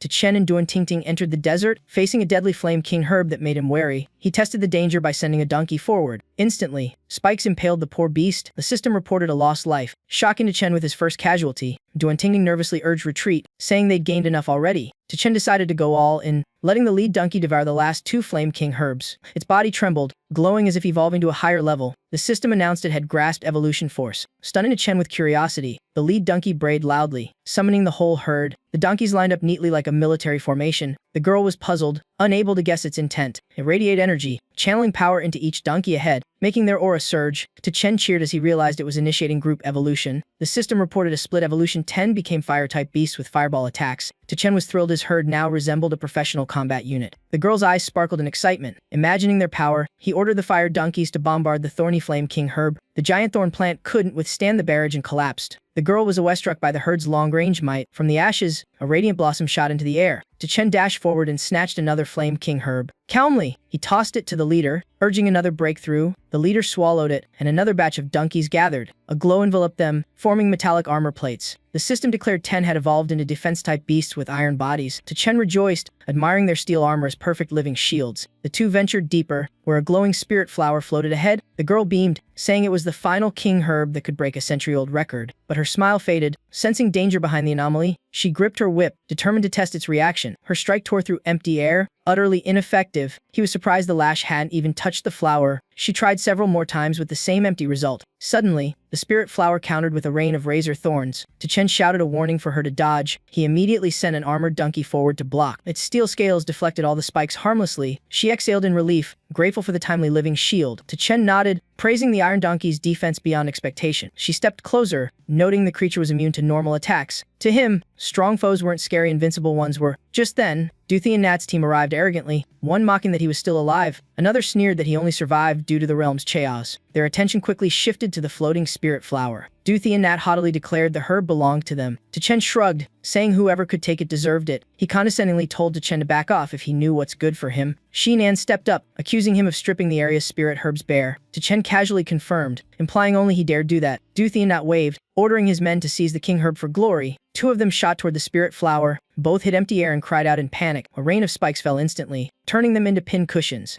Duthi and Nat was stunned by their swift deaths. To Chen coldly mocked their foolishness for touching a deadly relic. Another fool tried and died just as fast. Terrified, the subordinates urged retreat, forcing Duthi and Nat to bitterly withdraw. Duan Tingting grabbed To Chen's hand, anxiously begging him to leave this perilous place. I pressed my lips, eyes gleaming with a plan, asking her to help strike the king herb once. Trusting him after all that, Duan Tingting nodded without hesitation. She drew her blade and lunged at the hovering herb. Duthi and Nat's group laughed mockingly at the pointless move. But shockingly, her blade hit, making the herb's phantom body shudder. She cried out in joy for finally landing a hit. The rivals were stunned, unable to believe she struck it. To Chen smirked, saying it was a guaranteed it strike just as planned. He turned to tell Shi Nan to follow up with another slash. Shi Nan agreed, eyes fierce with resolve. Her blade swung, roaring like thunder in the sky. The king herb exploded violently midair. It turned into a glowing spirit pill, signaling the fatal skill effect triggered. To Chen cheered, confirming Shi Nan's strike succeeded. Duthi and Nat froze, stunned that the sacred plant was destroyed. Shi Nan held the pill, feeling waves of potent energy. Duthi and Nat tempted her with promises of wealth and elite rank, but she suddenly tossed the pill to Chen without hesitation. He stood petrified, face twisting in disbelief. Furious, he shouted, demanding why she gave it to Chen. She calmly replied, because it belongs to the worthy one. Du Thienhat roared, claiming the credit was theirs. Lai Shinan denied it, saying everything worked thanks to Chen's skill effect. He sneered, calling her words childish lies. She shrugged, too lazy to argue. He threatened she'd be expelled from his team if she refused to hand it over. She answered firmly, scorning his pathetic offer. He turned to lure Duan Tingting, offering her a share and a place in his team. Duan Tingting laughed coldly, rejecting him outright. Du Thiennat's face turned red as a follower whispered about what to do. He decided to teach those low-tier students a brutal lesson. Pointing at Chen,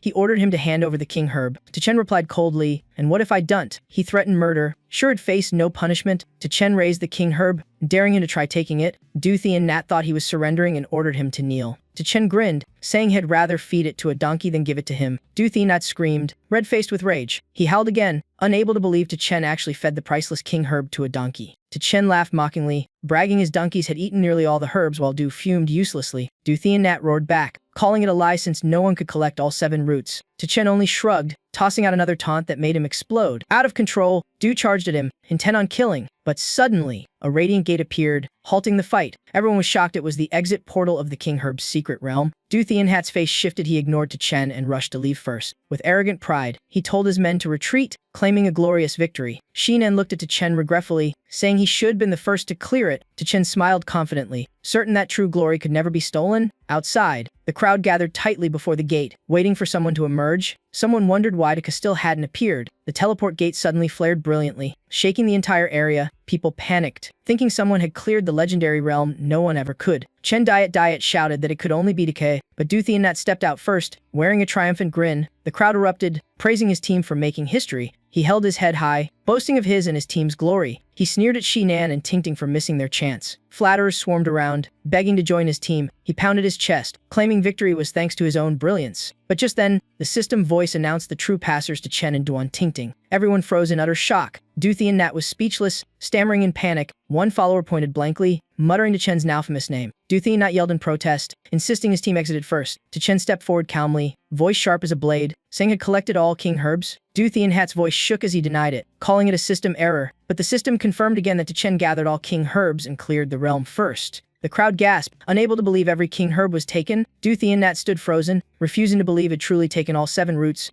Chen smirked and mocked that soon Du would have to take his surname. A pink-haired guy screamed that it was an absurd scam. The crowd buzzed in disbelief, questioning Chen's true identity. Someone shouted that he was the one who defeated Hong Thien Phi from the academy. They couldn't fathom a freshman achieving such an insane feat. Another voice added that he was Mirong Lao Kitch's boyfriend. The crowd exploded in chaos at the shocking revelation of the legendary student's lover. Chen groaned, rubbing his head, tired of Mirong's gossip storms. Du Thiennat eyed him greedily, suspecting he still held the king herb. Chen turned to Duan Tingting, calmly asking for the Xu Lingji back. She immediately handed over the king herb she had kept. The crowd gasped, recognizing the rare, miraculous Xu Lingji. Du Thiennat approached, trying to bargain for forgiveness in exchange for the herb. Chen said nothing, just slapped him hard, making him stagger. Red-faced, he screamed about being from the core academy line. Before he finished, Chen delivered another thunderous slap. Gritting his teeth, he shouted again about his noble family's warrior rank. Chen slapped once more, coldly declaring he now bore To's surname. Du Thiennat trembled with fury, his aura exploding wildly. The crowd grew tense, fearing Chen had provoked a fiery warrior-class powerhouse. Everyone thought he far surpassed Hong Thien Phi. Leaving Chen cornered, Du roared and lunged, ready to show the power gap, but Chen struck first, his punch crackling like lightning. Du was blasted back, teeth scattering across the ground. Chen smirked, mocking that the only difference was how weak he was. The pink-haired follower rushed in panic to help his fallen captain, carrying Du away. He shouted threats that Chen had invited disaster. Elsewhere, 2 mysterious figures conversed in secret. Master Hu asked the headmaster how the king herbs would be divided after the trial. Headmaster Qin Zhu coldly replied that 3 Chanfu students each got 1. 2 went to the Core Institute's elite team, and the last 2 to the Laza and Tong families. Those 2 long district clans getting shares seemed reasonable. Hokan nodded, deciding to have a space mage forcibly retrieve the herbs. Before they left, a student rushed in reporting a major disturbance in the realm. Qin Zhu frowned, assuming someone had died from greed again. Hokan scoffed, saying only common students would do something that's stupid. But the trembling student said all the king herbs had been taken. The headmaster's eyes widened in disbelief. Hokan shouted, demanding who could possibly take all 7. The student swallowed hard, saying it was a freshman named Chen. Hokan froze, grimacing in utter disbelief. The student insisted they could check the realm's system log if they doubted it. Qinju spoke gravely, ordering an immediate verification. Meanwhile, I received a new system mission to withdraw from Qinjing Academy. I nearly lost my mind, shouting in outrage at the absurdity. Panting, I cursed under my breath that the system was a scam. Regaining composure, I handed the Xu Lingji to Zilong for healing. My friend was touched, gratefully accepting the herb with tears in his eyes. Just then, two high-ranking figures appeared, their presence silencing everyone. I clasped my hands in respect, maintaining calm before the superiors. Hokan's eyes widened, staring straight at the Shu Lingji in my hand. He confirmed my identity, asking if I was really Chen. I nodded without evasion. Headmaster Qin asked directly if I had truly gathered every king herb. I answered firmly that it was true. Hokan skeptically demanded to know where the rest were. I just shrugged, saying they'd all been digested. The crowd erupted, asking who had eaten them. I casually replied it was my donkeys. Both Hokan and the headmaster froze, faces blank. Hokan nearly screamed, accusing me of joking. I calmly explained I couldn't carry them out, so feeding the donkeys was better than wasting them. Hokan's face turned red with rage, calling me a fool wasting divine treasures. The headmaster raised a hand, cutting him off and demanding I hand over the Xu Lingji. I frowned and asked why I should. Qianzhe's face hardened, invoking her authority as headmaster. I stood tall, unfazed, declaring it already given it to my friend. Hokan sneered, saying I didn't understand the weight of her command. Xiaolong, nervous, urged me to give it up, saying he could wait, but I refused flatly, demanding they heal my brother first in exchange. Qianzhu said gravely that his wounds ran too deep, would take 10 years and another king herb. I scoffed, rejecting that no one could make me wait a decade for a miracle. Qianzhu was stunned that I dared defy her so openly. I turned and firmly ordered Xiaolong to eat it now. My friend hesitated, eyes wavering with doubt. The crowd whispered, calling me a fool, destroying my own future. I shouted again, urging him not to hesitate. Finally, Xiaolong clenched his teeth and swallowed the Xu Lingji without looking back. Hokan's face turned purple with rage, surging forward like a tsunami. But Qinzhu raised a hand, calm yet commanding, telling Master Hu not to lose his temper over a child. Duan Tingting hurriedly spoke up to defend me with good intent. Yet before she could finish,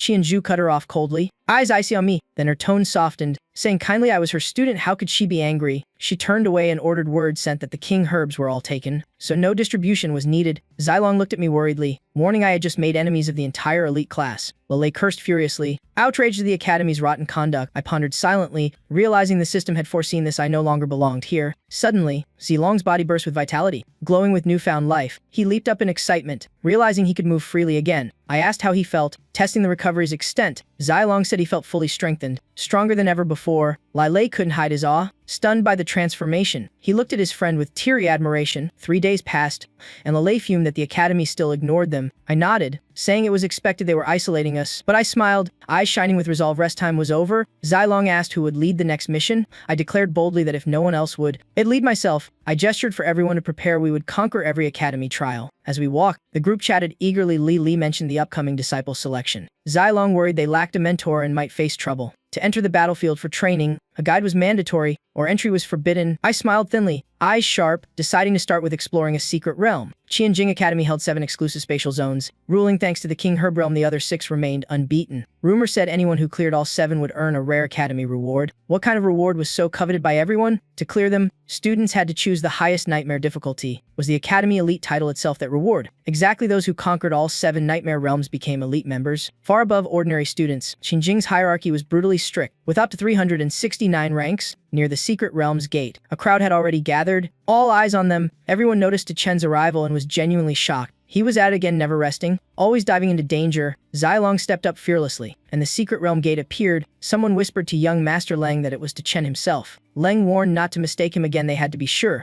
No doubt now Chen's name was known across Qinjing. One hot-headed guy wanted to challenge him for the realm and see his true skill. Calmly, Chen asked about the entry conditions, knowing the minimum was 2-star and the max difficulty hell. Suddenly, young Master Leng dashed forward to block Chen's way, but he was easily shoved aside and yelled at for standing in the way. Stunned by the sheer decisiveness, young Master Leng froze in disbelief. His followers whispered in shock that someone dared disrespect young Master Leng. Enraged, Leng shouted for the offender to stop. Chen turned back coldly, asking who exactly he was calling. Leng barked furiously, declaring himself someone worth knowing. Chen smirked, saying his title had nothing to do with him. Leng couldn't believe Chen's calm defiance. The crowd buzzed. Chen had just struck the hair of the mighty Tong clan. Leng fumed. It was the first time in his life he'd been slapped in public. Chen didn't back down, facing him again head-on. Leng laughed manically, finding the situation amusing. Lali, confused, thought Leng had been smacked into stupidity. Provoked, Leng growled and demanded Chen choose how he'd like to die. Chen ignored him, strolling forward unfazed. The gate's voice announced the challenge selection for the Heart of Machinery realm. Without hesitation, he picked the highest hell difficulty,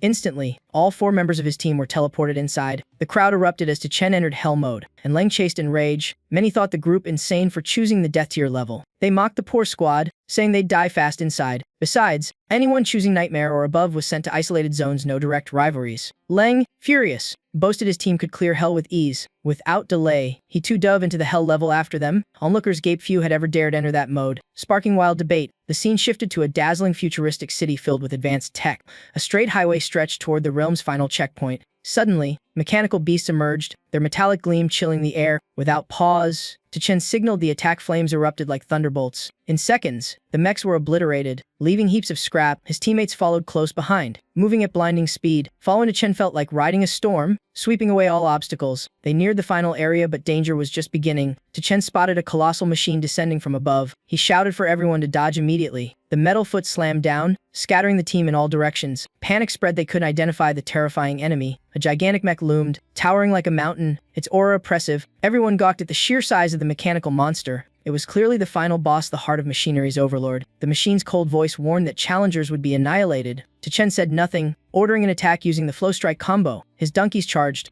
hammering its legs, but only metallic clangs rang out. Its defense was absurdly tough, far beyond the King Her bosses. The mech's arm launched missiles, detonating in fiery blasts. Explosions flung Chen's donkeys in every direction as he shouted alarms. He immediately shifted tactics, commanding the herd to use scale armor flow. The armored donkeys formed a solid wall, blocking the boss's assault. The price was steep. 2 donkeys were destroyed for good, forcing Chen to end the battle fast. Chulong steps out, transforming into a fierce warrior woman to face the boss head-on. Lei anxiously asks if she's really ready. She nods firmly, saying the mechanical heart on its head is the weak spot only she can reach. Chen agrees, telling everyone to support her. The boss roars, mocking its puny opponents. It throws a massive punch, but Chulong skillfully rebounds into the air. Suddenly, a missile shoots straight toward her. Lei shouts a warning, spotting danger from behind. Zhongzhou reacts instantly, using his skill to deflect the strike. A violent explosion erupts, smoke covering the area. Chulong seizes the chance, clinging onto the machine's body and climbing fast. Everyone worries but praises her boldness. The boss swings its other hand at its shoulder to knock her off. She dodges and lands on the glowing back of its neck. At last, the mechanical heart is revealed. Lei cheers as she reaches the monster's weak point. She raises her axe, shouting as she prepares the final blow. But the boss head suddenly turns, its cold eyes locking on her. It smirks and charges energy in its mouth for a counterattack. Massive blast fires, sending Chulong flying. Chen panics, screaming her name. A donkey rushes in just in time, catching her safely on its back. As they land, the group runs to check on her condition. Gasping, she admits the boss is tougher than expected. Suddenly, the boss arm snaps, unleashing a storm of cannon fire. The team panics, too much firepower to endure. Shinyu spots a gap 17 meters to the left. Without hesitation, they sprint that way. Moments later, explosions consume the rest, leaving only their spot untouched. Chen nods, pressed by Yu's precision. She explains her enhanced sixth sense lets her predict attacks. But before they can breathe, another wave of missiles launches. Yu shouts for everyone to move 9 meters forward. They survive again, stunned by the miracle. Chen remarks that with more growth, she could foresee the future. Chulong frowns, saying dodging forever isn't a solution. She yells and charges again, determined to end the fight. But the boss arm whips around like lightning, aiming to crush her. She narrowly evades, her movement light as a feather. Repeating her tactic, she leaps to strike from behind the neck. But the boss turns its head,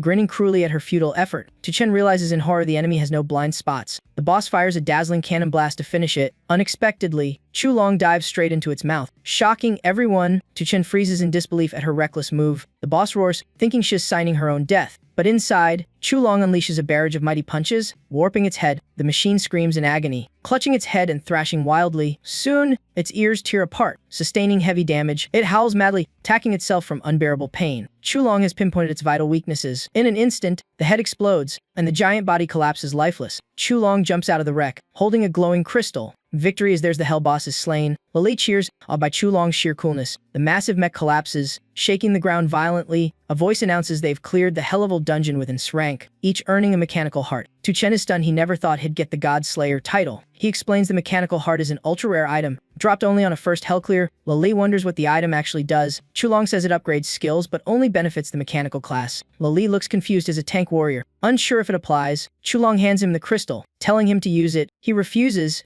saying is not worthy of such a treasure. Chulong insists as the only one suited to it. Lei hesitates, suggesting they sell it since He's the weakest. Tuchen slams the table, shouting that raising his power is the best way to contribute. Touched, Lei accepts and vows to grow stronger like Chulong, then begins absorbing it. As energy surges through him, sweat pours and his aura shifts violently. Shin Yu curiously asks how it feels to transform. Lei, excited, says he feels like a transforming robot. A blinding light erupts around him as his body mutates. In a flash, he turns into a giant hammer floating midair. Tuchen gapes, unable to believe has become a hammer. Chulong frowns, suspecting a side effect from item incompatibility. Lei, still in hammer form, talks proudly about how awesome he feels. Tuchen laughs, saying at least it's not catastrophic. He decides to test the new power right away. Tuchen grips the hammer, eyes gleaming as he finds a target. He aims at a building and commands an attack. The hammer shoots forward, punching a massive hole in the wall. Everyone stares, but the building still stands. Tuchen scratches his head, saying the impact seems underwhelming. Suddenly, the hammer vibrates violently, making the whole structure shake. Seconds later, the entire building collapses into rubble. The group is stunned, unable to believe that destructive power. Chulong explains the skill attacks internal structures instead of the surface. Li reverts to human form, confidently declaring Hell be the team's weapon. Tuchen frowns, suggesting he phrase that better. All settled, the four leave the dungeon together. The crowd erupts as Tuchen's team emerges from the Hell dungeon. Some scoff, thinking they probably used escape stones after failing again. But then the system announces they're hell clear of the mechanical heart dungeon. Everyone freezes,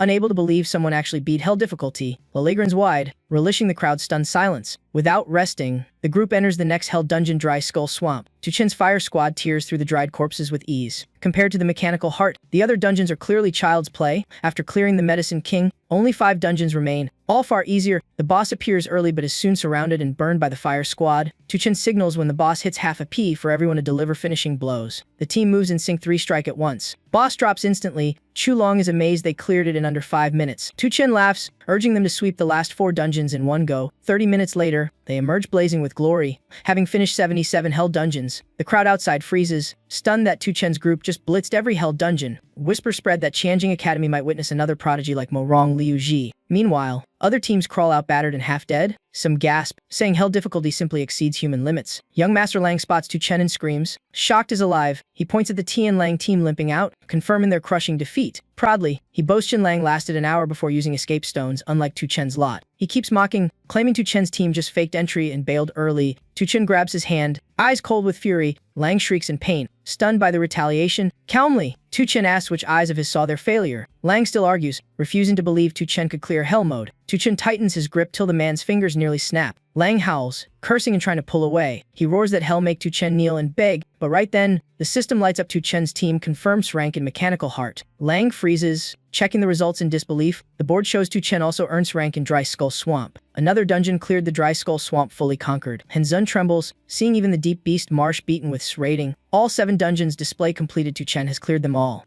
and collapses to his knees, utterly stunned. Stammering, he mutters that now he understands why Morong Yu Li chose Tuchen. Admitting Tuchen's brilliance, he bitterly nods the goddess had good taste. Tuchen smirks coldly, asking, convinced now? Young Master Lang bows his head, mumbling, I'm convinced. Tuchen grins wider, saying, then call me dad. Lang chokes, speechless and humiliated. Suddenly, a glowing token descends from the sky, accompanied by a voice awarding him the title Academy here. Tuchen catches it, laughing triumphantly. From afar, Instructor Hu Jin rushes over, horrified that someone cleared all 7 Hell dungeons. When he sees it's Tuchen, he freezes, stunned that it's him again. The students murmur has the first ever to become an academy here without backing, earning massive respect. Some whisper the true reward is automatic induction into the human elite corps after graduation. Hu Jin approaches, his gaze unreadable. If Tuchen apologizes publicly, Hell forgive him and take him as a disciple. The entire plaza falls silent, being Hu Jin's disciple outranks even the hair title itself. But Tuchen folds his arms and coldly replies, apologize? For what mistake? The students gasp, did he just defy the demon instructor? Hu Jin roars, accusing him of letting the Medicine King fall into unworthy hands. Tuchen calmly counters, I cleared the dungeon. The item's mine, using it to save lives isn't wrong. Hu Jin snaps, so you refuse to admit your wrongdoing? Tuchen answers bluntly, I did nothing wrong. The old man glares, no one's ever been this defiant before him. Hu Jin coldly declares that to join the academy lineage, all heirs must approve, and Tuchen has offended many. The crowd murmurs has made things worse for himself. Some pity him for rejecting such a golden chance. Instantly, Hu Jin summons all academy heirs for a vote. A re-haired youth steps forward first, coolly voting no. Ong Chanfei trembles but also refuses approval. He reminds everyone Tuchen killed Bai Zhanji in the Medicine King dungeon, warning the Bei clan will seek vengeance. Another hostile here shouts that Tuchen once attacked him, unfit to join the lineage. Voices of rejection erupt everywhere. The heirs unanimously deny Tu Chen's entry. Hu Jin laughs loudly, declaring no one supports Tu Chen's admission. Suddenly, a lone hand rises amid silence. A voice says, "I approve." The crowd freezes. Hu Jin stares in shock. "Young Master Lang, what did you say?" Lang calmly replies, "With those feats, Tu Chen deserves it. The title should honor him." Someone yells, reminding everyone Tu Chen stole Mo Rongyo Li and beat up Lang himself. Lang shrugs. "He beat me fair, so I respect that." Hu Jen fumes, declaring one yes vote changes nothing. Majority rules. Tu Chen steps forward, firmly pointing out Hu Jen's original mistake. Hu Jen snaps, "What mistake?" Tu Chen smirks, "You think I crave your hair title? To me, it's worthless." He declares that since entering Qianjing,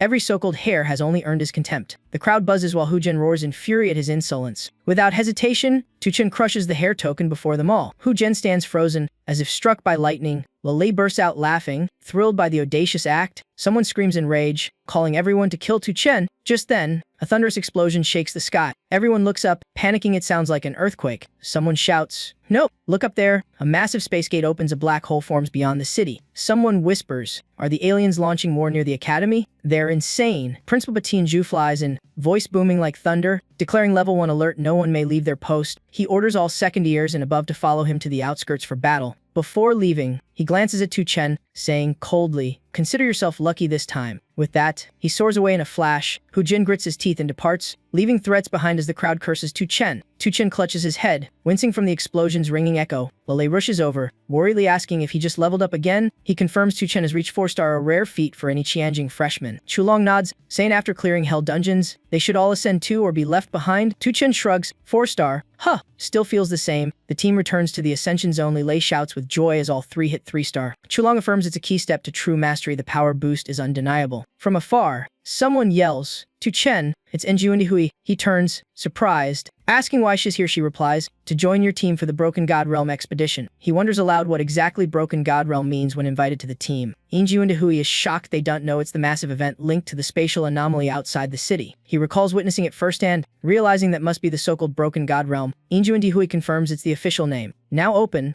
and alliances are sending elite teams to explore. Chulong asks why only teams are allowed, not solo adventurers. Enjuandi Hui explains the realm's unstable and deadly if monsters seize control. It could be catastrophic. Lele excitedly asks if Tu Chen plans to join. He eagerly agrees, seeing it as a chance to rise and break free from noble control. Enjuandi Hui says she'll accompany them on this expedition. Lele curiously asks her current rank. She calmly replies she's 2-star. Tu Chen frowns, scolding her. Entering such a deadly zone at 2-star is suicide. Enjuandi Hui stands firm. Danger is the only path to change destiny. He sighs, calling her reckless and impulsive. Coldly, he adds he just hopes she won't drag the team into trouble. Enjuandi Hui solemnly vows not to hold anyone back. She'd rather die than cause harm. Tu Chen retorts she's being cruel to herself. From afar, a voice calls for him. It's Lei Shen. Requesting a meeting, the elder greets him warmly, asking how he's been. Another person replies that Tu Chen has caused shockwaves ever since entering Qianjing Academy. He recounts how Tu Chen seized the entire heart of the Medicine King and conquered 6 hardest dungeons. Lei Shen laughs heartily, saying his choice was clearly right. He announces the demon domain is now stable, so Hell returned to the academy. His companion asks in surprise why he's coming back. Lei Shen reveals his intent to officially take Tu Chen as a disciple. Everyone is stunned. A top-tier powerhouse taking a freshman apprentice. The subordinate bows and begins preparations for the transfer. Meanwhile, Tu Chen and his team continue their march forward. Mo Rongli appears from afar, calling out that she needs to talk. She warns him about the new dungeon, clearly worried about his plan. She frowns, saying that place is far too dangerous for new students. He shrugs, saying testing limits is worth the risk. She grows angry at his stubbornness, but he refuses to change his mind. She hands him an item, a final gesture of concern, has startled to find it's a rare skill scroll. Mo Rongli confirms it's the promised reward she mentioned earlier. He teases her,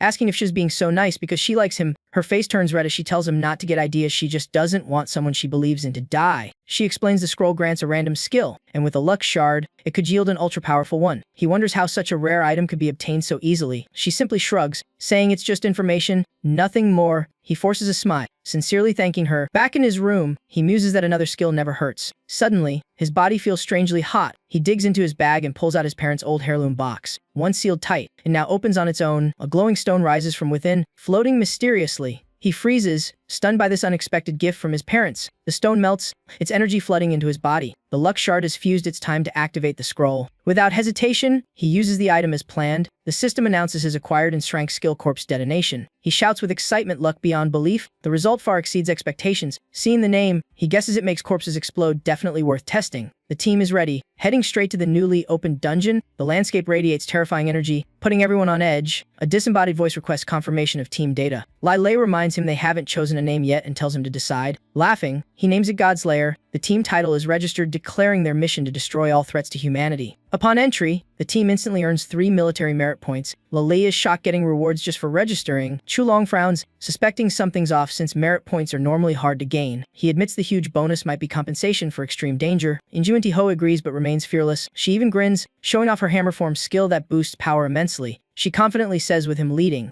"Danger's nothing to fear." Lali, fired up, calls this their chance to etch the God's Lair name into history. Suddenly, Duan Jingjing calls his name from afar, startling him. As surprised he didn't expect her to join too. Smiling, she says she has gathered rare herbs and now seeks greater fortune in the Broken God realm. Crowds flood the area, all eager to earn glory. In the sky, teams soar proudly, flaunting their might and ambition to rank top. Rival teams immediately counter, vowing to defend humanity's honor. And Juan Yui gazes upward, realizing the scale nearly every Academy elite team is here. The sight shows tens of thousands already entering the realm. A massive warship suddenly appears in the sky, leaving all stunned. On its bow stands a young man radiating overwhelming power. It's the Kongqin Mother's ship, heralding the arrival of a living legend. Lele panics, shouting who could shake heaven and earth like that. Injuanti Hui calmly replies, "That's Ming Rechin King." Lali looks blank, unfamiliar with how famous this person truly is. Injuanti Hui explains that among Xianjing's top 3 prodigies, aside from Mo Rong, Ming Rai is the one has always dreamed of surpassing. Many teams cheer wildly, calling him their true idol, a peak 5-star powerhouse. He asks if that warship is Ming Ri's innate ability. Jiwan Ho confirms it's the ultimate mecha master's creation, capable of slaying gods in one strike. The colossal battleship glides smoothly forward. Entering deep into the dungeon, several groups rush after it, hoping Ming Ri's power will shield them a chance for survival. Without hesitation, he commands his team to advance into the realm. As they step in, space twists violently beneath their feet. Chulong stays alert, realizing they're surrounded by golden sand. The team's been scattered upon entry.